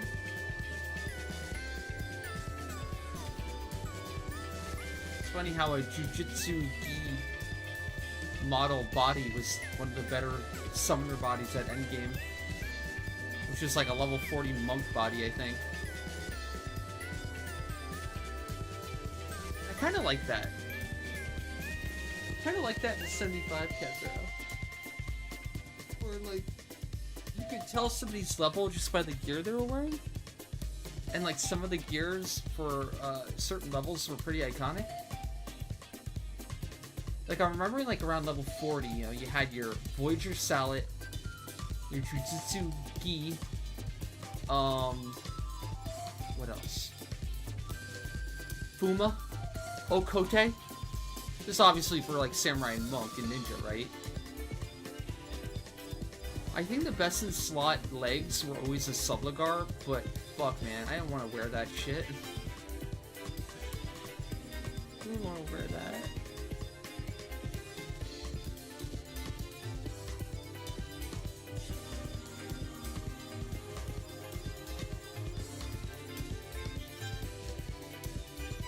Yeah, it's like Bastoki and Subligar, I think.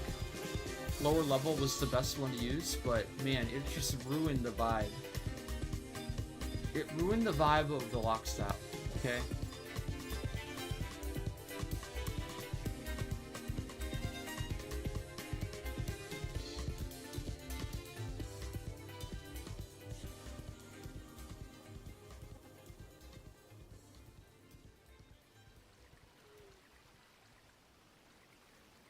Very searched here?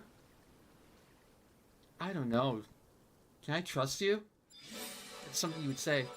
Every zone I go to, you're gonna see you searched it.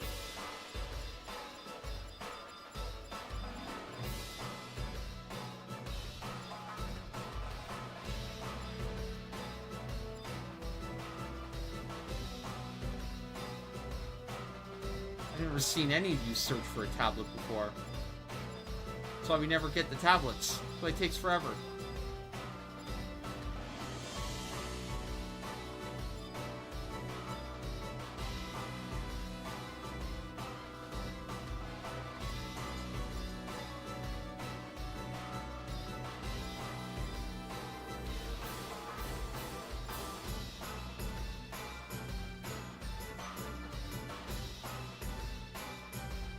See, Ta is really a better zone when you have the fog.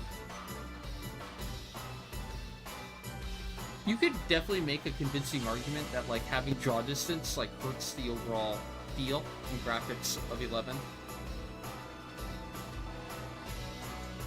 Because it's like, even in real life, it's not like you always have perfect distance, you know, perfect max distance of view into the horizon, you know?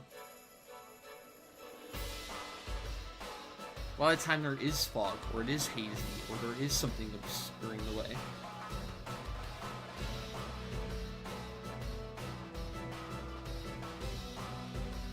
It kind of makes the world feel more real.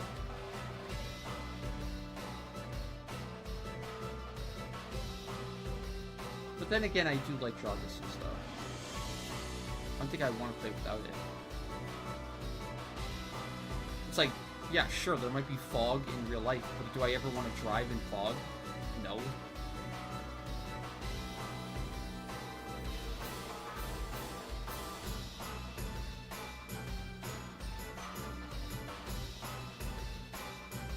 Well, that's why you toss it and get it again.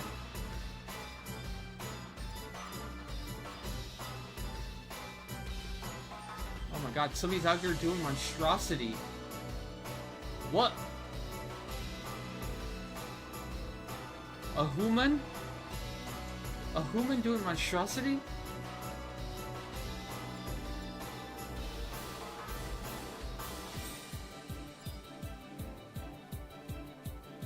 Like 90% sure loading's full of shit.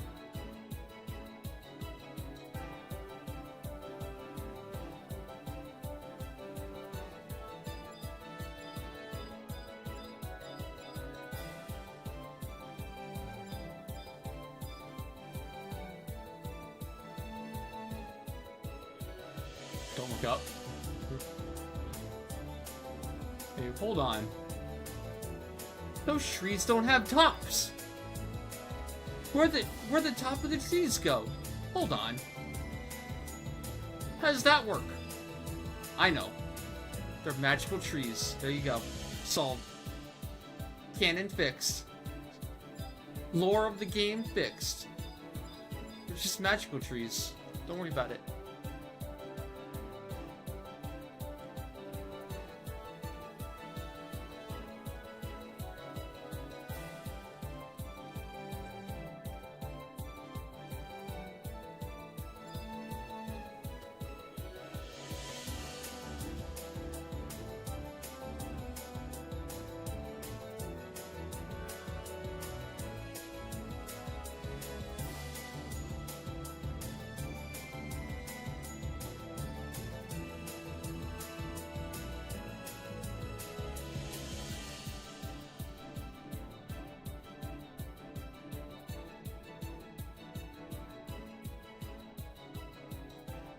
Fog can be good, though.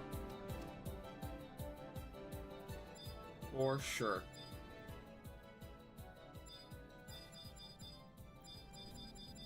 I think 11 has incredible art direction. We're talking about this earlier with Elden Ring.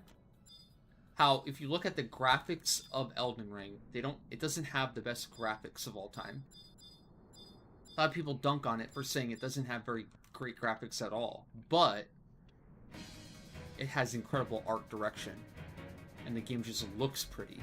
It feels pretty. I think that's what it feels like with 11 for me. You know, if you zoom in each character model, you look at the polygons and shit, you can see like, okay, yeah, maybe the res is kind of like not that great. It's not the best graphics of all time, but when you look at it like more broadly, you're like, oh shit, oh, that's pretty. That's beautiful.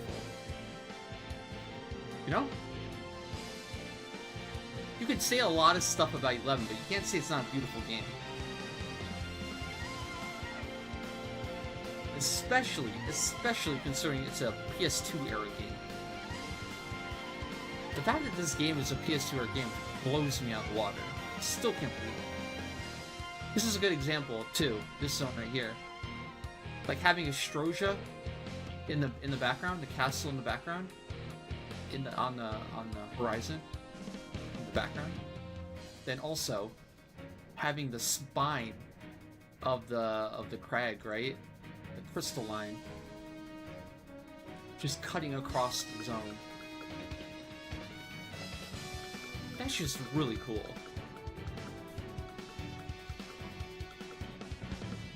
That's just really cool. It gets your imagination, you know, thinking. And there's a whole point, and there's a whole lore behind it too. It's not just there, right? It's a core element of the story too. So when you do Chains of Meteor, Rise of Zolar, you know, you understand why it's there in the world. A lot of games I feel like just add cool scenery and it just means nothing. It just kind of looks cool. It's like, oh, okay. But if they actually go the extra step and they explain why it's there, through the story and through the lore, I mean, that's like really cool. Another example of that in 11 is the Juno. How Juno is literally made in the game, like dead center on top of where the celestial capital used to be for the Zolar. And then Alteu gets booped out and transferred to the moon or some shit, right? And then over the years, in that spot, it's filled in by Juno.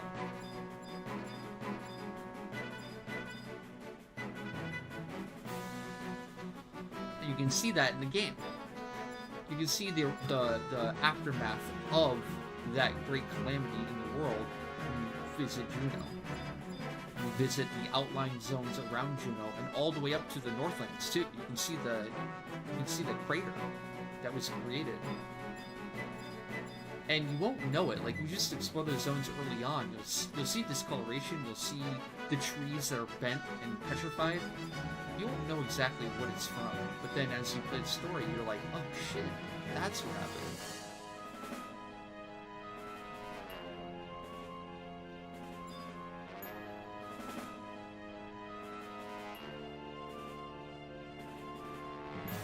Exactly, yep.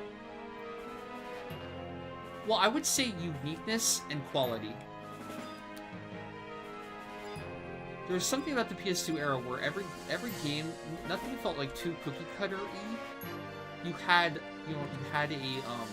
a good variety of games, different engines, different art styles, different looks. Right now in the current era, like everything feels kind of samey. There's like 3 main engines.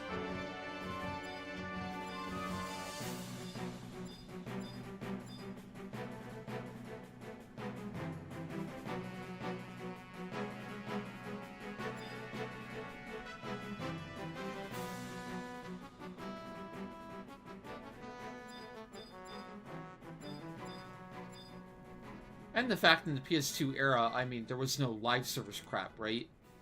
When they shipped out a game, that game had to be, you know, good at release. There was no fixing it later on. So they definitely spent more time and more QA making sure that the game just worked to a much higher degree. Didn't have the safety net of like quote unquote fixing it later.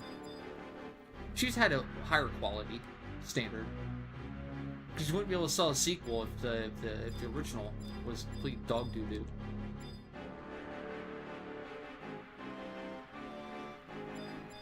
Yeah. Look at Breath of the Wild, right?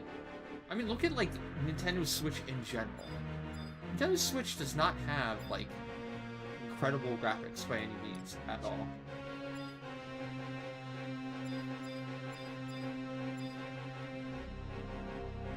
But they have incredible art direction, style, and fun gameplay.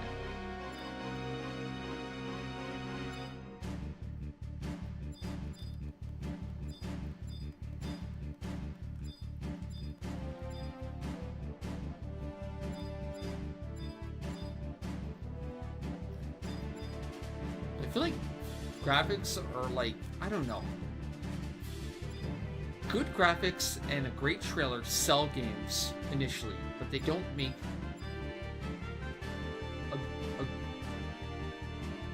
they make a bad game look good, but they'll never make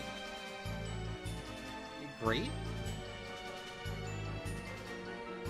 I don't know. It's almost like painting a turd.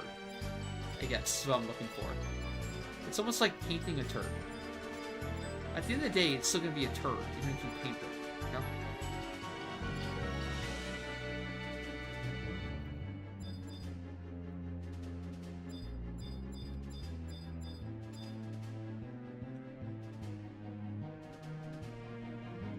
I'd rather have a incredible game with lesser graphics than a terrible game with great graphics.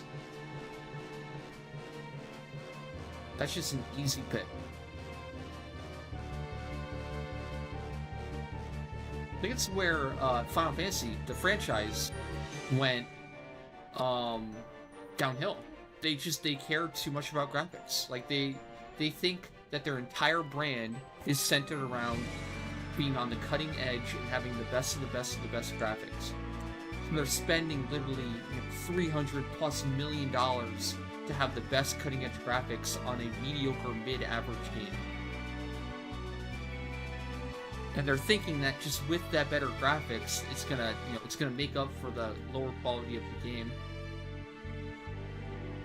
It just doesn't anymore. It doesn't work anymore. And that's the thing. Even back then, even back in the PS1 era and PS2 era, right? It had cutting edge graphics, but it also had like S-tier gaming. Incredible stories, incredible gameplay, incredible mechanics for RPGs at the time.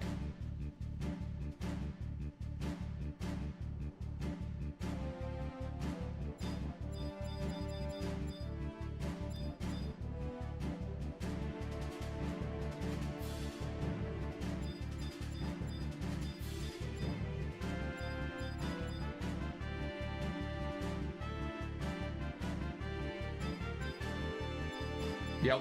And that's the thing, now they caught up, right? Don't get me wrong, Rebirth and 16 are gorgeous, but at the same time, I don't know, I feel like Elden Ring is better. Elden Ring, even with its worse graphics and like worse cutscenes and everything, like if you gauge it just one-for-one comparison, like, you know, which one objectively has the better quality graphics, sure, 16 might win. But, I don't know, Elden Ring just feels better. It looks more beautiful. It has more of a soul, an individualized experience.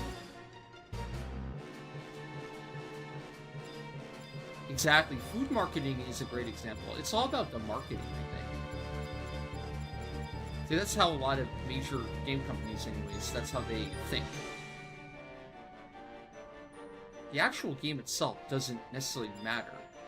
What matters is that they get out enough of it, and they get a good enough trailer, and a good enough, like, I don't know, it's exactly like McDonald's or Burger King or Taco Bell, you know, dressing up their food, putting it in a commercial, making it looking really appetizing, and then you go to the actual restaurant, you go to the actual place to buy it, and you get this soggy, you know, mess of a thing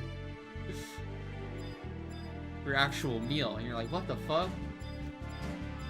This is not what was advertised.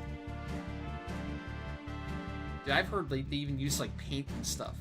Like they will use like toothpicks to prop everything up. They'll paint the green.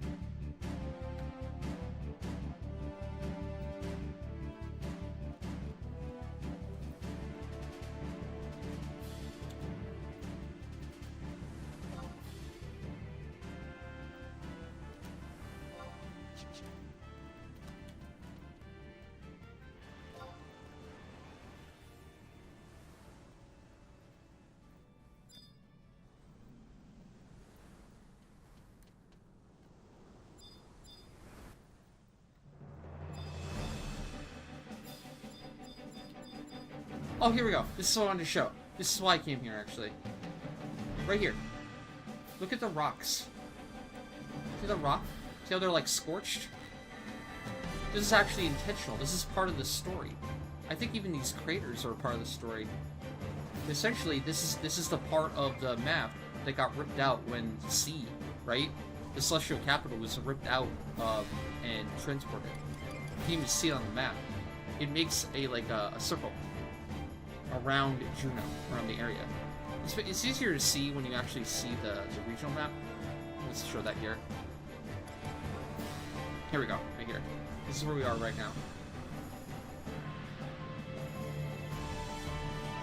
This giant big circle here around is where C used to be.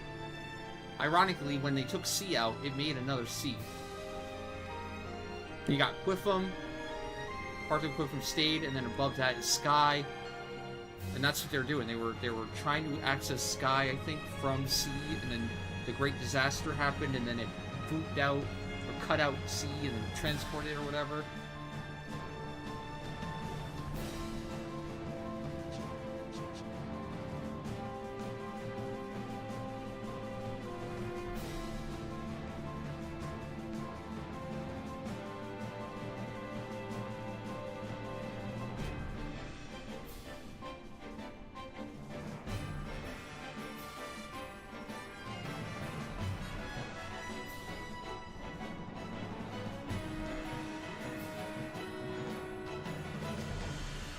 Rex, do you really have time to be trash talking right now? Don't you have a lot of catching up to do on your 14 character before you before Dawn Trail? Huh? Do you really have time to be shit talking right now? Rex said I could have his neck.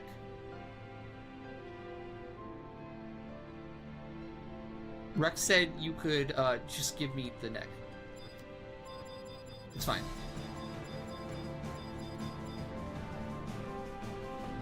It is so nice of him. I know. I know. Oh shit! Jesus! You want to get really in trouble? You can't say shit like that on Twitch. I hope nobody reports you.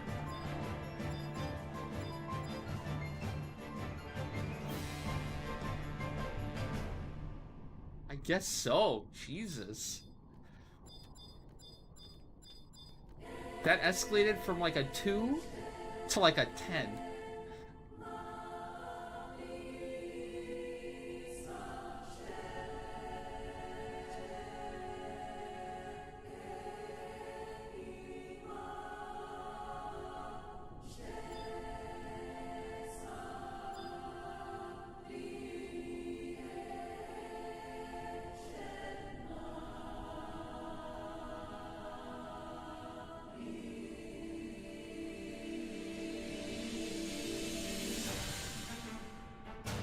Turns out he was not in America.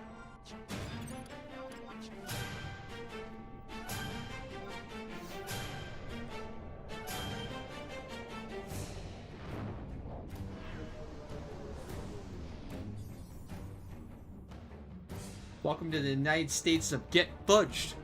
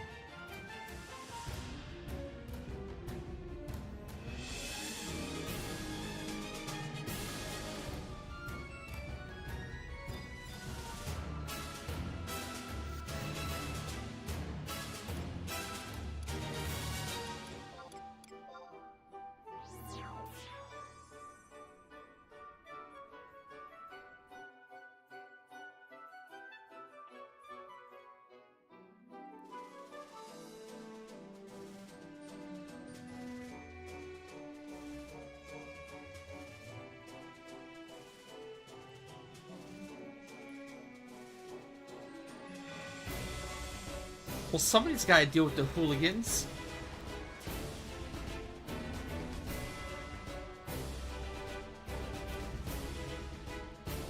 Somebody's got to keep chat in check.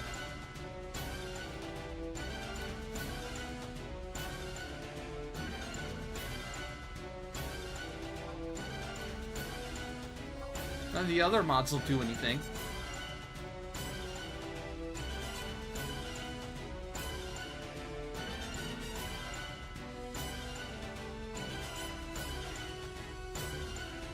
Although I do have a bad track record with mods.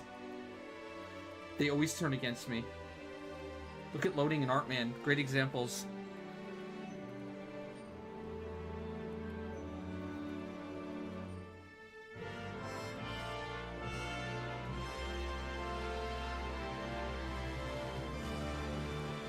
Hey, how's it going? Hey.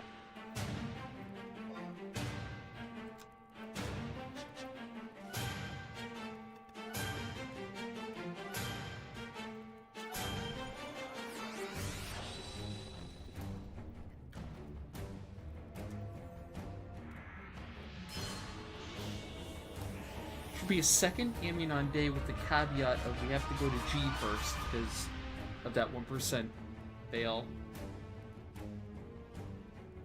Should I? I think we need a lot more than G. Well, yeah. We just also need G.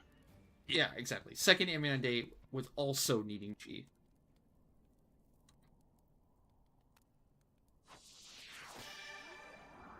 Oh, shoot.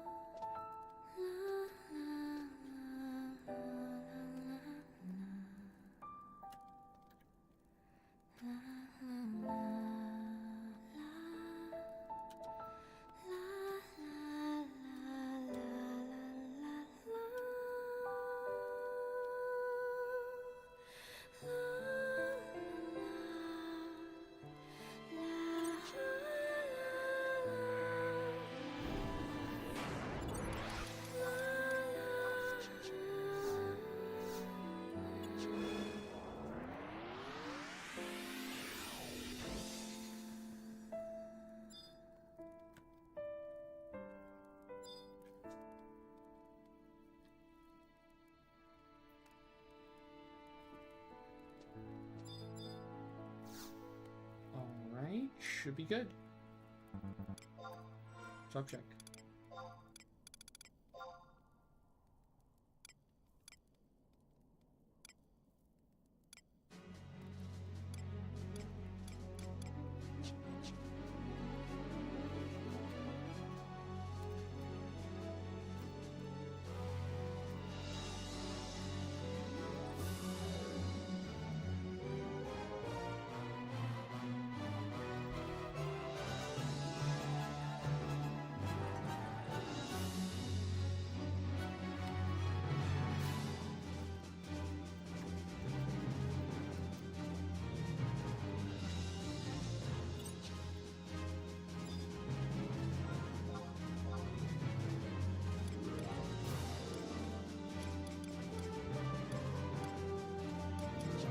Okay, going in. Okay.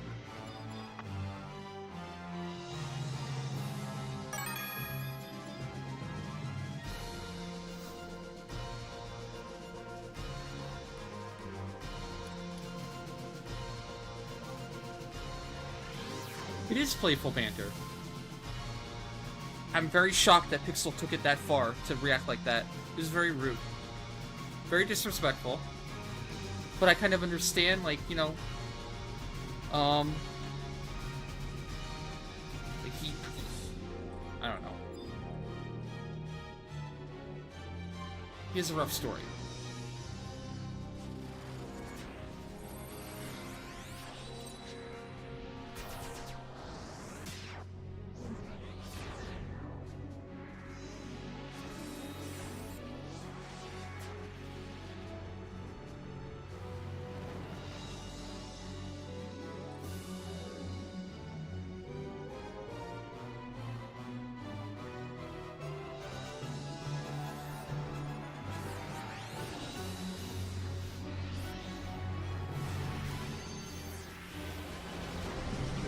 Fragments 1 and 4, Shard G, and Shard A.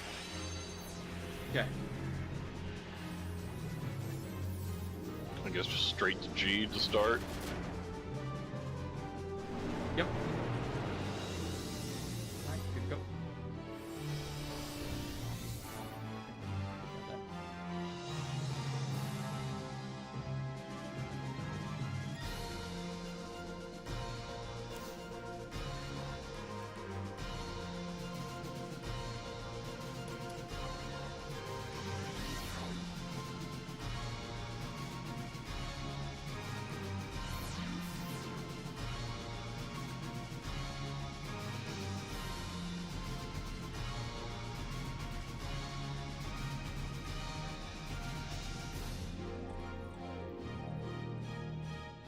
Yeah, please don't.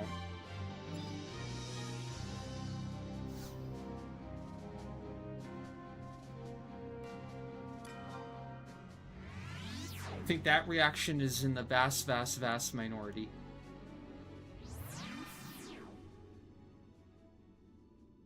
I'm honestly kind of surprised, because I feel like I've known Pixel for long enough where he, like, I don't know. He wouldn't react like that. To react that hostile and that negatively towards someone who's been nothing but kind and nice to everyone and straight up believe. I don't know where that comes from. Well, I kind of know where that comes from, but I don't know. Bit disappointed.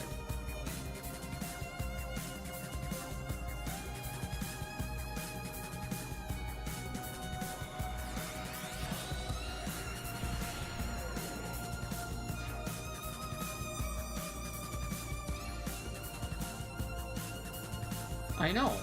Like, if the reaction is gonna be when somebody's trying to be nice, to yell at them and call them fake or something like that, I don't want that. 4. Okay. Like, to be frankly honest, like, I love the banter, I love how we can joke around, but if the actual reaction to nice people is gonna be, fuck you, you're fake, or get out of here, I don't want that here, okay? I'm gonna put my foot down here. If that's how you're gonna treat nice people, I would rather have the nice people around. So either put up with them, or, yeah. Like, I hate to see people go, especially people I consider friends.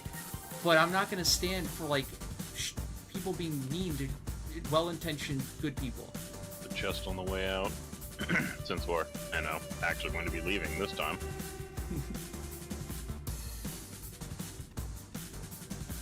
Hopefully.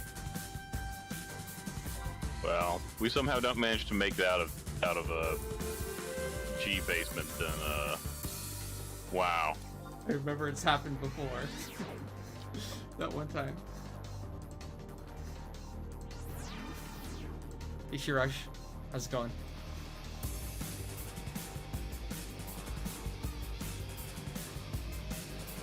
Yeah, and that's the other thing. Like, you guys are always toxic to me, and that's fine, because I like the banter and everything, but I don't think it's okay to be toxic to each other, unless it's, like, completely, like, you know, banter.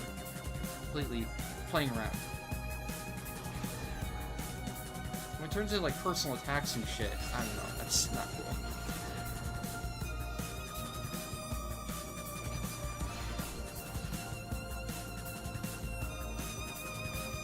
Should be good.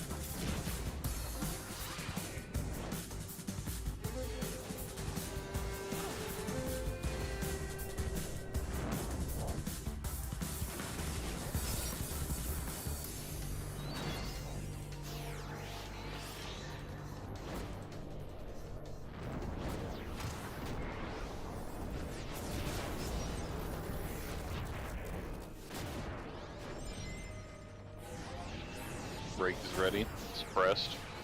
I'm scooching.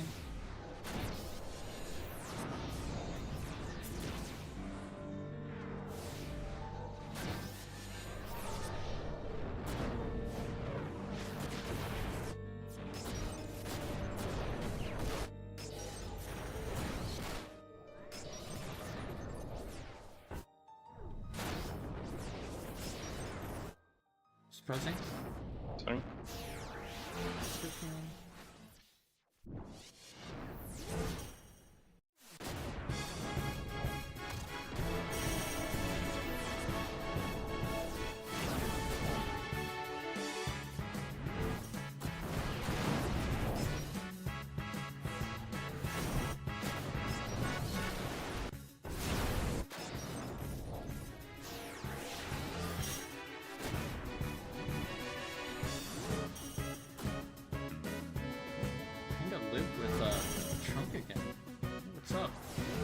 Water day again. Yes, yes it is. And it fucking refuses to die. God, again. Jesus Christ. My little pan also died right at the end there.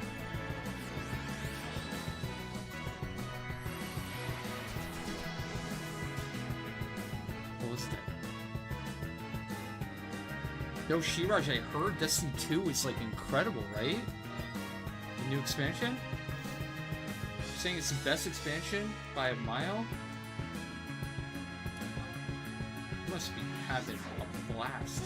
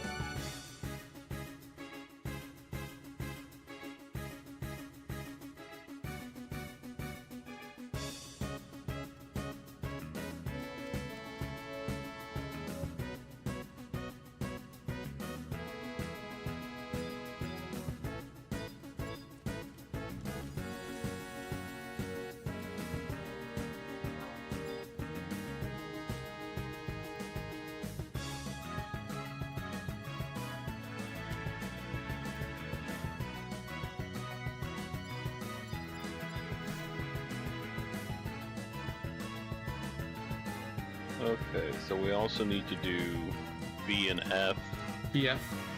and A if we can. Oh, we'll definitely have time for that. Should we still do the CB split, or we're just gonna end up with C and then not doing G again? You want to solo A while I go do B? No, we already did Okay. A. Yeah, we can't. Okay, We have the okay. shards already. Maybe we just do A, then B together, and then B boss. Okay. So B. Oh, sorry, A now. Yeah, that's fine.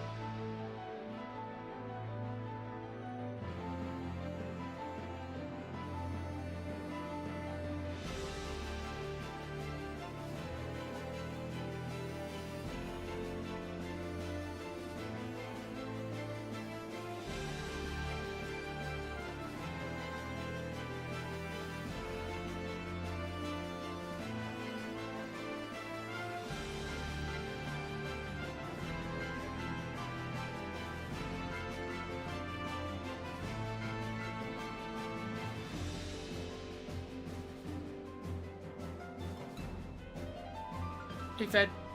How's it going? What's up? How's your weekend going?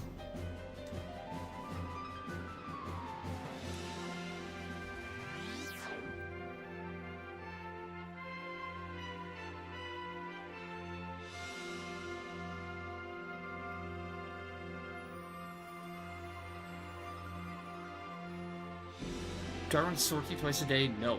Once a day.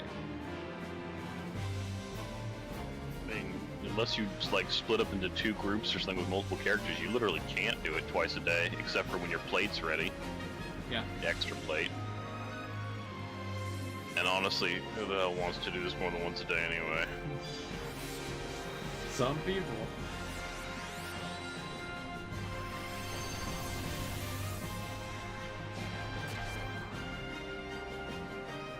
Okay, ready.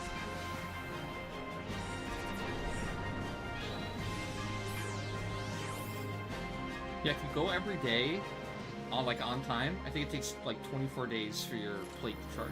You can go second run every 24 days.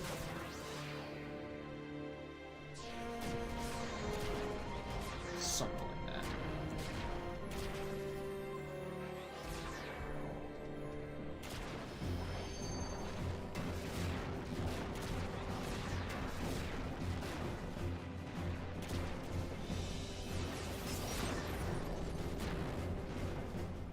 Okay, rake is ready.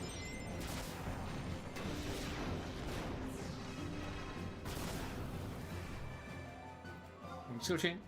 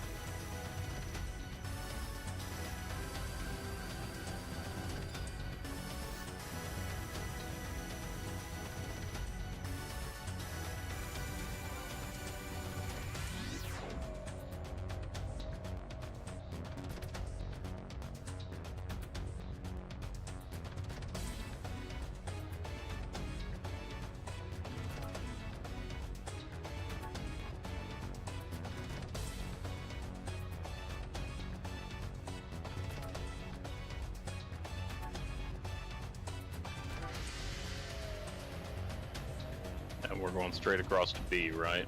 Correct. Yep.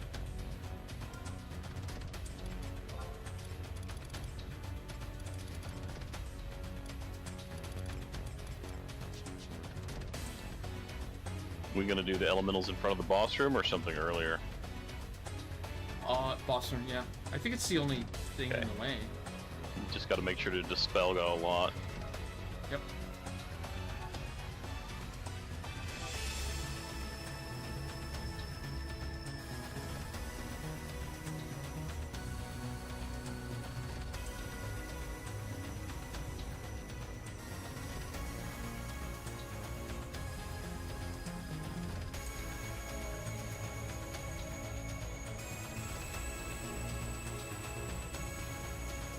Sure, a lot of people would say F that to, or F no to 4 hours of sword key. Yeah, I kind of agree. It's like a cool idea in concept, but... Although Daywalker did bring up a good point where it's like, what if people can only literally play 1 day a week, and they do want to make a Prime? There's a ton of people that only have like 1 free day with a significant amount of free time. They get screwed hard. So at most they can probably do 2, I think, instead of 7. Assuming they... Oh no, it'd be 6. So they would still be able to do 1. But still, they'd be significantly behind.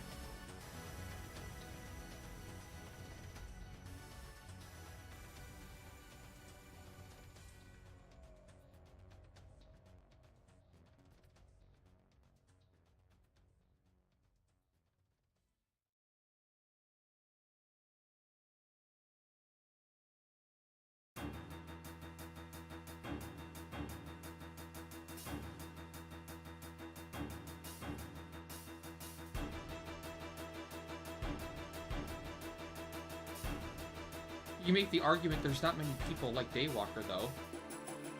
But that would be an issue for.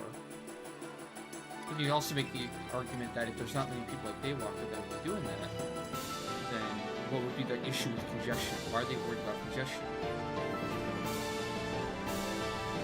So why not just do it anyways?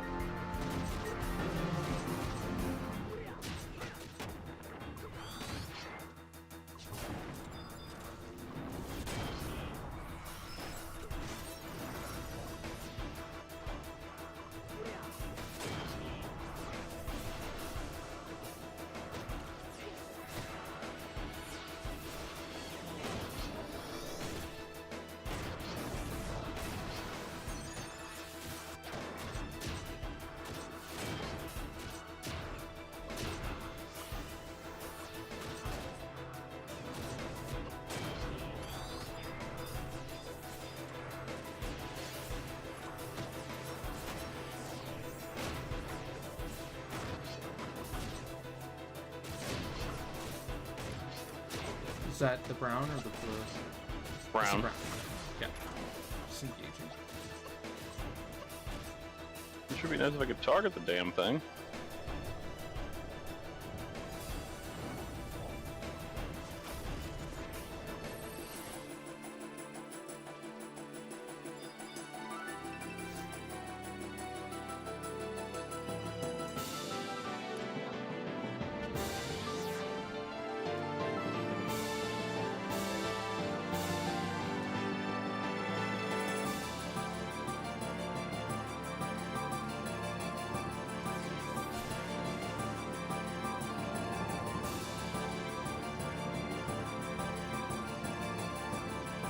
Wind hands.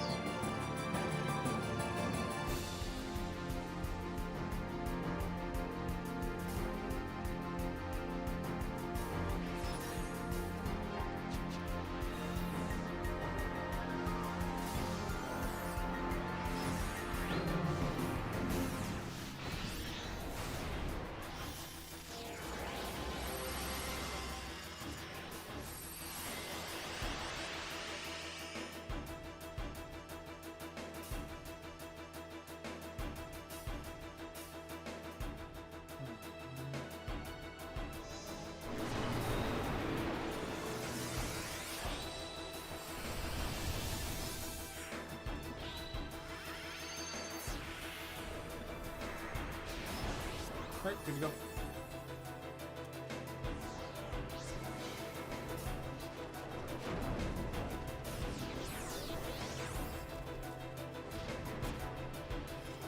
So you're saying there aren't queue times on a server then? For anything? It's like it evened out.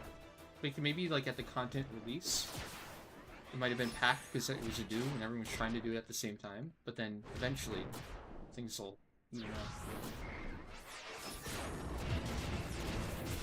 Okay, rake is ready. Scooching.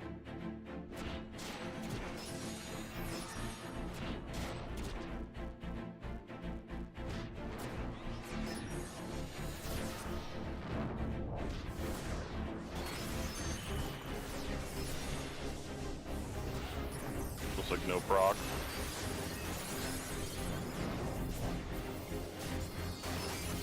Reading, I guess?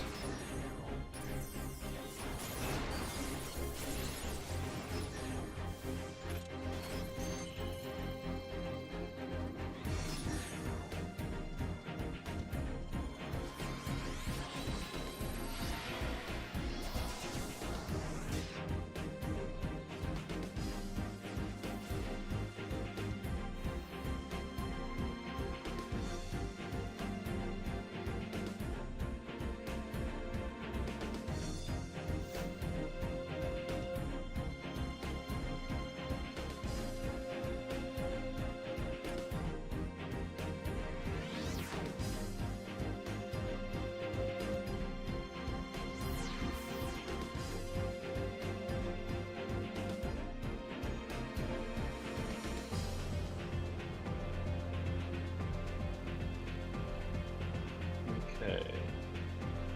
Looks like just F, then Aminon, then E. Yep. Time's looking good.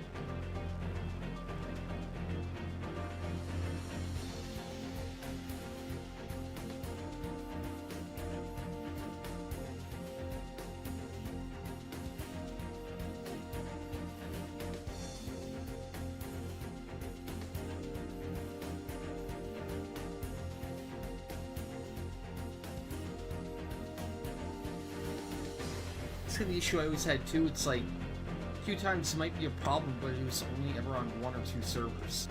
So they're really gonna like throttle the game for literally everyone else. Have a consistent experience across all servers. Like, okay, well then break up the big server. Like, it's easy.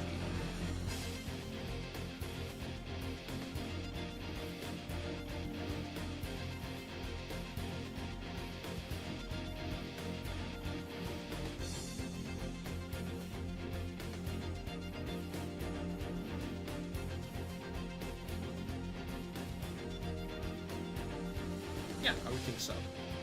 Like I said, it reminds you of the shit under Hydra Battlefield, where the first week, like the first day to the first week, like everyone was out there trying to do it, and because of the limited BCs, there's like 3 BCs or something, it's like the old style, it was constantly full. But after a week, like people that weren't that serious about doing it kind of gave up. You just had the people that were super serious about doing it were left. Kind of after the first week, it was like a non-issue on every server again.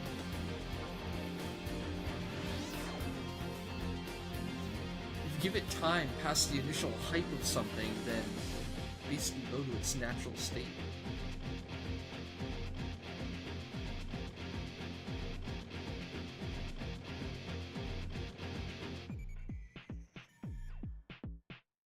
Yeah, it's not as easy as just adding more GMs. It doesn't do anything. You could add 1,000 GMs.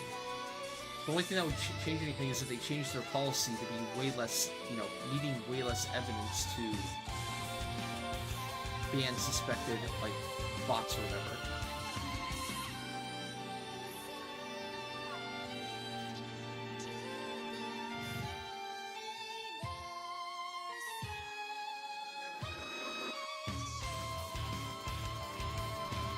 It's like a super slippery slope, especially if you're a Windows 4 user.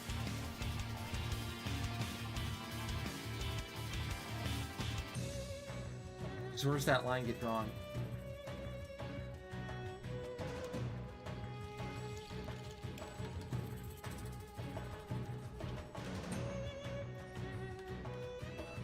Really?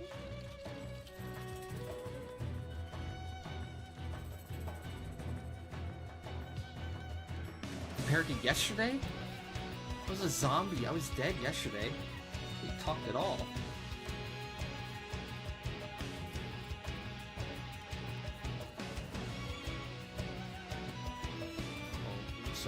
Keeper side is clear. I haven't seen it. It might be in room 2 though.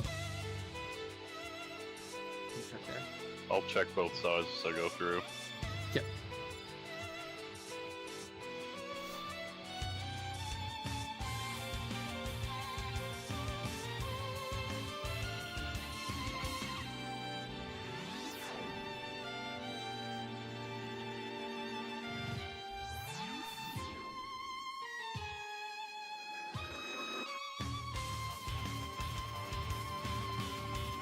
I think at the end of the day it comes down to detection. Aside from making a brand new... I don't know, there's probably ways to be sure. But it'll all be very expensive and very involved. I don't know. Well, the question is what do they want to ban? RMT? Or anyone using anything that looks like it's a third-party tool? Because I'm sure RMT use plenty of those too, but so do people who are not RMT, so... To me, it feels like people get the most upset about like CP and exemplar point botting. That's the one that always gets brought up as like, oh my god, it's out of control, it's ruining the game type deal. If they just do something about those damn CP bots, then everything will be good. Exactly nothing would change. My game experience would be the same as it was before that. I know. That's what I don't understand about that.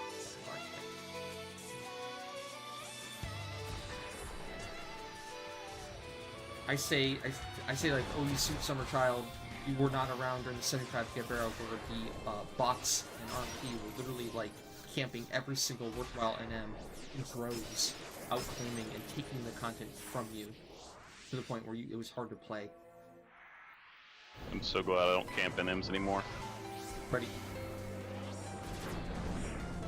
Yeah, it's like one of those things where in the moment, like, there were some fun elements to it, but it's not something I think I'd ever want to do again.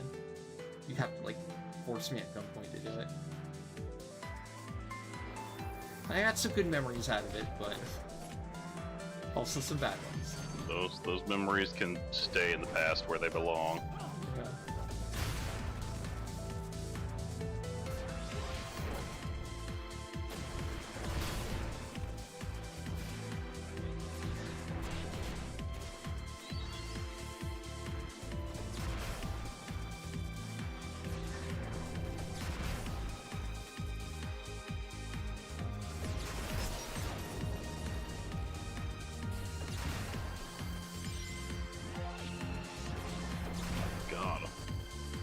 Trying to get this last rune up.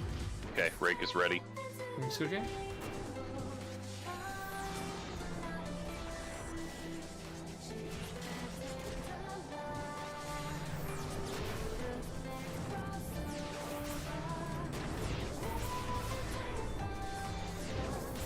Good lunge.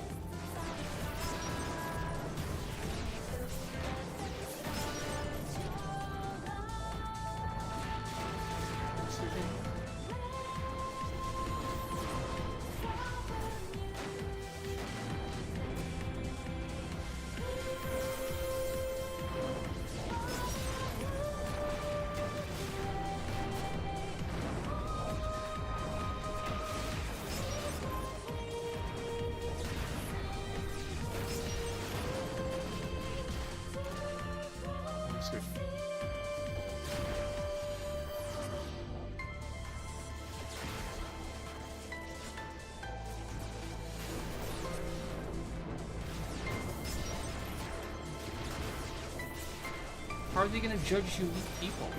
Nice.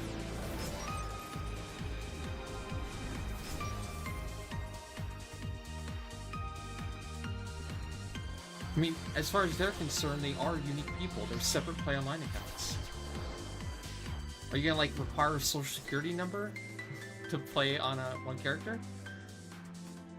Don't give Skrillex your social security number?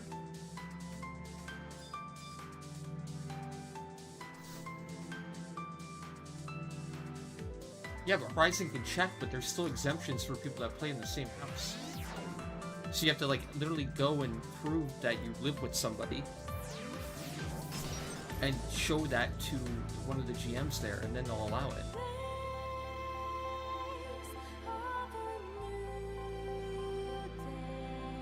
Oh, sure. And they also have tools to like install spyware in your computer and check the processes that you're running and make sure that none of them are working with or in conjunction with the game. You mean anti-cheat software? Yeah.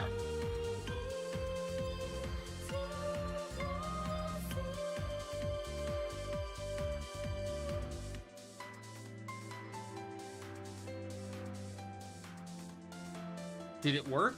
Are all the bots in WoW gone?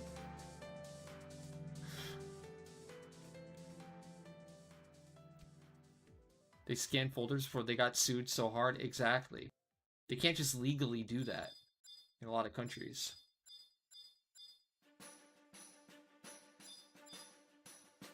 Did we see the bit, sir?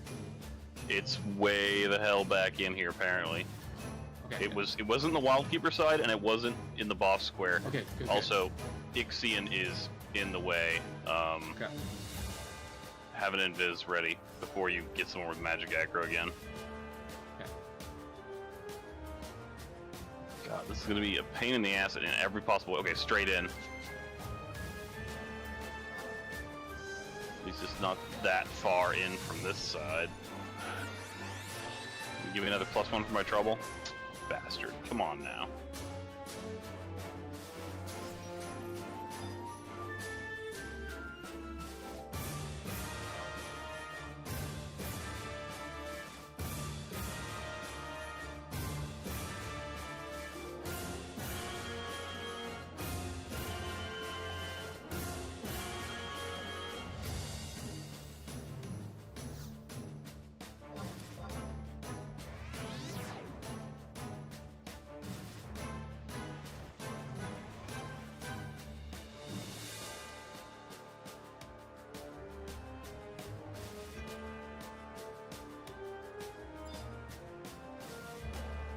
Little bit laggy. Hit the macro crash flash and wait like 5 seconds for anything to happen. Shoot damage, right? Yep.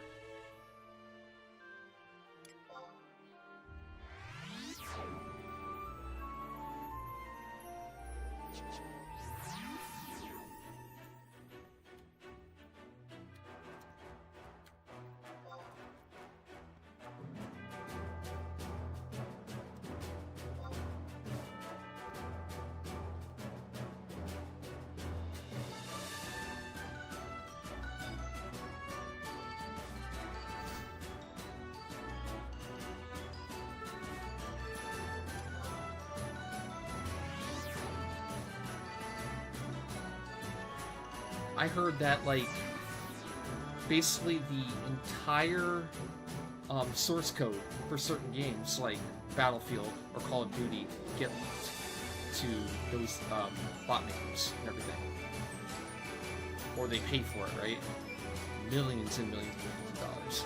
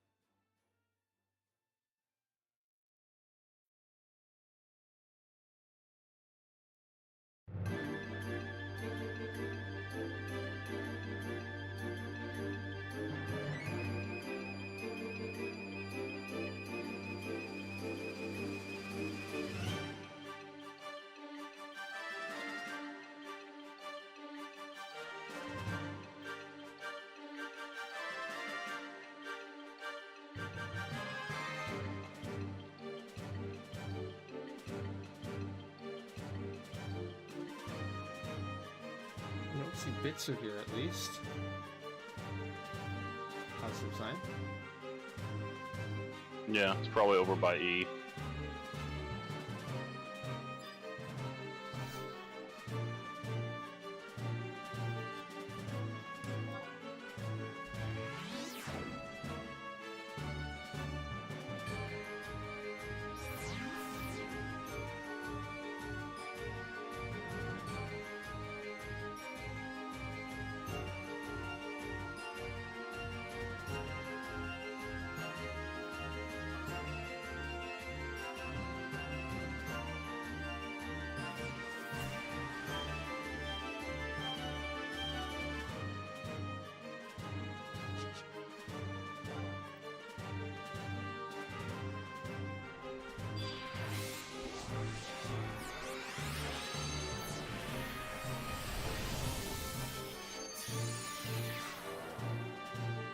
Okay, ready. We're good? Okay. Yep.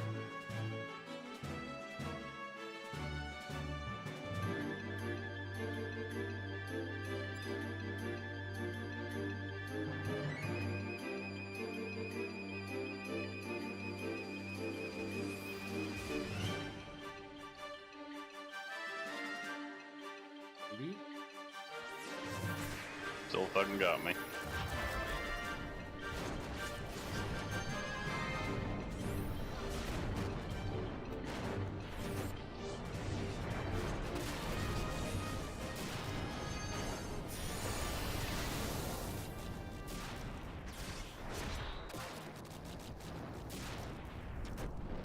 Okay.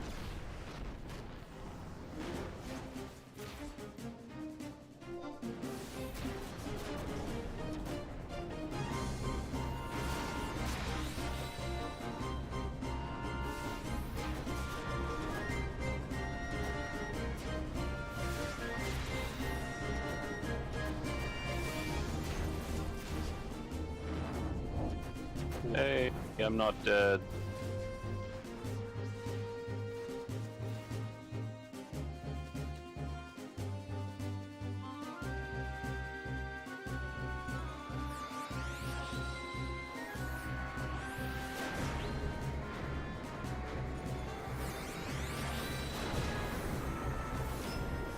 Beyond.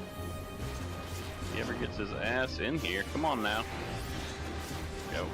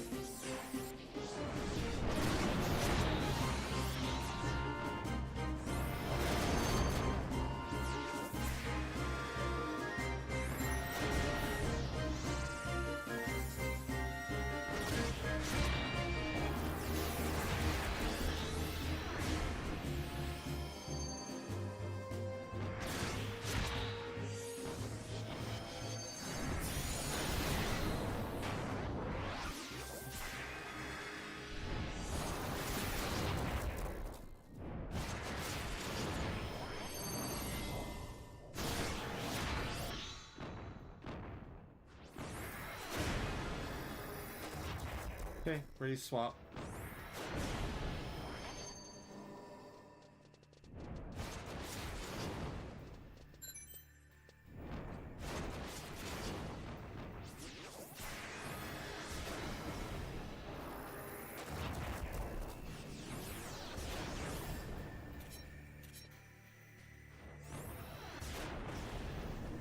Oh, got a 9 tacticians. That's what's up.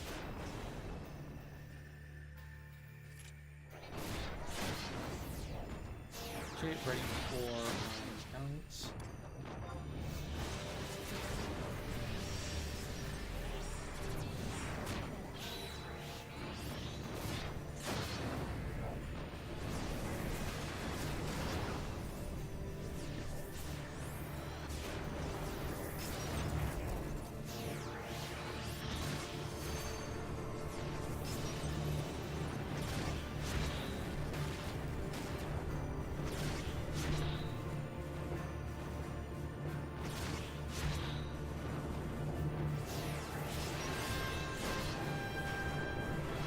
Tabula.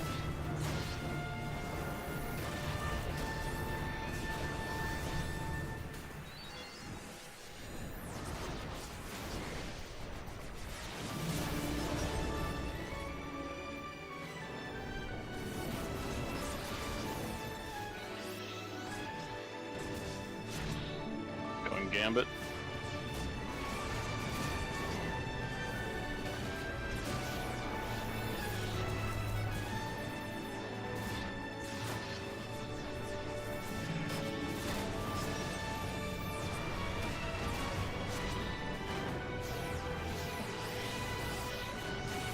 $99K, $99K, My comment would be slow. $62K?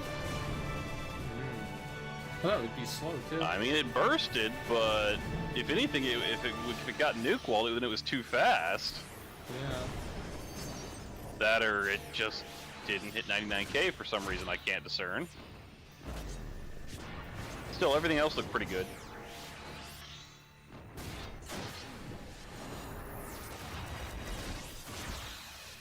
I'm getting TP. We just don't have much overflow.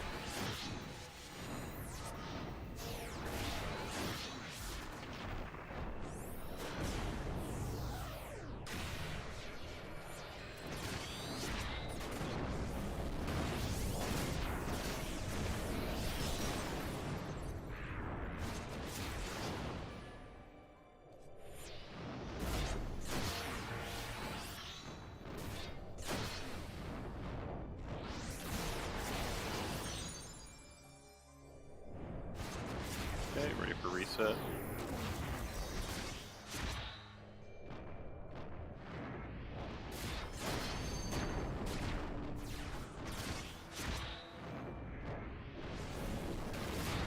Wild card. Got bolster.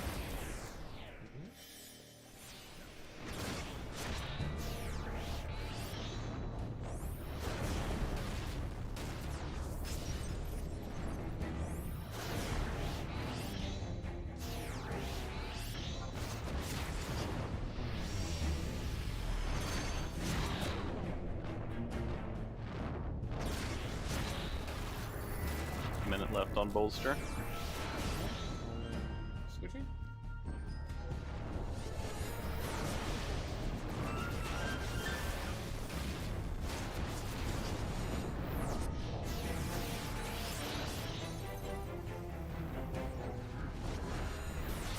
Going Gambit. Shoot. I missed that comment.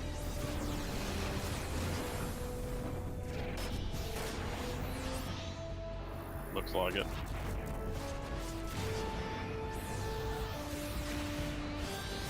$99K, $99K, $99K. Another $62K comet. The thing is, it's not like all the comets have been 62K, because you did a 99K on the initial Noctohelix skill chain, right? Or not the initial, but like the when you Noctohelix and you make a skill chain on the beginning of the caster skill chain, you 99K'd that one. So it's not like Comet is always doing poorly. It's just I don't know. Should we just bolster now? Do it again. I mean, would it actually save us that much time? Might as well. I mean, we're not going to use bolster Tabula on VE, right? Suppose. I mean, with how long the skill chains take for that, I don't know how much time it's gonna save. This thing's dying. But yeah, I guess we could do another one. Yeah, let's just. There's a lot of setup to it, you know. Yeah. Alright, Tabula. I should try a random deal. A random deal.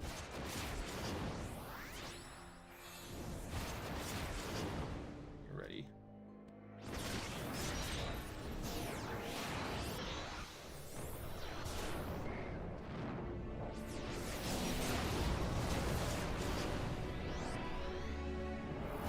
Tabula, 6 step. Okay. Oh. I was busy on hard, so I didn't get that I reset. ran I don't have closer to you. Gambit. You just didn't get it? I mean, I ran It didn't close, get Gambit then. Okay. Oh, well. Guess I could still rake, but nah.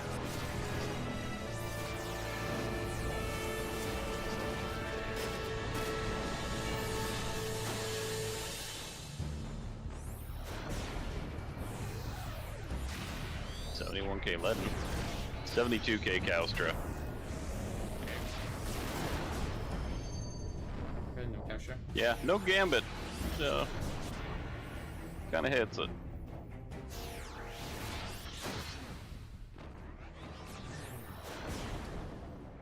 Still, it'll be dead, like, in another skill chain or so. Between DOT and Probably the skill chain. the direct damage.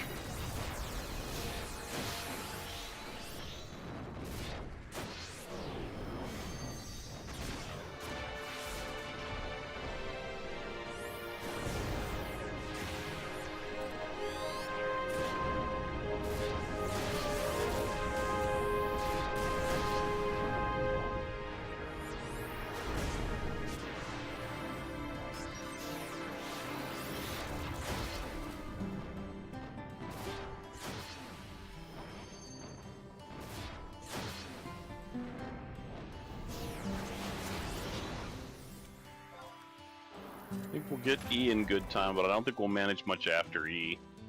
Yeah. You reform A or something. That's where the bits is. Part of the issue is that the only basement boss left we could do, like, be, what, Ida?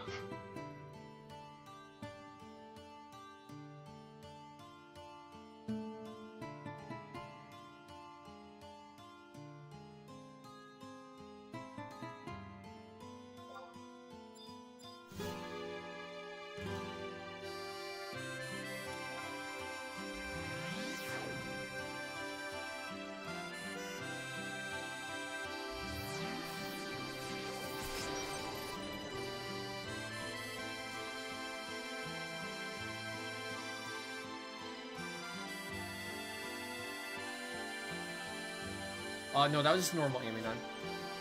We're not to hard mode farming yet. Again. Not this round, anyway.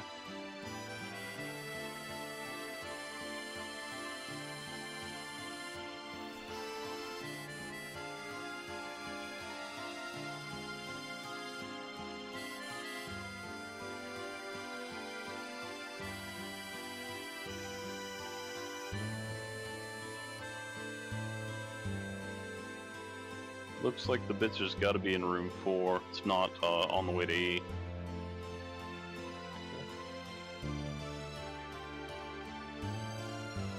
Hopefully we can see it in the farm room. Yeah.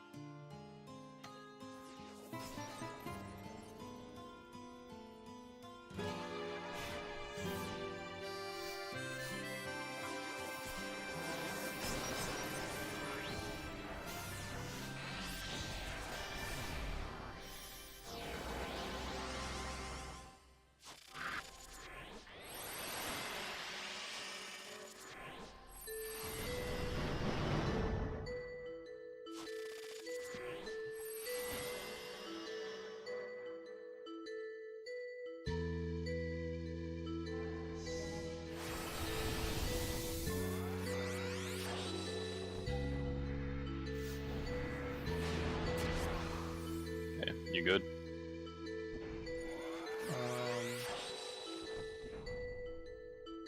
You want him Bolton? Sure. Ready? How sure Ready. this duration will be, though? 5 minutes. It'll be good enough for this, but... Ready.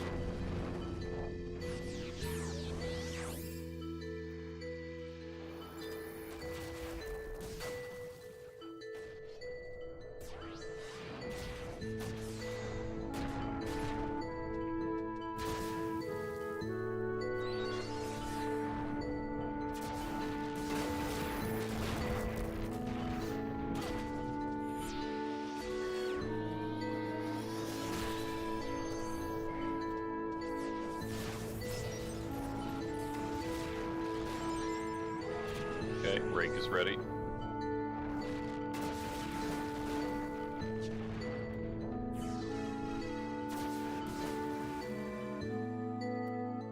Sushi?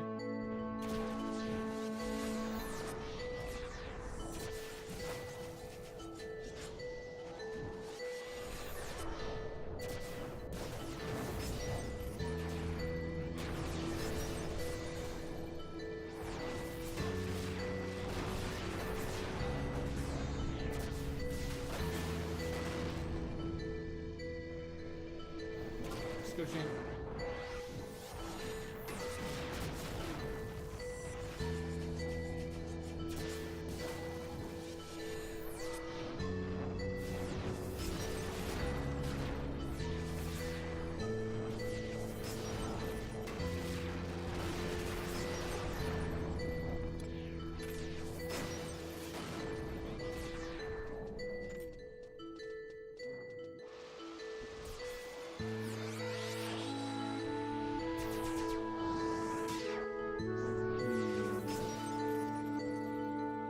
Bolters? I'm just running out of cards. It's not letting me.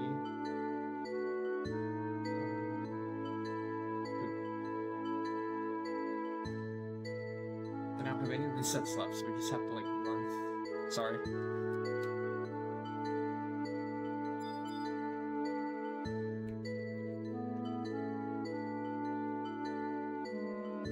No, we probably don't have enough time left to get something done. Some shards, or... I was thinking like A shard, yeah.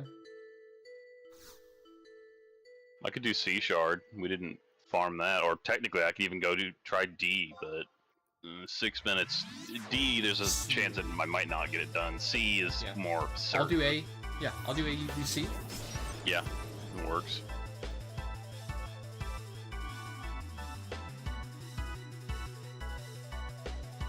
Just don't want to run off if when Bolters is finally 4 ready. seconds. 3, 2,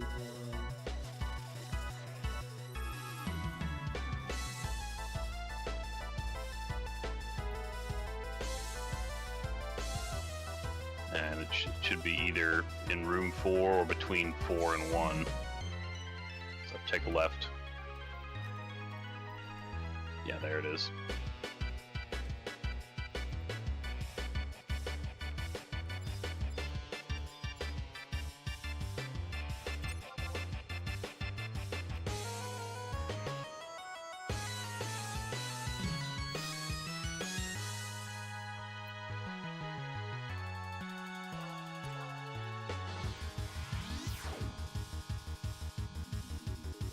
Okay, I'm off to sea.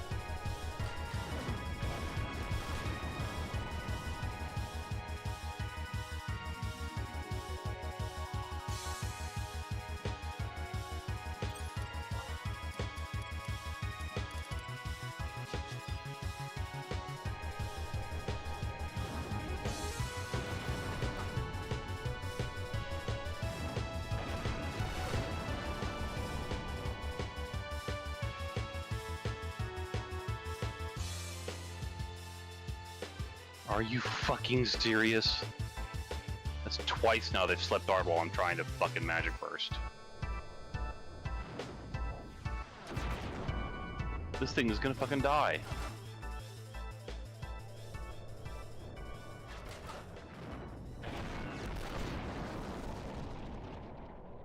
Yeah, fuck. I'm gonna have to go get another mob.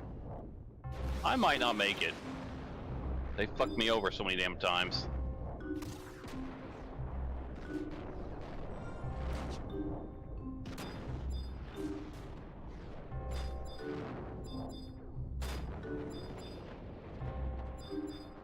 There it is.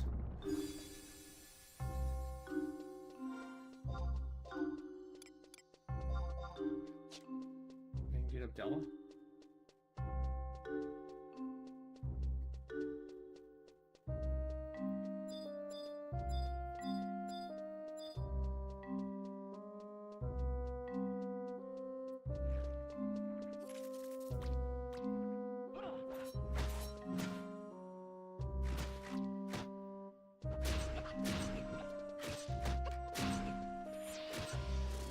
So a little bit extra time.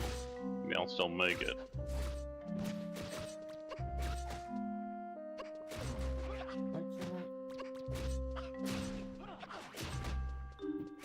Wow.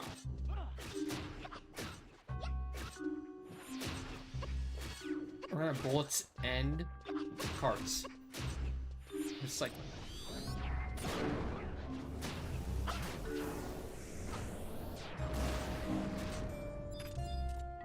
Close?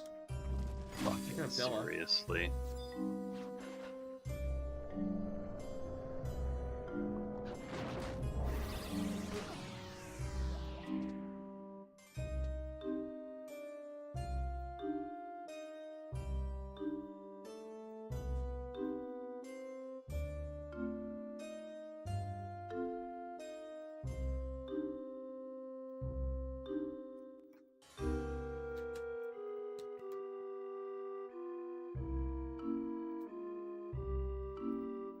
Jesus Christ, what a mess.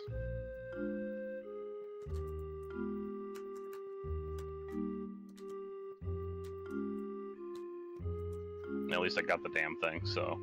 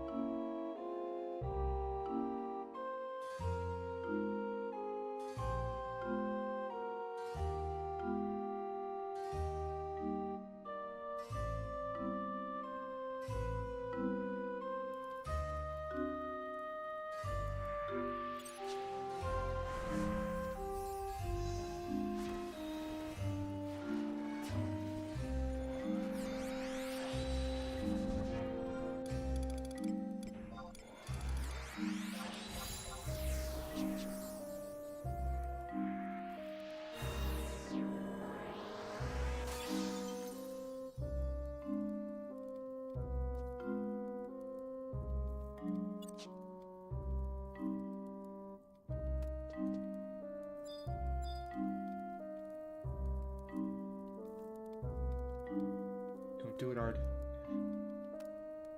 Martel's turn. For +2. For job you'll never play.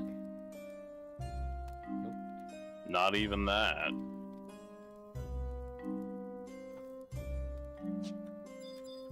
Get the galley total here. Yep.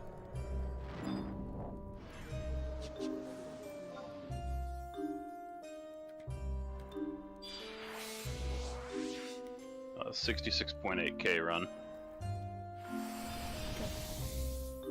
So it ended up pretty standard. We just did more stuff before emming on than after. Yep.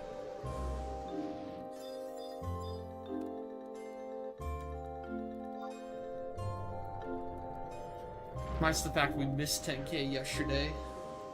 Yeah, Because of the yeah. Tragedy of G. Water's Day, man. The common thread why it took slower today and yesterday was just Water's Day. out of that much, but apparently we're still kind of on the edge of things.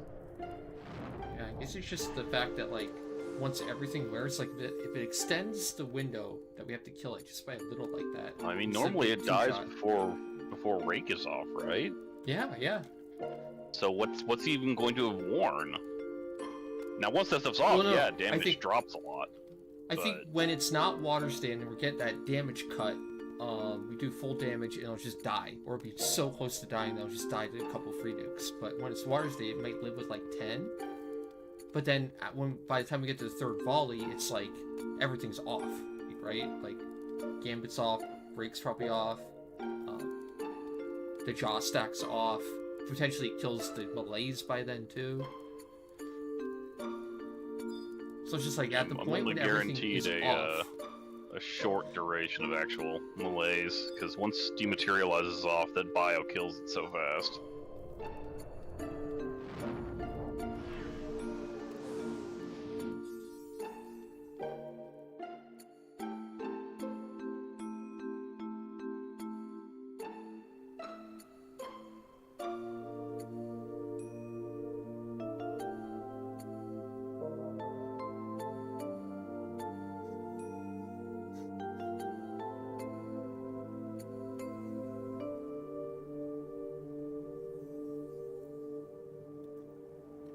Okay.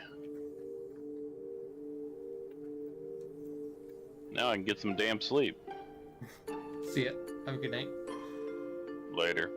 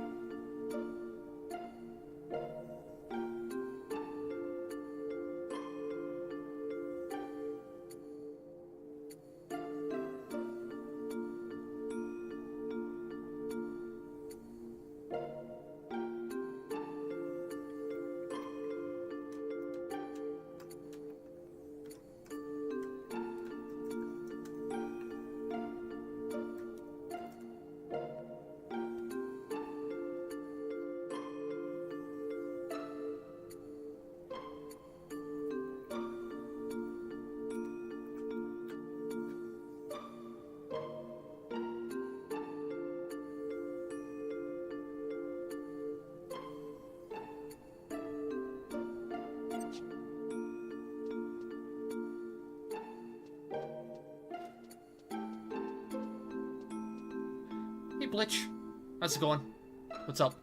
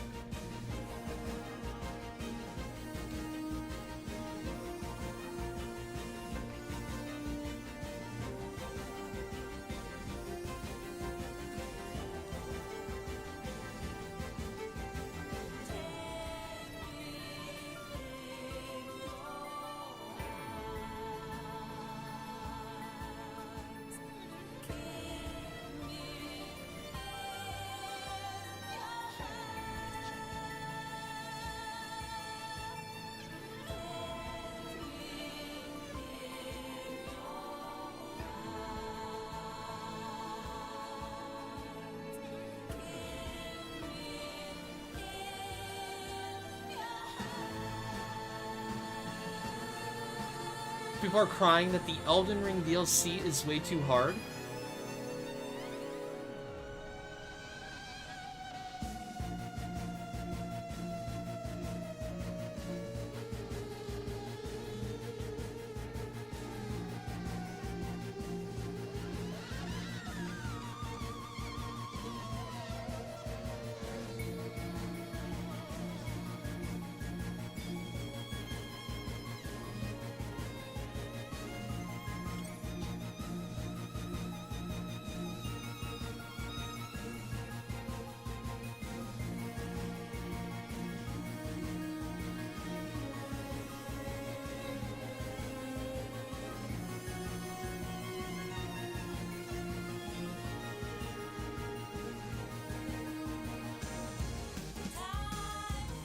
Makes sense why they would make content harder for a DLC.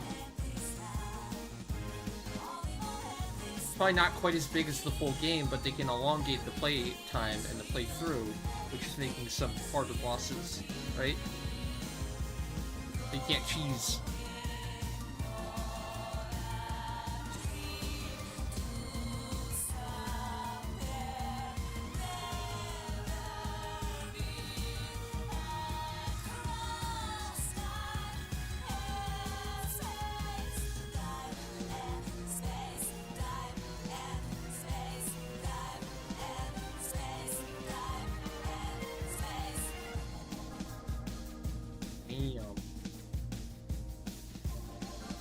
Yeah, everyone's playing Elden Ring right now. Holy moly. Or Destiny 2, to be fair. Destiny 2 and Elden Ring. Same week, right? Weekish.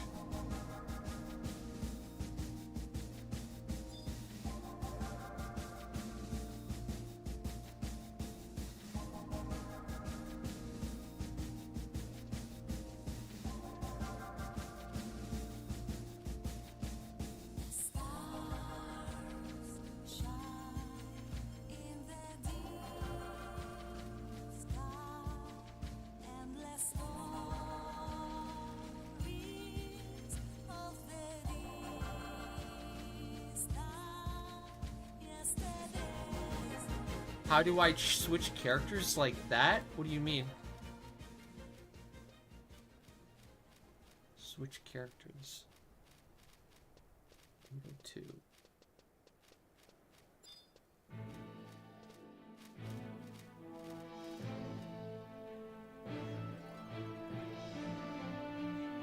You're throwing your controller on Overwatch? Is that frustration with the game or frustration with your teammates? Or both?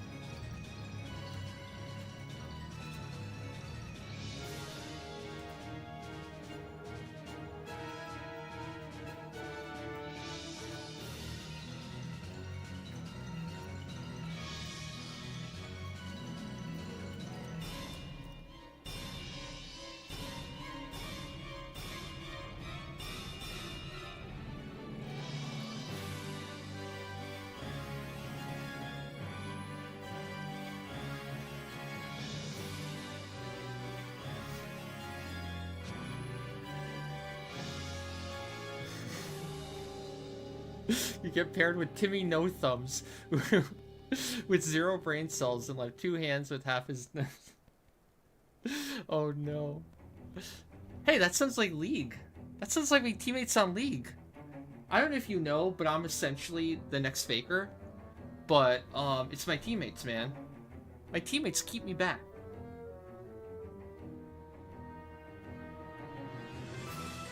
If it wasn't for my damn teammates, I would be a professional League player. They just got on the same page.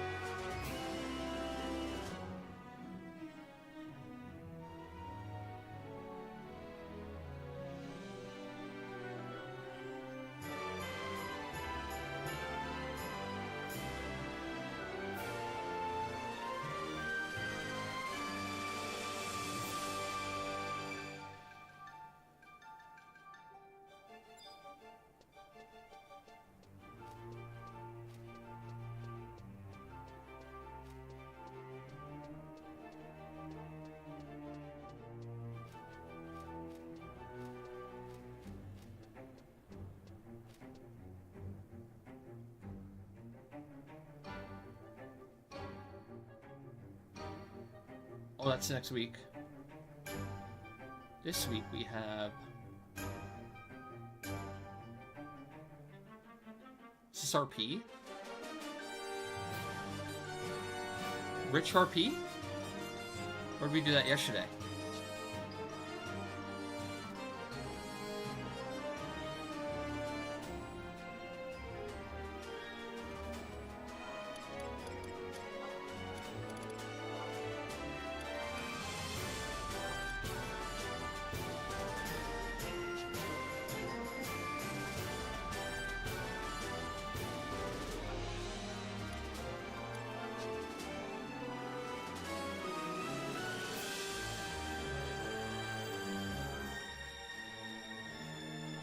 I think there's a certain level of accountability in most PvP games where sometimes you're just bad. And it's easy to blame your teammates, it's easy to look at like what they do wrong, but it's very easy to overlook like the times that you do things wrong. Or blame it away on something else, which is exactly what they're doing too. There's a reason why like a challenger player or, you know, a top tier player can easily climb through every division possible, and why other players get hard stuff. It's never the teammate. If you consistently play at a top level in your lane or for your role, you will, on average, always climb. You won't get stuck, ever. You won't win every game, but on average, you'll win enough games to always climb and always get ahead, right? So while it is a team game, and especially when we're talking about like League, for example, it's more about just nudging the scale in your favor. It's not about having a 100% win rate. You'll never have a 100% win rate in those games. Unless you're playing, like, just really, really, really bad players. But it's about, like, nudging the scale. Like, instead of a 50% win rate, you have a 52% win rate. Or 55, or 60, or whatever. That's kind of the thing with, like, really, really high-level play. Like, even Faker. Faker in solo queue probably has like a 55% win rate, if even, if he's playing a challenger.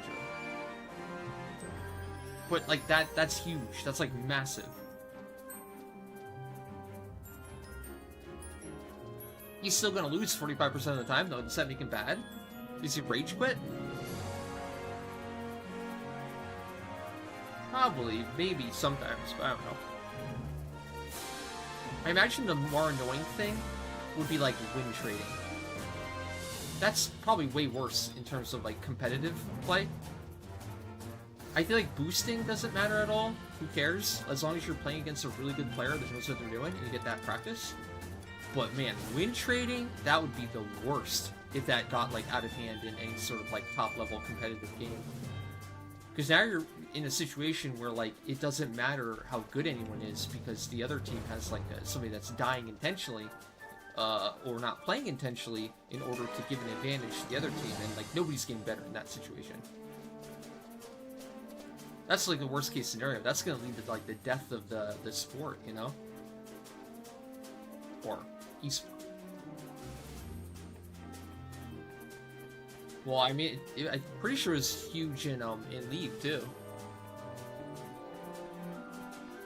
It kind of makes sense that it is because it's hard. It's so hard to actually detect and crack down on. You need like a pro player essentially as a GM, looking at every match, every individual instance of suspected win trading, and then, like, you know, determining from that if it's valid, you know, based off of just, like, looking at gameplay. That's probably really hard to do. Because, like, win trading can just be subtle shit, right? It can just be, like, deciding not to farm properly, right? It can be deciding to not use a certain ability in a certain pivotal team fight that, you know, will lead to your team dying. Or just, like, using it late. Like, just enhanced, you know, force incompetence, right?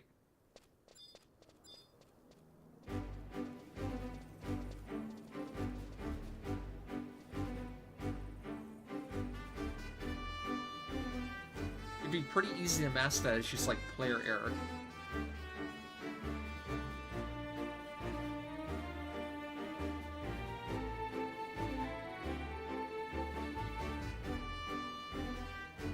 Sometimes I sympathize with, like, the GMs of these games, because, like, players often just say, like, just ban them.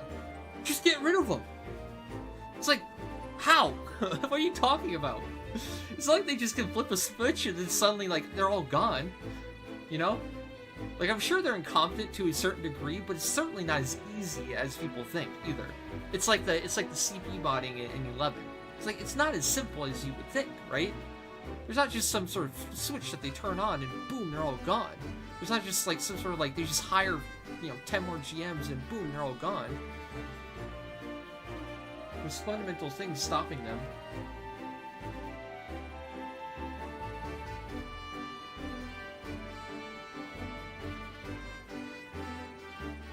Oh, where's Rich?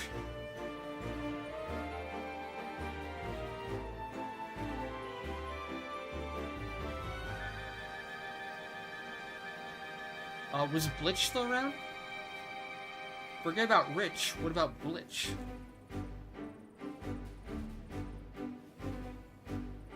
Why face your Ambu? Blitch?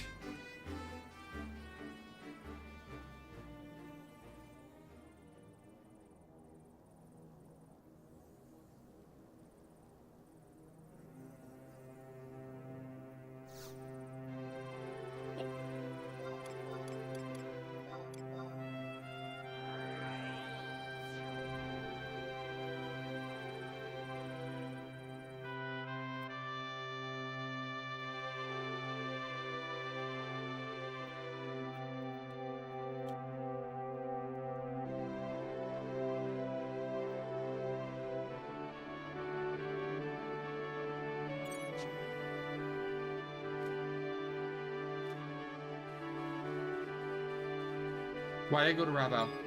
Damn it. Let's go to Mora.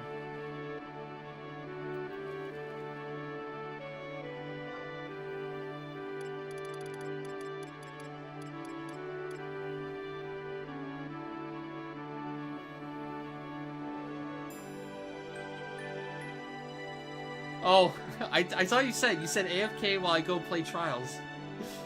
But you came back that quickly? Is it that bad, or sweaty, or... Oh, that's so sad to hear.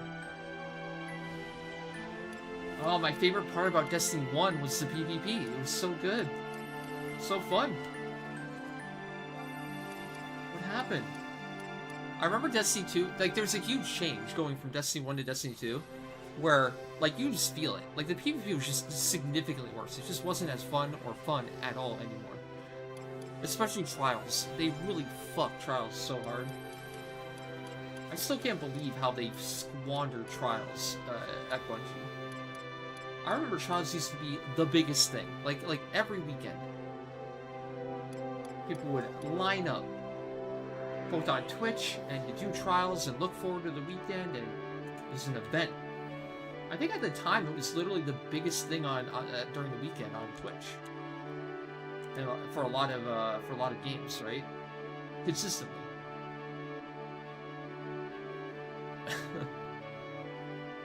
Oh my god. I guess it's allowed. It's weird that that would get auto-modded. I don't get it. But it's like any bad word paired with any nationality is automatically modded. Might be the algorithm for it.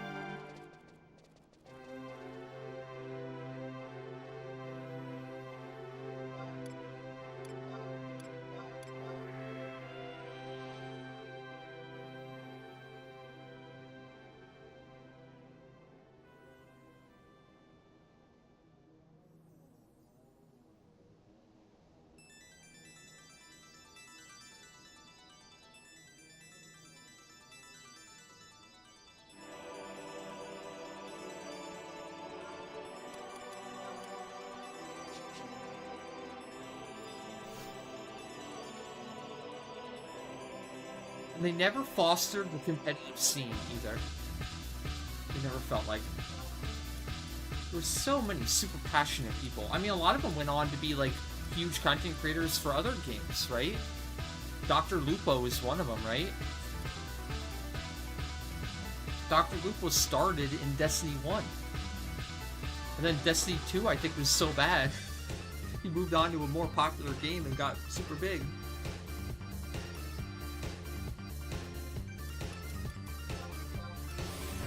Although now he's on YouTube and you kind of don't ever hear about him anymore. I guess if you're an FPS scene, maybe you hear about it more often. I don't know.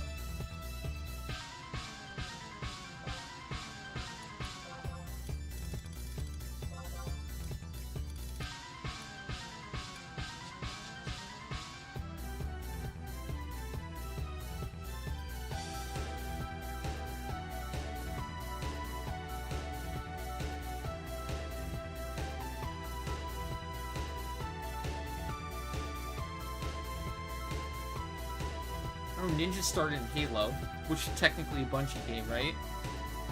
So like Bungie had all this talent initially, and then squandered it so hard because it refused to like embrace more of a competitive scene like the other games did, and they lost them all. Unfortunate.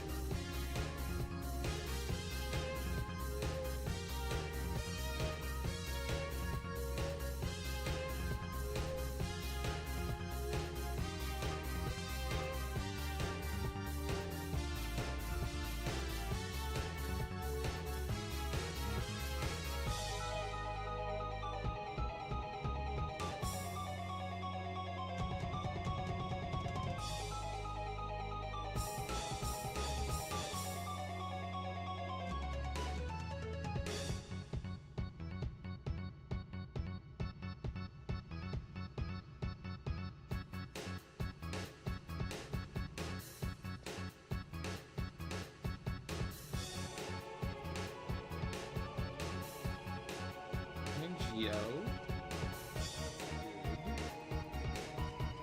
My sub.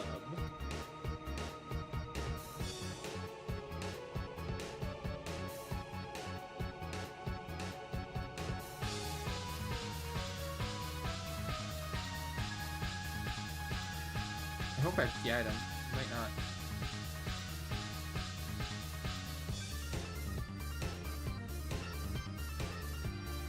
Okay, I need bullets. I need my trump card case too.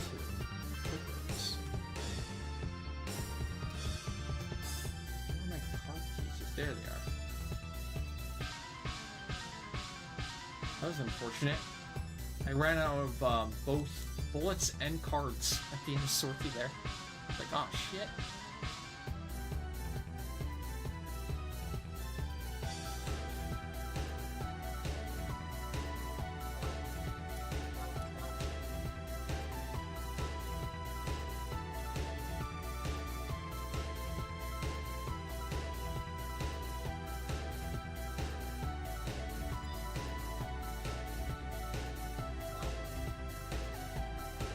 Invited?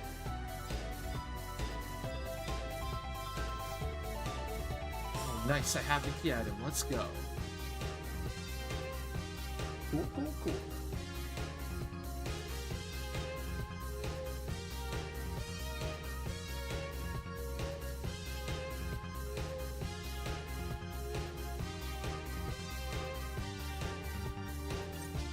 Gambit? Oh, I thought it... I feel like I heard very little about Gambit, but I heard people like liking it. Isn't that the one where it's like PvE and then it shifts into like PvP? Where like if you do certain things in the PvE part of it, you like kill a boss or whatever, but then there's points at which you can send over like players to the other enemy team's PvE side and they can like wreak havoc or do something.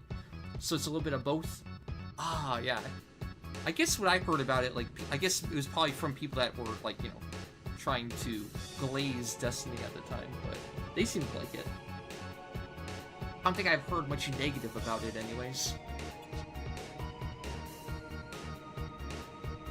Oh, it hasn't been updated on it. Gotcha. Gotcha.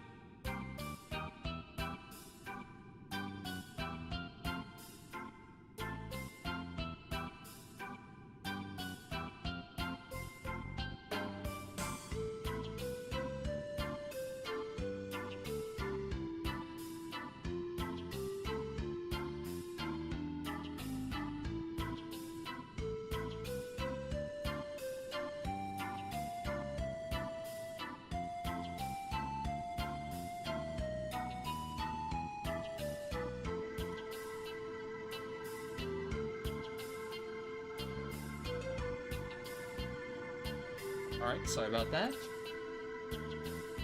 Oh, sorry. Hey. Yo.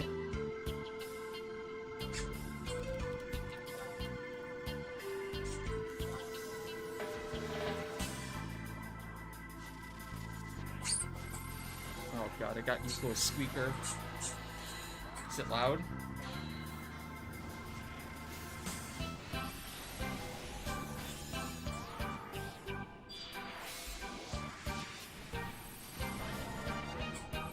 Maybe not yet.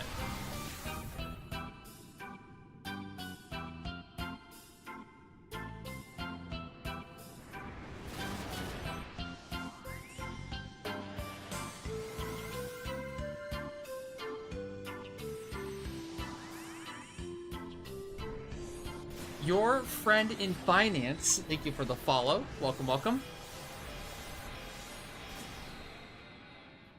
Your friend in finance, how do we get to the moon? Chat keeps telling me how to get the moon, but I don't necessarily believe them. They keep telling me to buy Tesla, Doge, Square Enix NFTs. I don't know.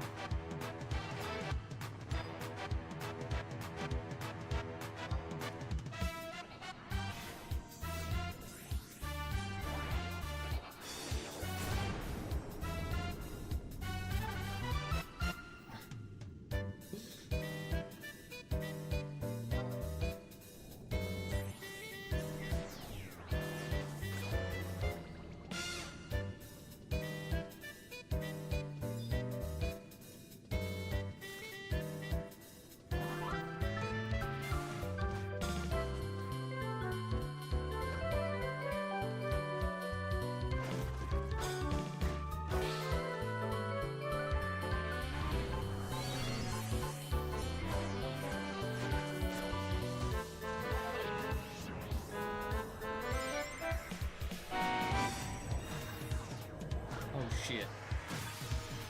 Oh no. Don't die, don't die. Oh god. Oh good, I did have been, yeah. Jesus.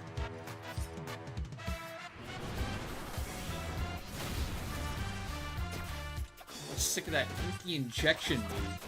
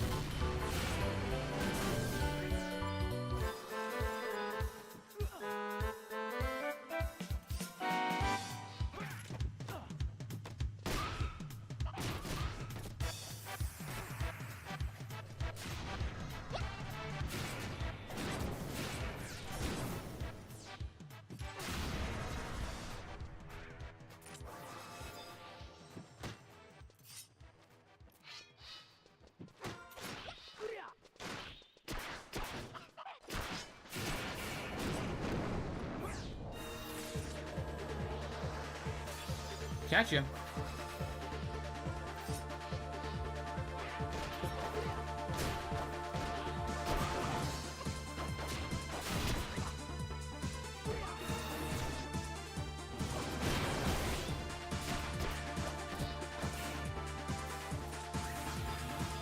That didn't sleep?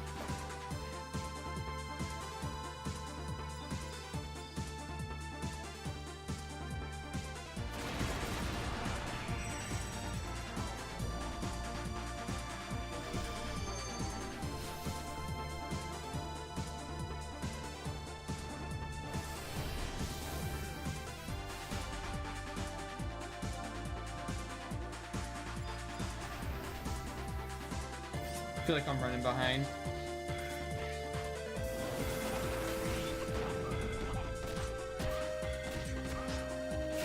And I got stuck. Shit.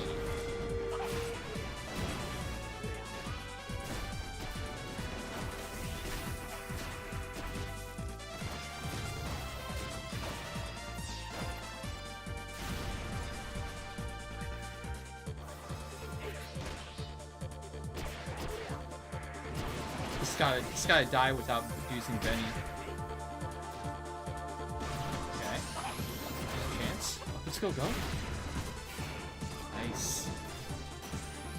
still feel like the Manta's gonna come out, though. Kill it with fire! Yo, sick. Nice. Pretty good, pretty good. Yep, that was VD. This is VD. I AFK'd at the start for a long time, so don't count that end time against me. Probably takes me around 5 minutes if I go somewhat quickly at entry. If everything goes right. Oh yeah, the Dark Relics, the Prime weapons are very strong. They're very, very good. In a lot of cases, they're the best damage weapon in the game for the drop. The class. Scythe, Great Katana, Great Sword, Polearm, Bow, I think Gun. I think Gun's gotta be the best damage weapon in the game, but enmity is usually the issue with the gun. But still, it's probably the best damage overall. No, the Geo one sucks. The club one's awful. Staff is great, but club is awful. The mediocre ones, I think, are club and hand-to-hand, and I feel like there's one more, but I'm forgetting it. Oh, Horn? Horn's the best. Bionic, oh, sorry, Prime Horn is the best, Prime out of all of them.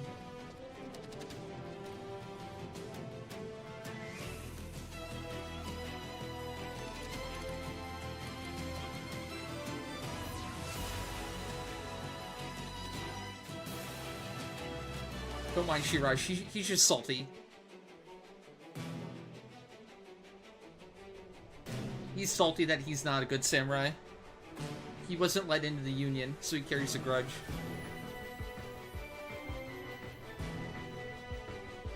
He has to play a basic job. Shield is incredible. Starting at stage 2, the shield is basically a O-chain. And that's like the first upgraded stage. It's already better than O-chain. So it replaces O-chain in that regard early on. And then as you upgrade it, it becomes more and more like an Aegis on top of an O-chain. So by the time you get to stage 5 shield for Paladin, you basically have what? Like a full ass better than O-chain on top of like basically a what is it, like 3/4 of an Aegis glued onto it full time.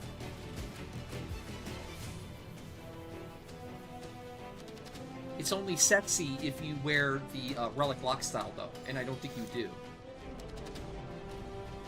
You can only say Rune is sexy if it's in the salmon armor, okay? For the record.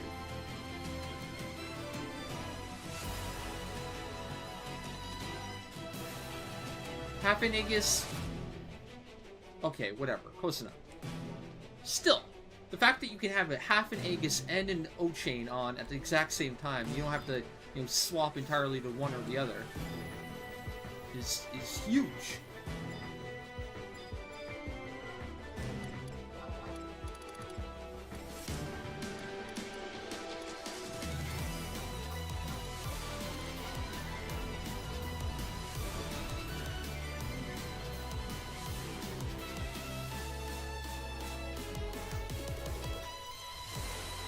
Shit situational. I mean, honestly, it's maybe it's not the most comforting advice, but it's truly like the best advice. There is no answer, you know, universal answer for everything. Other than that, like, core is good everywhere. That's the one universal thing I can say. A well-played core that has everything is going to be wanted everywhere. Other than that, shit situational.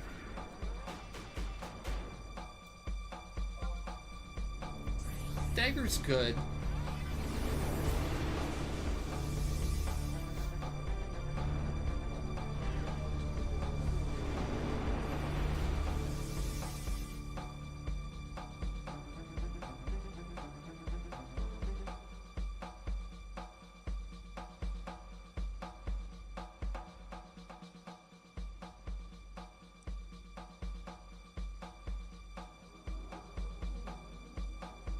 No, sword. Oh, that's the other bad one. Sword's bad. Max will tell you all about how bad sword is.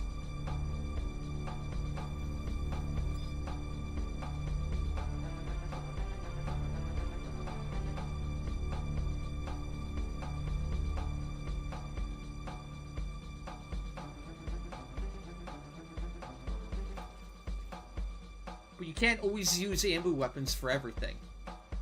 So sword is good in the sense where like someone else is doing Savage Blade, and then or even Black Halo, and it allows you to do another weapon skill that doesn't conflict with the resist wall, which would allow more damage overall. So it's good in that sense if you're doing content with the resist wall.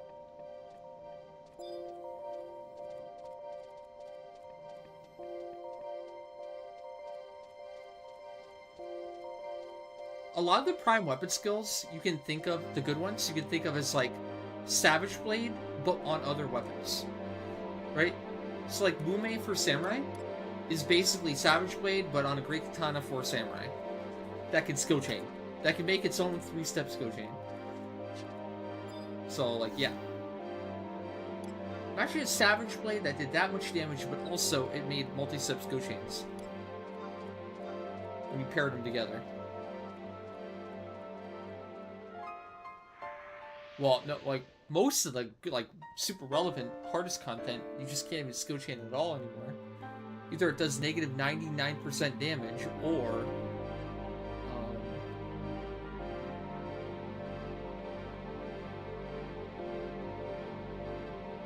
it, like, heals it, or you might rage it.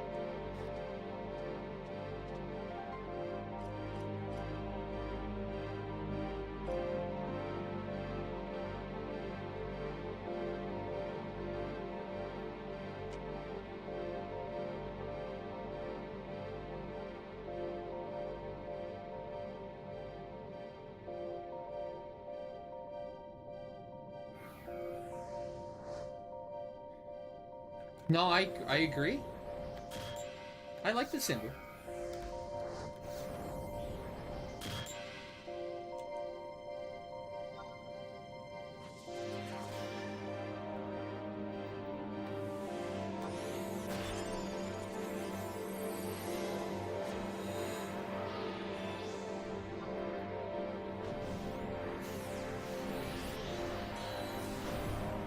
Because you have to debuff and then silence and add, or the songstress like once or twice in the run. Feels pretty minimal for mechanics.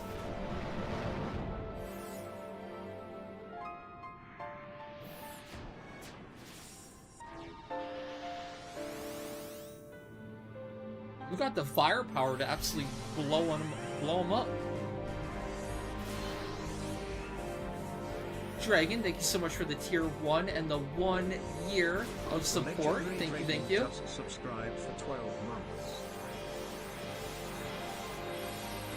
How's it going? You're having a good weekend so far?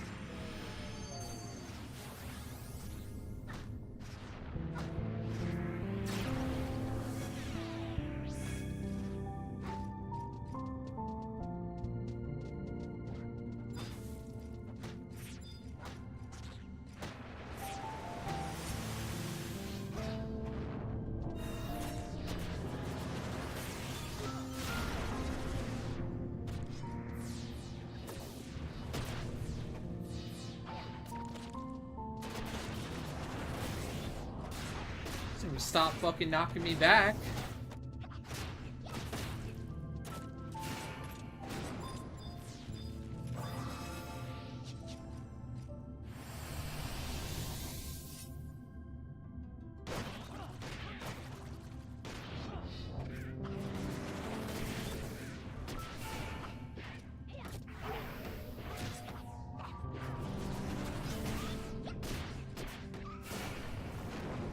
Shiraj cursed me though. I think I said I like the Ambu and now I'm gonna fucking wipe. So this is gonna go monumentally wrong. And I'm done.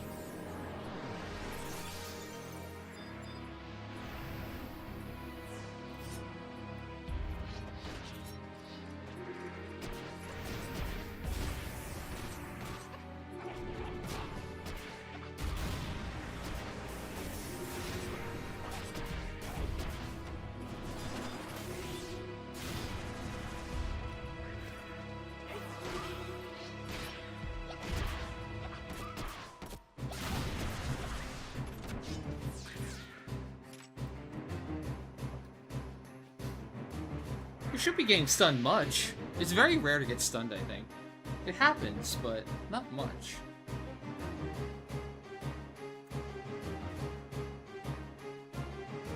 Even with just a stun at the start from a Geo, it lasts for like 3-ish seconds, right? And that's usually enough to get it super chunked. They can't retaliate much. You usually get it, you know, down quite a bit and close to dead. No problem, no problem. Glitch. Happy to help.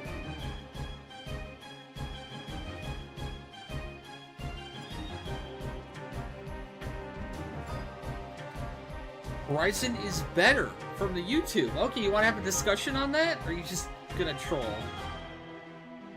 I need to ask, how long have you been playing 11? How many eras have you played through 11? Are you just a one-trick Andy? You a 75 cap era player only? You haven't played through any other era at all? Like, what are you basing it off of, right? That opinion. Is it just like the fundamental knowledge that like the one thing that you've done is definitely the best, even though you've experienced nothing else? Is it from what others have told you? If somebody told you to jump off a bridge, would you jump off a bridge? Type deal.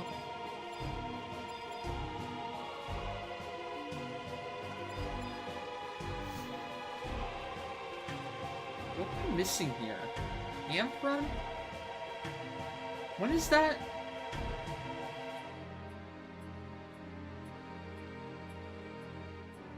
I was looking at the schedule earlier, and am I looking at the wrong one? Yeah, when is yours?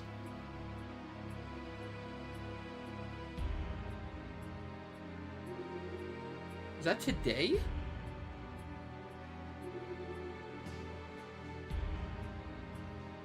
I must have looked at the wrong week again. Man, I need to delete that. The other week is really fucking me up.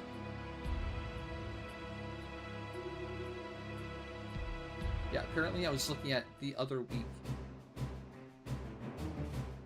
Yep, I was looking at the double rich. Yep. This is why we delete the previous week. Alright, we better do that now, Blitch.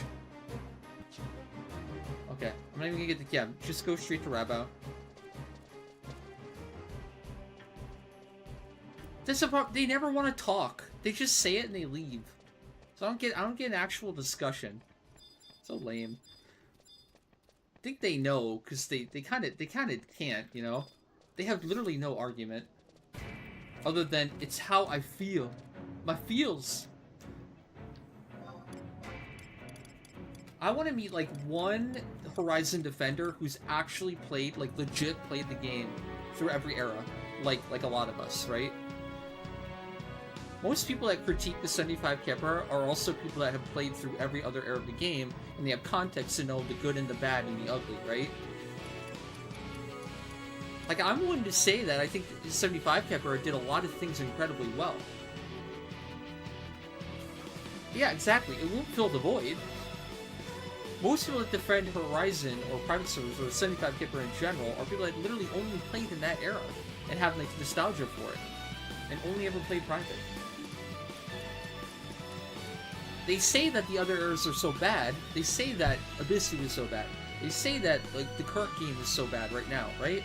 But they've never played it. They just go off of, like, blind faith from other people. Or maybe they tried it for, like, I don't know, 0.1% of what it had to offer before, like, getting frustrated and giving up. As if they wouldn't have gotten frustrated and given up in the 75 Kepler 2 if the game was released in the era that it's in right now.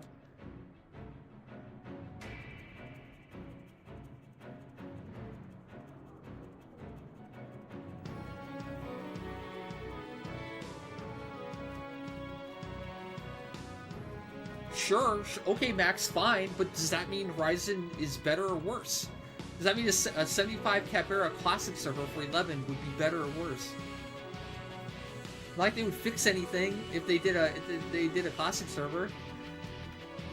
Not like they would stop botting on a Classic server. It's not like they'd stop, like, multiboxing or whatever on a Classic server.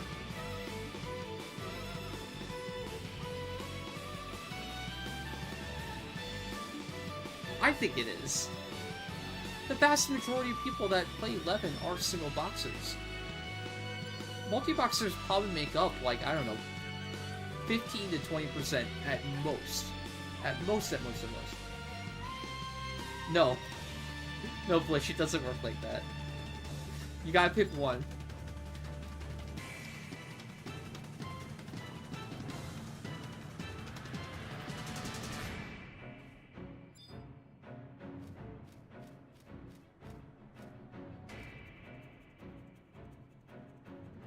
This is RP farm, so... Yeah, so, to clarify, what are you after? Are you after a B20 guarantee clear? Or are you after... just the RP?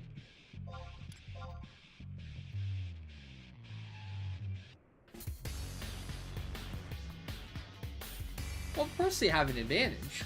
Nobody ever debated that.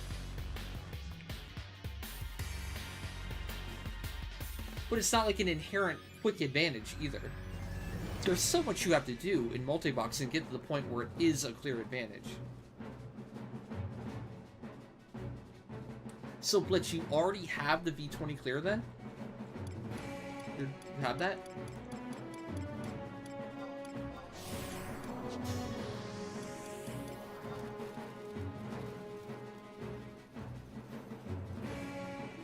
A one-arm mule is an immediate advantage too, then. The things you're talking about as being an immediate advantage is the same thing you get from $1 mule.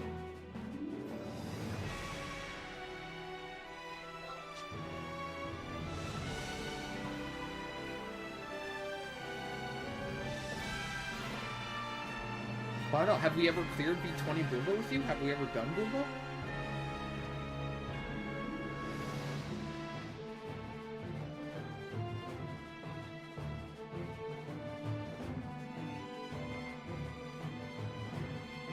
guys are talking about such edge cases. You guys think that's so easy to do, don't you? What percentage of the player base do you think can actually do that? Already has a character decked out to the point where they could solo VD Ambu on their own without trust and just add in 5 trash characters to cap points on? Really? What?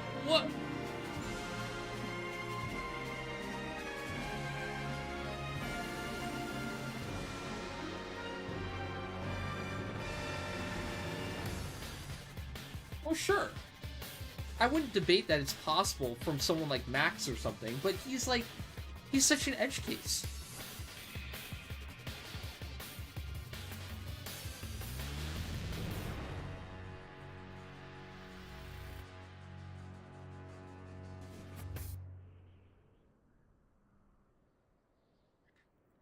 Horizoners will complain about the multi-box advantage, but then exploit any other manner possible for an advantage for their own. Exactly. It's like Beast. I don't get it. It's like they complain about how multi-boxing ruins the game, but then they buff Beast to be like one of the best jobs. A job that inherently has a bot playing for it? Like, what?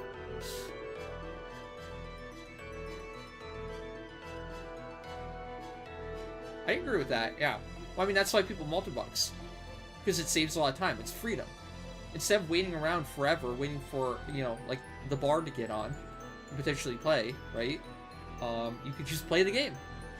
You just go and play. I mean, a lot of people have limited schedules now. A lot of people have other real-life obligations, and they don't want to, nor do they have time, just stand around for 3 hours, or an hour even, waiting for something to play, right?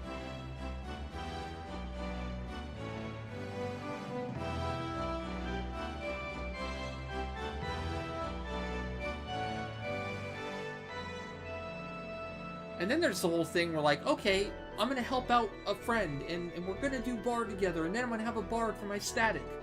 And then they get a job, or they play another game, or they go do something else. And, like, after helping them with the full Rima, they're gone. And it's like, okay, what do I do now? Okay, time to help another person with Rima Bard?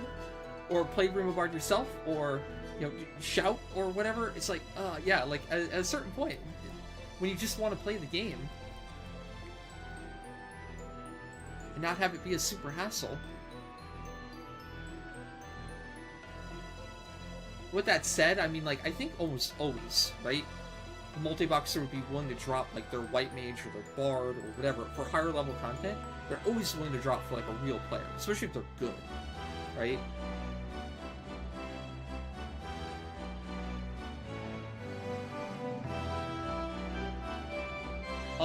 It sounds like you need V20 clear, Glitch.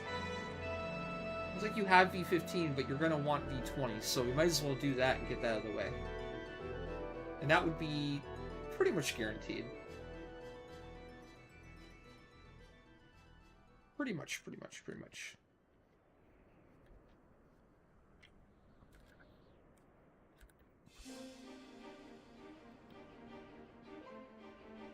Either way, you're going to get RP.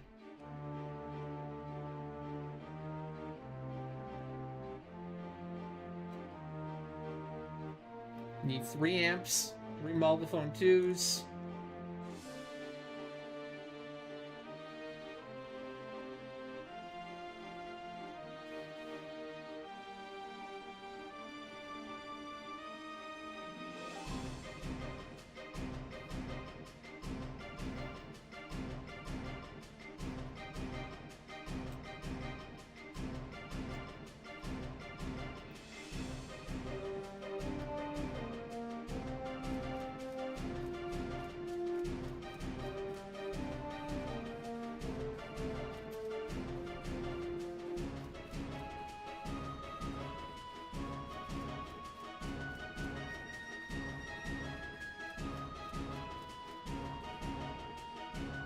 Gosh.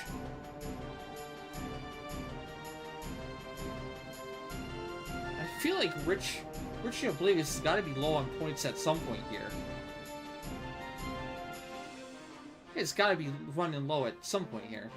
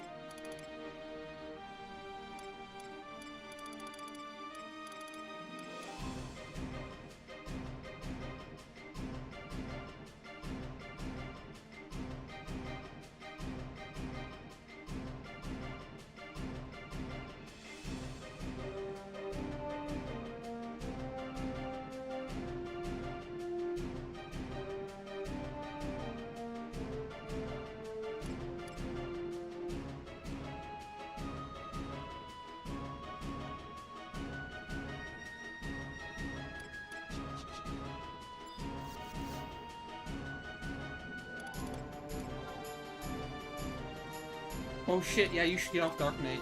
We're throwaway jobs. You can go Thief? Go Thief here? Doesn't matter if it's geared or not.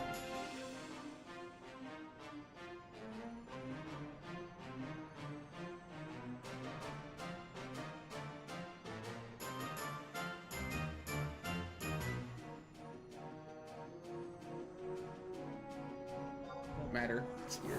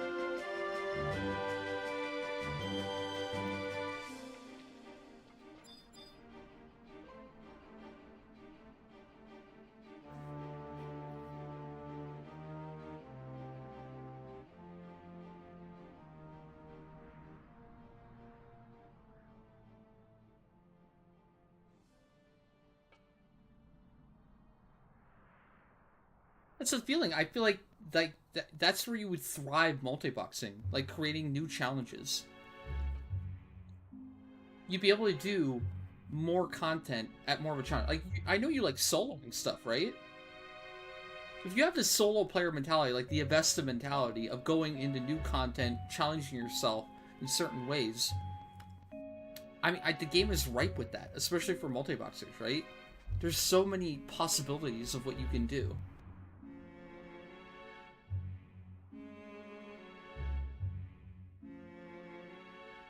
Gotcha. To me, that's like potential, right? Even if you can't do it now, and it's not possible now, it's like maybe in the future. Maybe in the future, somebody will figure out how to multi-box to a certain degree, you know, V25 Boomba, or whatever. Something that exists, or even any of the Master Trials too, right? Maybe some of them you can't now, but maybe?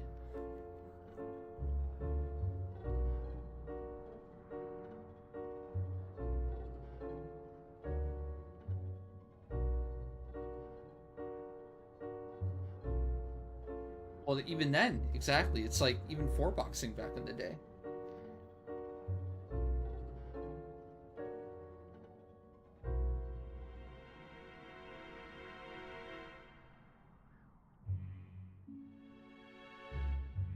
It's not like you don't want to party with other people. Of course you do. Like I said, it's a freedom thing. It's like, okay, if plans fall through, I could still play the game. I feel like that's like the one of the more, I guess, worst parts is like when plans fall through, you were looking forward to playing, and then boom, you can't play. Like, oh shit. Even if you're playing at a lower efficiency or whatever, right? You're still playing. Like, that's why most people multi-box, they just want to play the game.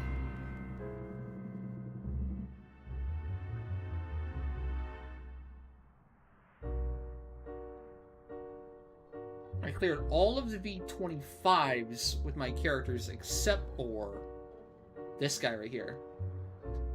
We stalled out on Boomba. It's not that we didn't, like, it's not like that we couldn't win. We haven't even tried. We got all the other V25 clears. We got all the last one we need to get the V25 Boomba, and we just didn't do it.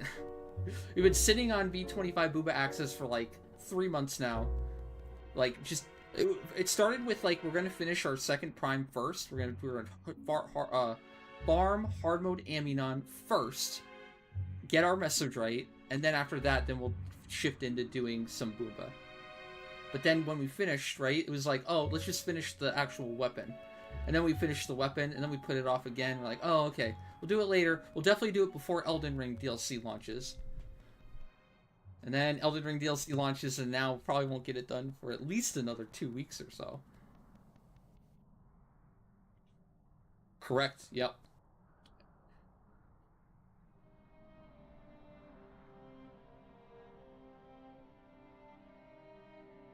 I'm just a noob with V25, or, yeah, R25.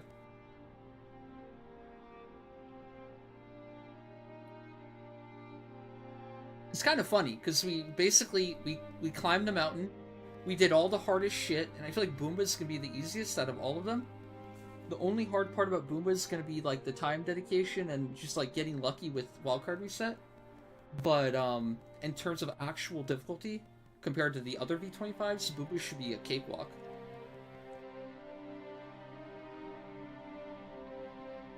I mean, the hardest part for most groups is, like, getting used to the couch rotation. We've been doing couch rotation for, like, 2 years now with Aminon. So, or not 2 years, maybe a year and a half.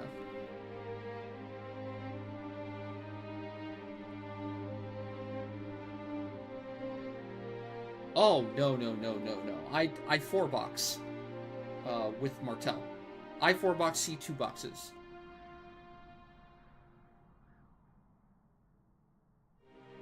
Just like Sortie and the Primes. I'm using 4, he's using 2.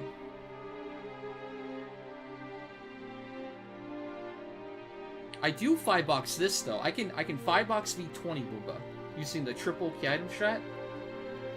I can guarantee the V20 clear. But it requires a bunch of prep, right?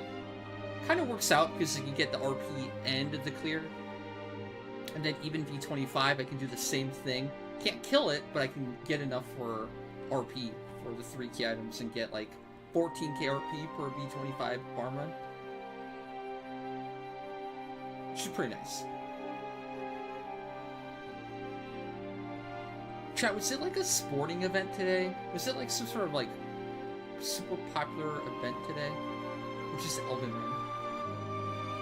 Elden Ring and Destiny?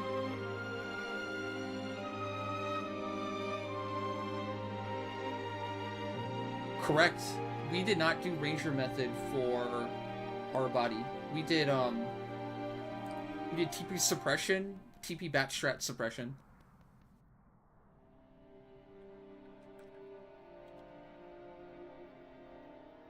So that would mean core, bard, red mage, meleeing the Raz ad, and weapon skilling our body, while beast spams TP Drain Kiss to keep its TP down and killing it that way.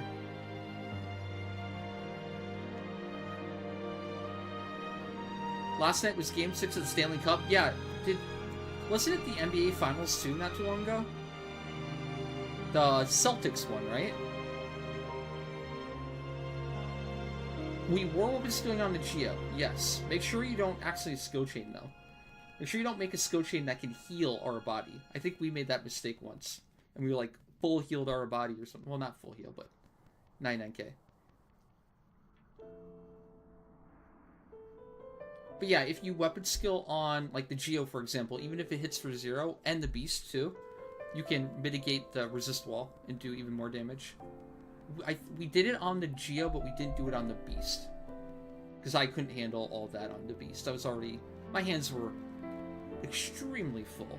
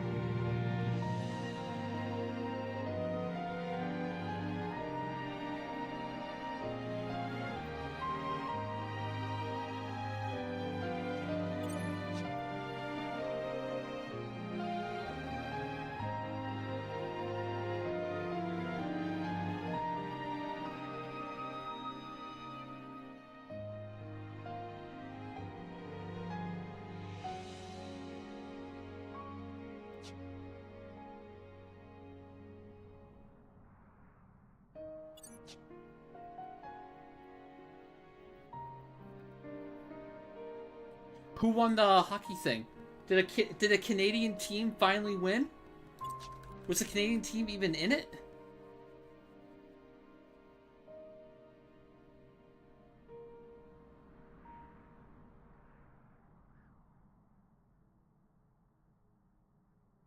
Stanley Cup Finals.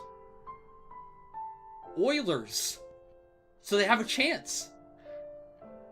Oilers is a Canadian team, right? Oh my god, Florida is playing... Florida is in contention to win? That'd be so funny. Yeah, Edmonton.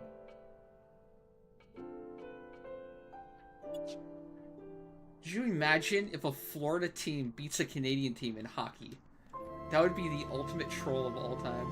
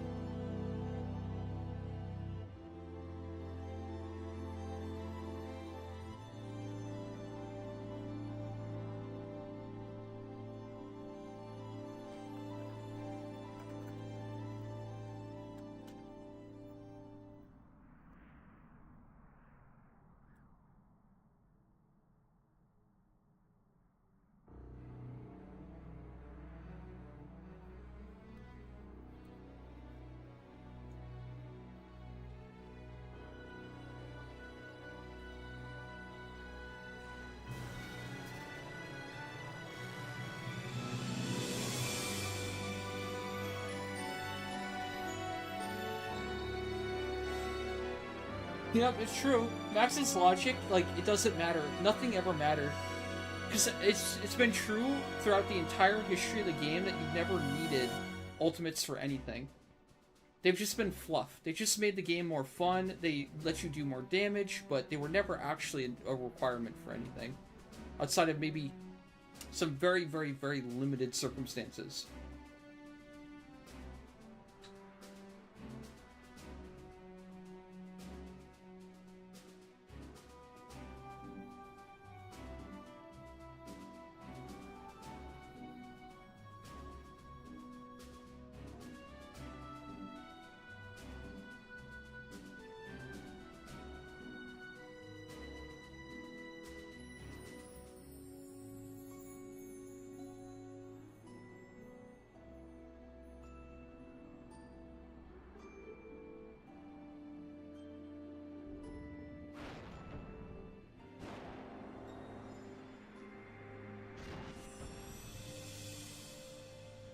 Surprised how beefy Arthur is. I do not need RP for Boomba.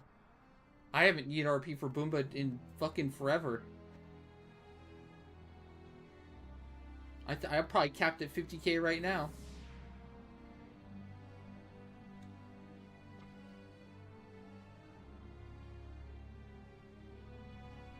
I'm helping out.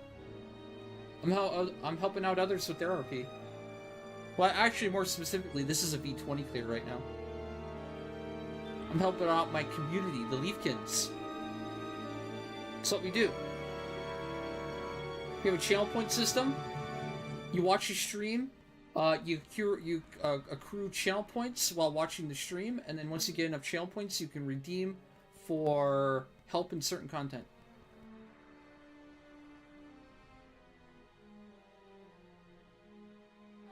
And Boomba is one of them.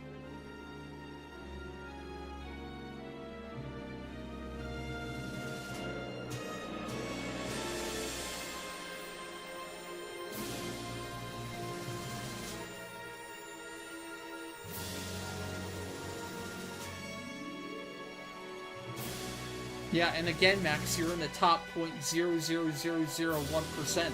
They're not making content for you. The better argument is that they should revamp Sortie to allow more people to enjoy it. And actually play it.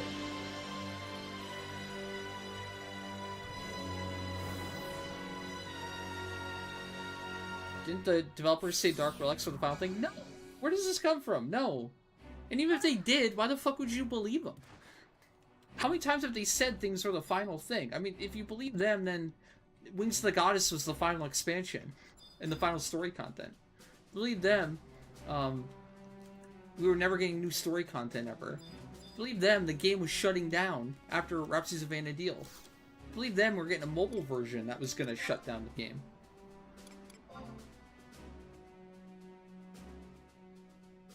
It's going to have to be a throwaway. Do you have blue?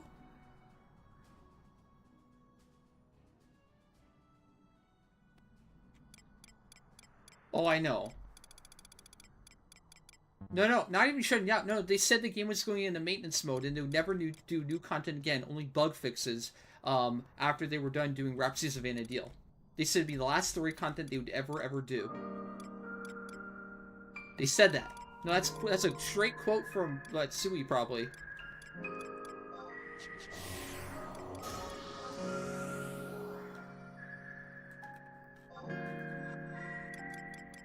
The rumor was that the mobile version of Final Fantasy XI made by Nexon was going to be the thing that would shut down the servers.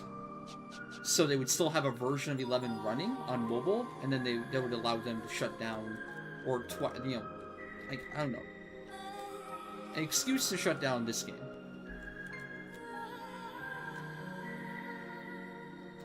So I guess their assumption has been for so long that the game would fail to the point where they would have to shut it down, but it just won't. It just won't die on them. They just keep assuming it's about to die, but the numbers just stay steady and stays profitable, and they can never actually pull the trigger on actually shutting it down because it would be a terrible business decision.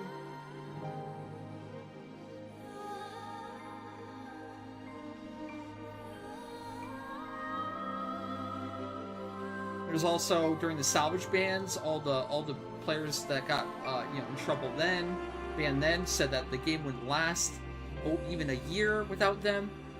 That this is the final nail in the coffin, and they're gonna go play 1.0, and it's gonna be great.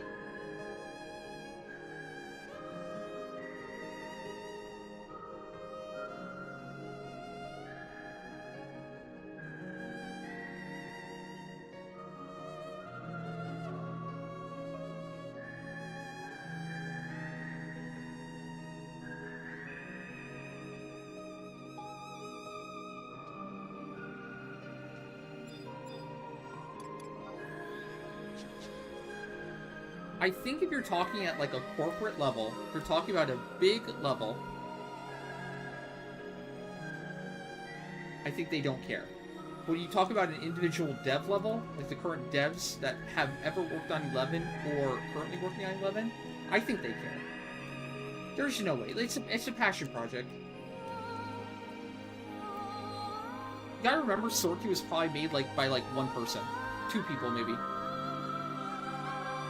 You think you could do better making Sortie? Even in its flawed state, you think you could design it better?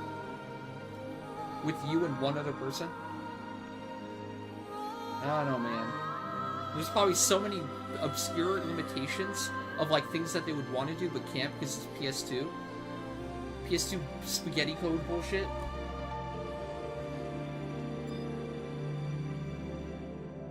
Okay. I'm good to go. I just have to wait for weakness, I think. What job are you on, by the way, Blitch? That's recycling. You're on blue. Okay, perfect. I think it's wild that you guys think the devs hate the game after all they've done for it and how long they've stuck around. What they continue to do. Have they been perfect? No. Have they missed the mark a bunch? Sure. But no devs are perfect. Every community has problems with their devs not doing what they want. Or perceived what they want. for what Sorky is and for what Odyssey is, you get like a lot of thought and a lot of passion went into it, for sure. Can't just say they haphazardly just fucking threw it together without giving a shit.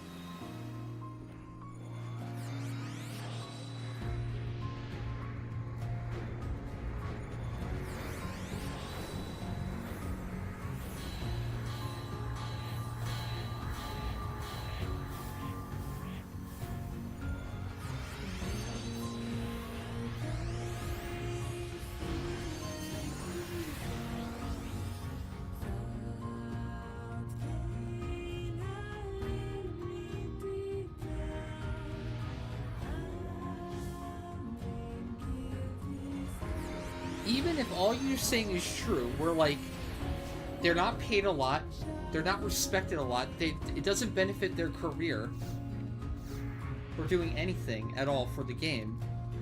What we've gotten, considering the situation, is way better than any other game would have gotten, considering the same circumstances. You're looking at like AAA games, AAA studios that are releasing games that are more shit than what we're getting. Look at Suicide Squad. What about that game? They're like $300 million in that game, and it's a stinker.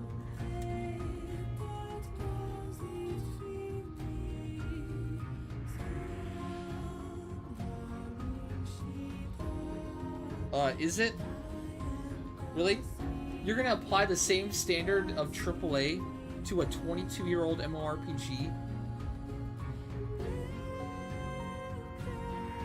that is their second MMO, not even their first one? Maybe if you were making the argument for 14, then sure. Them keeping 11 on is a gratitude that you guys like sometimes just like feel like don't appreciate at all. Could they do better? Sure. But damn, you feel like feels like you guys think they're scamming you. You think that they're actively trying to harm you. Something.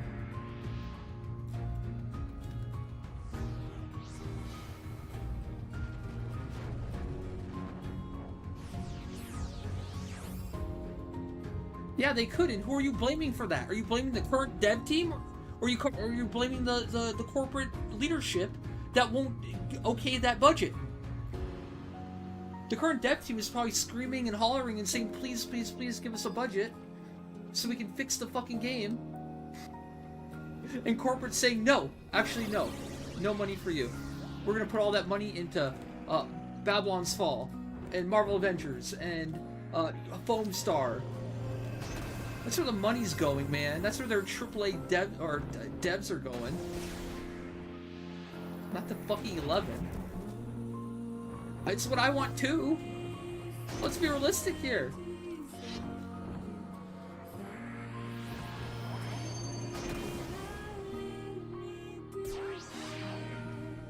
Well, not the goodness of their hearts, but I think it's just a bad PR of like if they did shut it down and how bad that might look.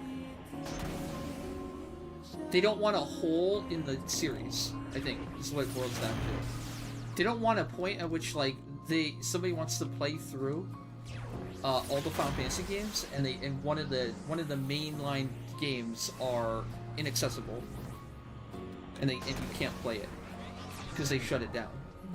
So I think it's like a gratitude in a way where they want to keep the series whole and accessible. That's why they keep 11 going. Even though it doesn't make as much money as they probably want. Not to say it doesn't make a profit, but, you know, they clearly want way more profit than what 11 brings in. Let's be real.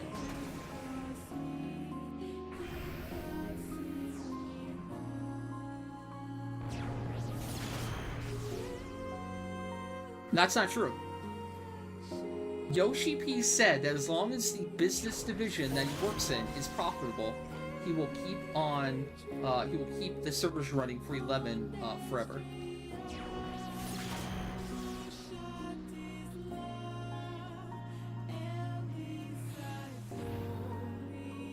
Yoshi P is quoted saying that in public. That's not even a rumor. That's not hearsay or anything. Yoshi P literally said in the We Are Vanadil interview that as long as his division, you know, the division that covers all the MMOs and 14, Dragon Quest, etc., is profitable, they will always keep this game running. Now, in what capacity, obviously, we don't know.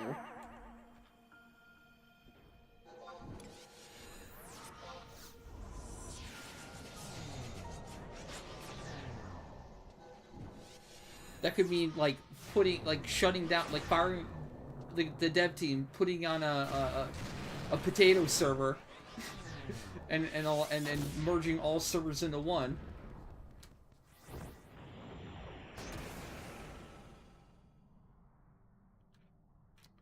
This game would be perfect if they made more match trials and deleted PUB. Wow.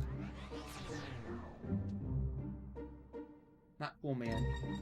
Not cool.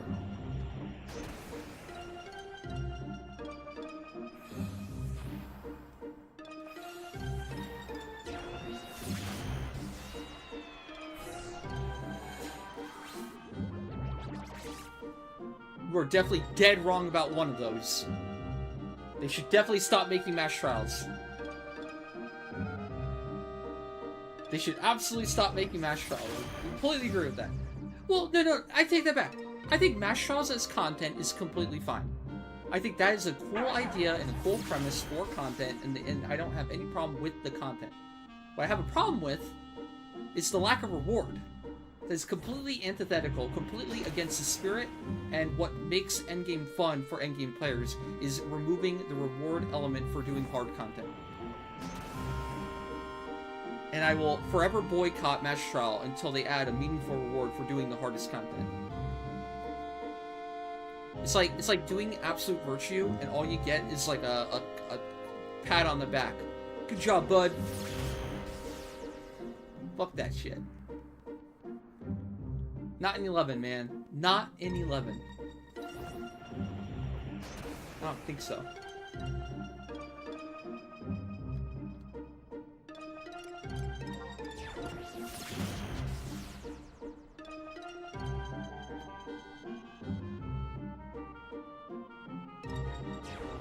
Dude, nobody's gonna try for that. Who's gonna waste their time with trying for a non-suppression?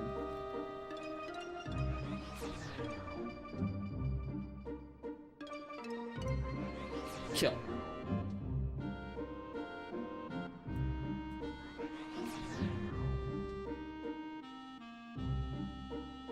And even if you found a way to kill it non-suppressed, it'll be more annoying, more difficult, and take longer than the suppression strats.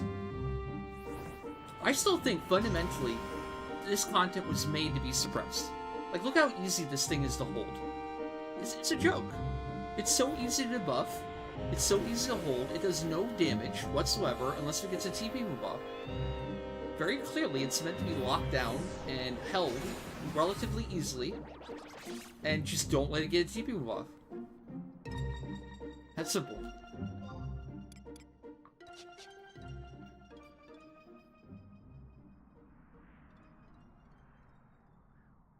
And my gut feeling is that hard mode Ambinon was always meant to be TP Drankist. It had to have been. It had to have been. Why else would they let it start in weak to dark mode? Like, every time it does Incessant Void, it is automatically in Weak to Dark, where you can land Frazzle and Threnody, and then land Absorb TP after that.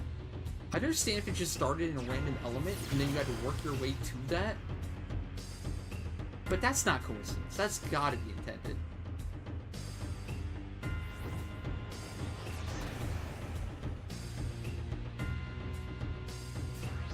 And then, to further back up the Ambinon idea, why it was meant to be suppressed, if you do like a TP off, you can remove the Halo, but it gets harder to remove the Halo each and every time. It's a punishment mechanic. If you fuck up, you can negate or remove your fuck up, but each time you fuck up again, it's more and more punishing each time to say, hey, stop doing that. There's no point at which you fuck up enough, like get enough Halos off, and you remove enough Halos that it goes into hyper mode and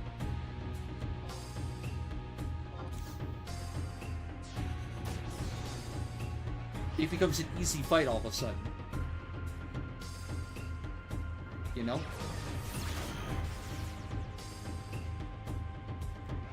You know, I forgot last time? I forgot to redo Klima form. That's some of the damage shit.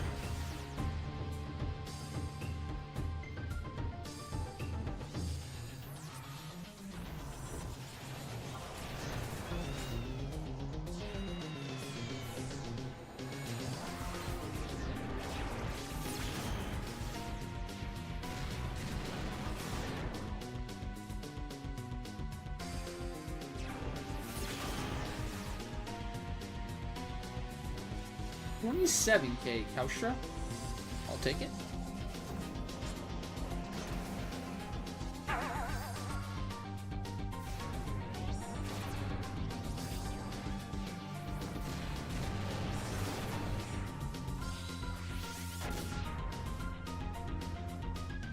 $20K, Helix.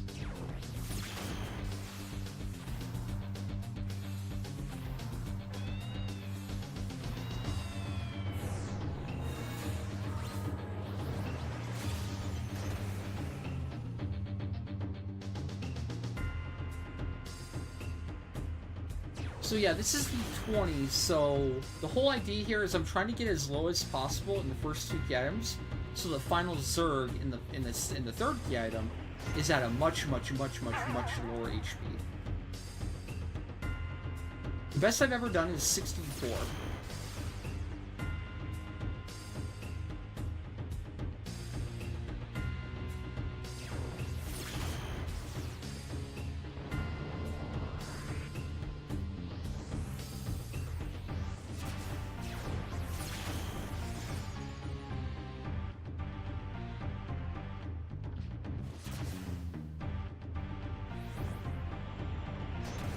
Gosh darn it.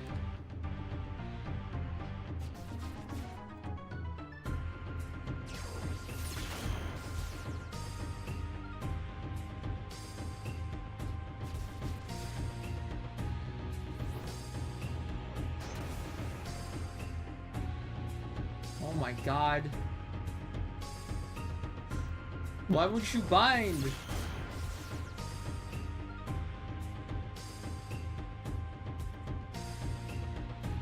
Oh god, it's magic accuracy down. Was that why? I just had to move outside the magic accuracy down?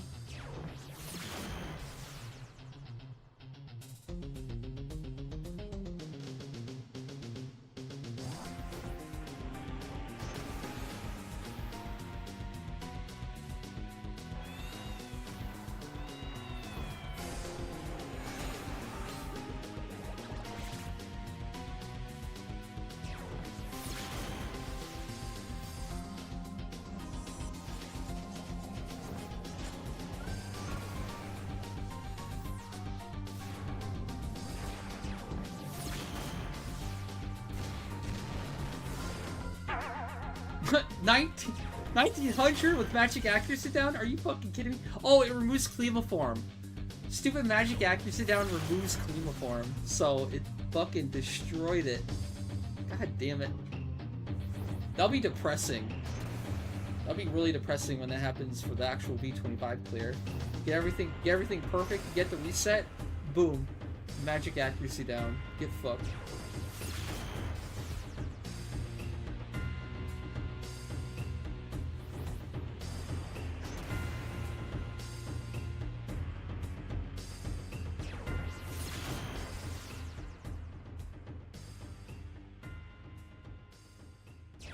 I got to 69 here. Nice. Nice. That's good enough. 69 is the ideal. But I can get extra if conditions are right? Like no magic accuracy down, or I go a little bit quicker.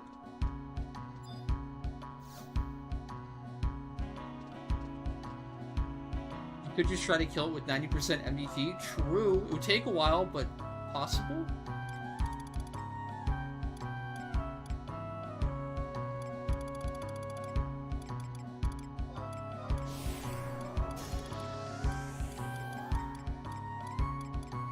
Okay, now you want to go probably Dark Knight with Savage Blade.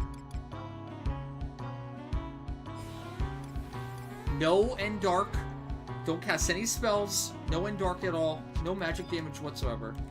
And then weapon skill is Savage Blade only. We don't want to make a skill chain, and we don't want to heal it at all.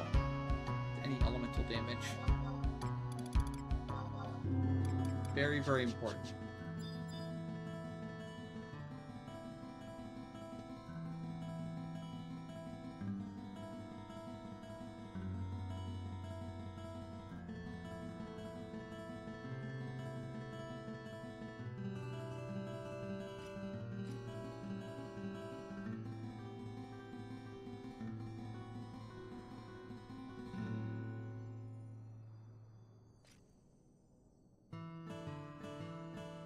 Okay, core. Sport job. Ninja. 24. Alright, Grape Daifuku. I like to use Grape here.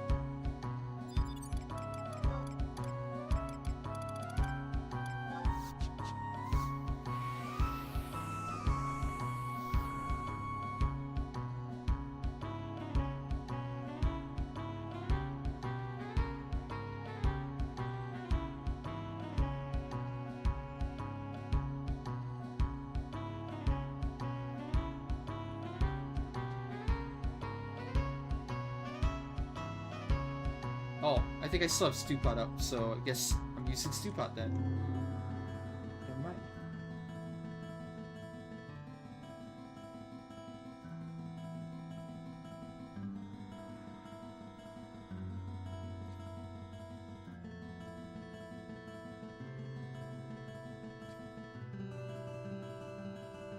Okay, make sure you're using Savage Blade and no Sanguine Blade either. Make sure you're not using Sanguine Blade either. Yeah, we're good, we're good. All good. Booba.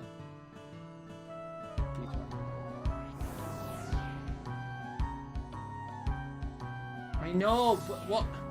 It's not like I haven't been ready.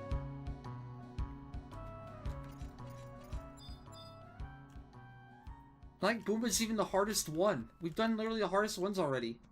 It's a formality. It's funny that's the formality, probably the easier one out of all the V25s, but, it gives the best reward. It's like by far the best reward of getting your Naame another 5 levels, you know?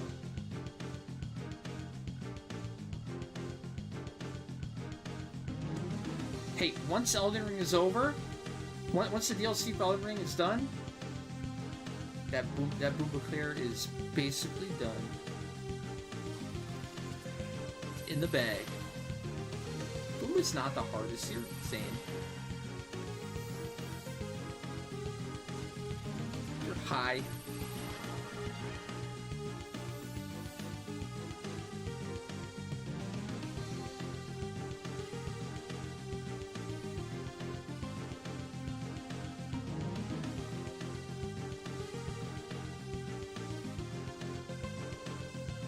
You mean the not cheese method? Are you mean Kaustra method, or do you think? Are you talking about Kaustra? We're talking about like an actual melee method, trying to Zerg it or whatever.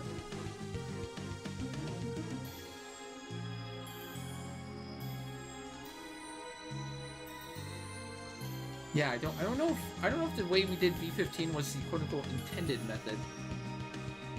It was just a method that people found and it worked and people tried it. Oh, that. We still Zerg though.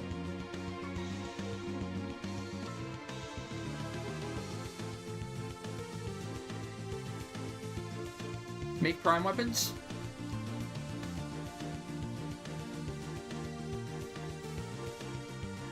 Depends. If you like helping people out? If you like making gil? Making primes, making ultimates, playing different jobs?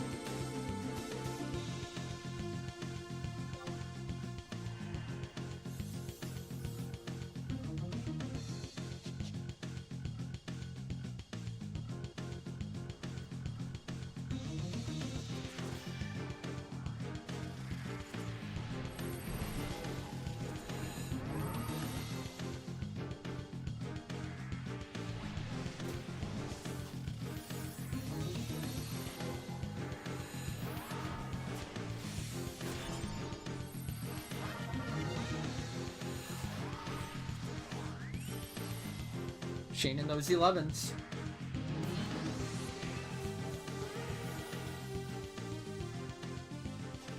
Wow. 3 11s in a row. Let's go.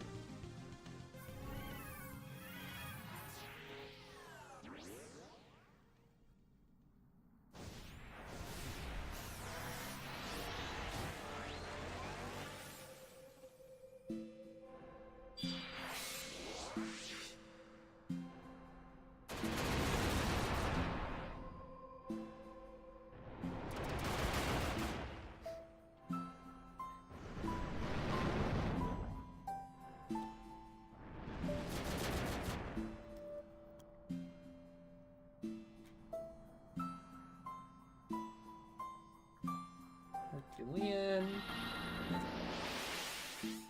Mini.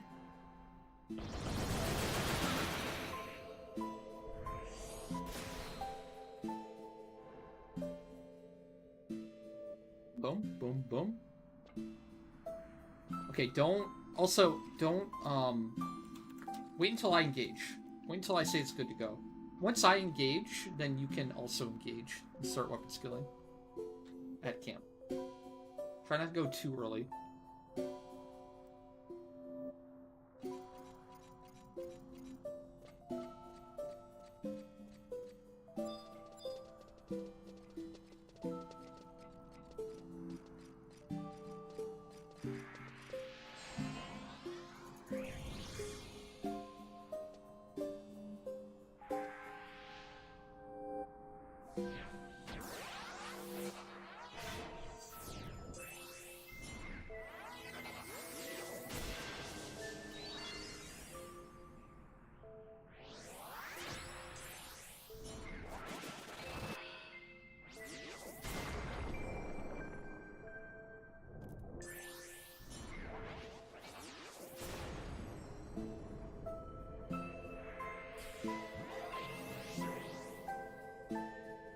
Stand with the other characters in the corner here.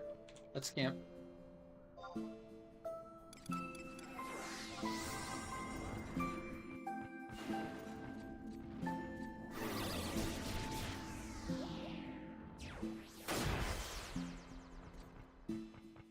Like when the ad's out, it takes so much longer to come in.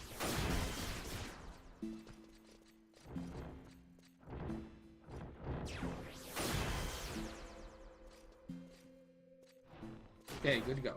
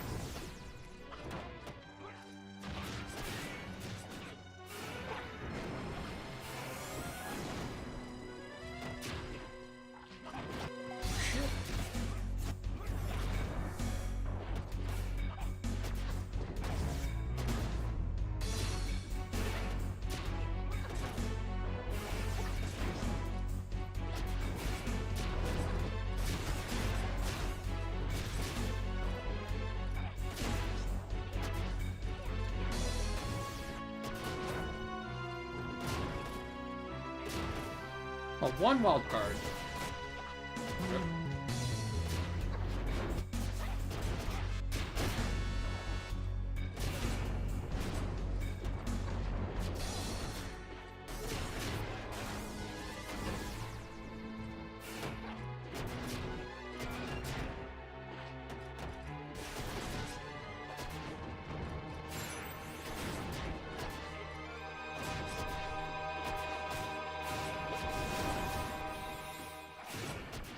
You can use soul enslavement now? For SP2? Might as well.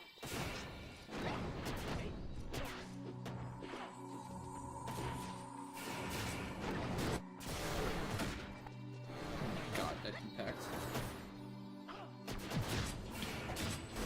That impact, though. Oh my god, kill it. Weapon skill, go! God. Whoa! Whoa! Close.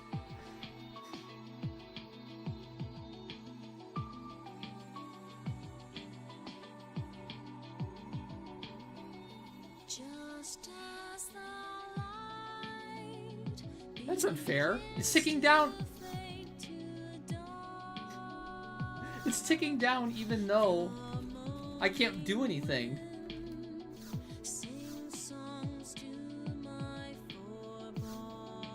I hadn't even zoned in yet. My HP is still ticking down. Scam.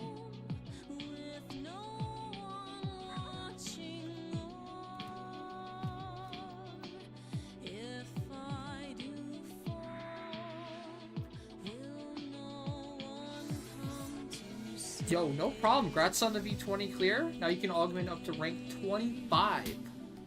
Hog.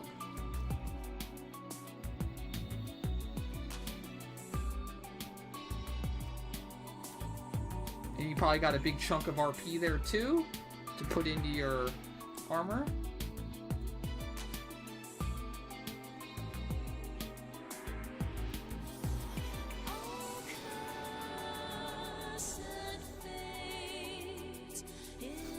Master Trials? Is there anything left to do for anyone who's, like, done it all? I guess the new Master Trials, they added 3 new Master Trials this year. 2 of them are currently undefeated.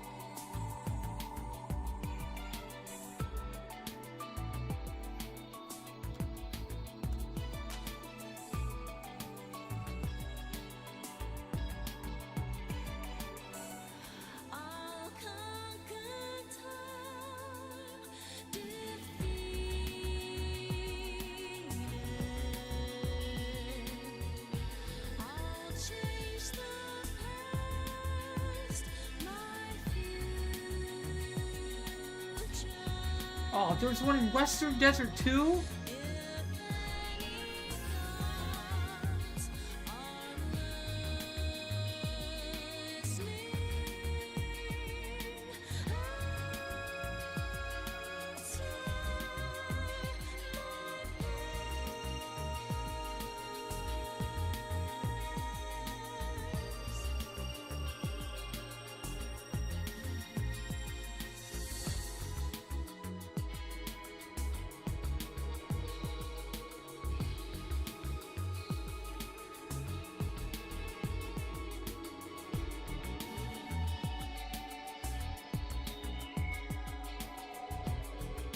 Alright, chat.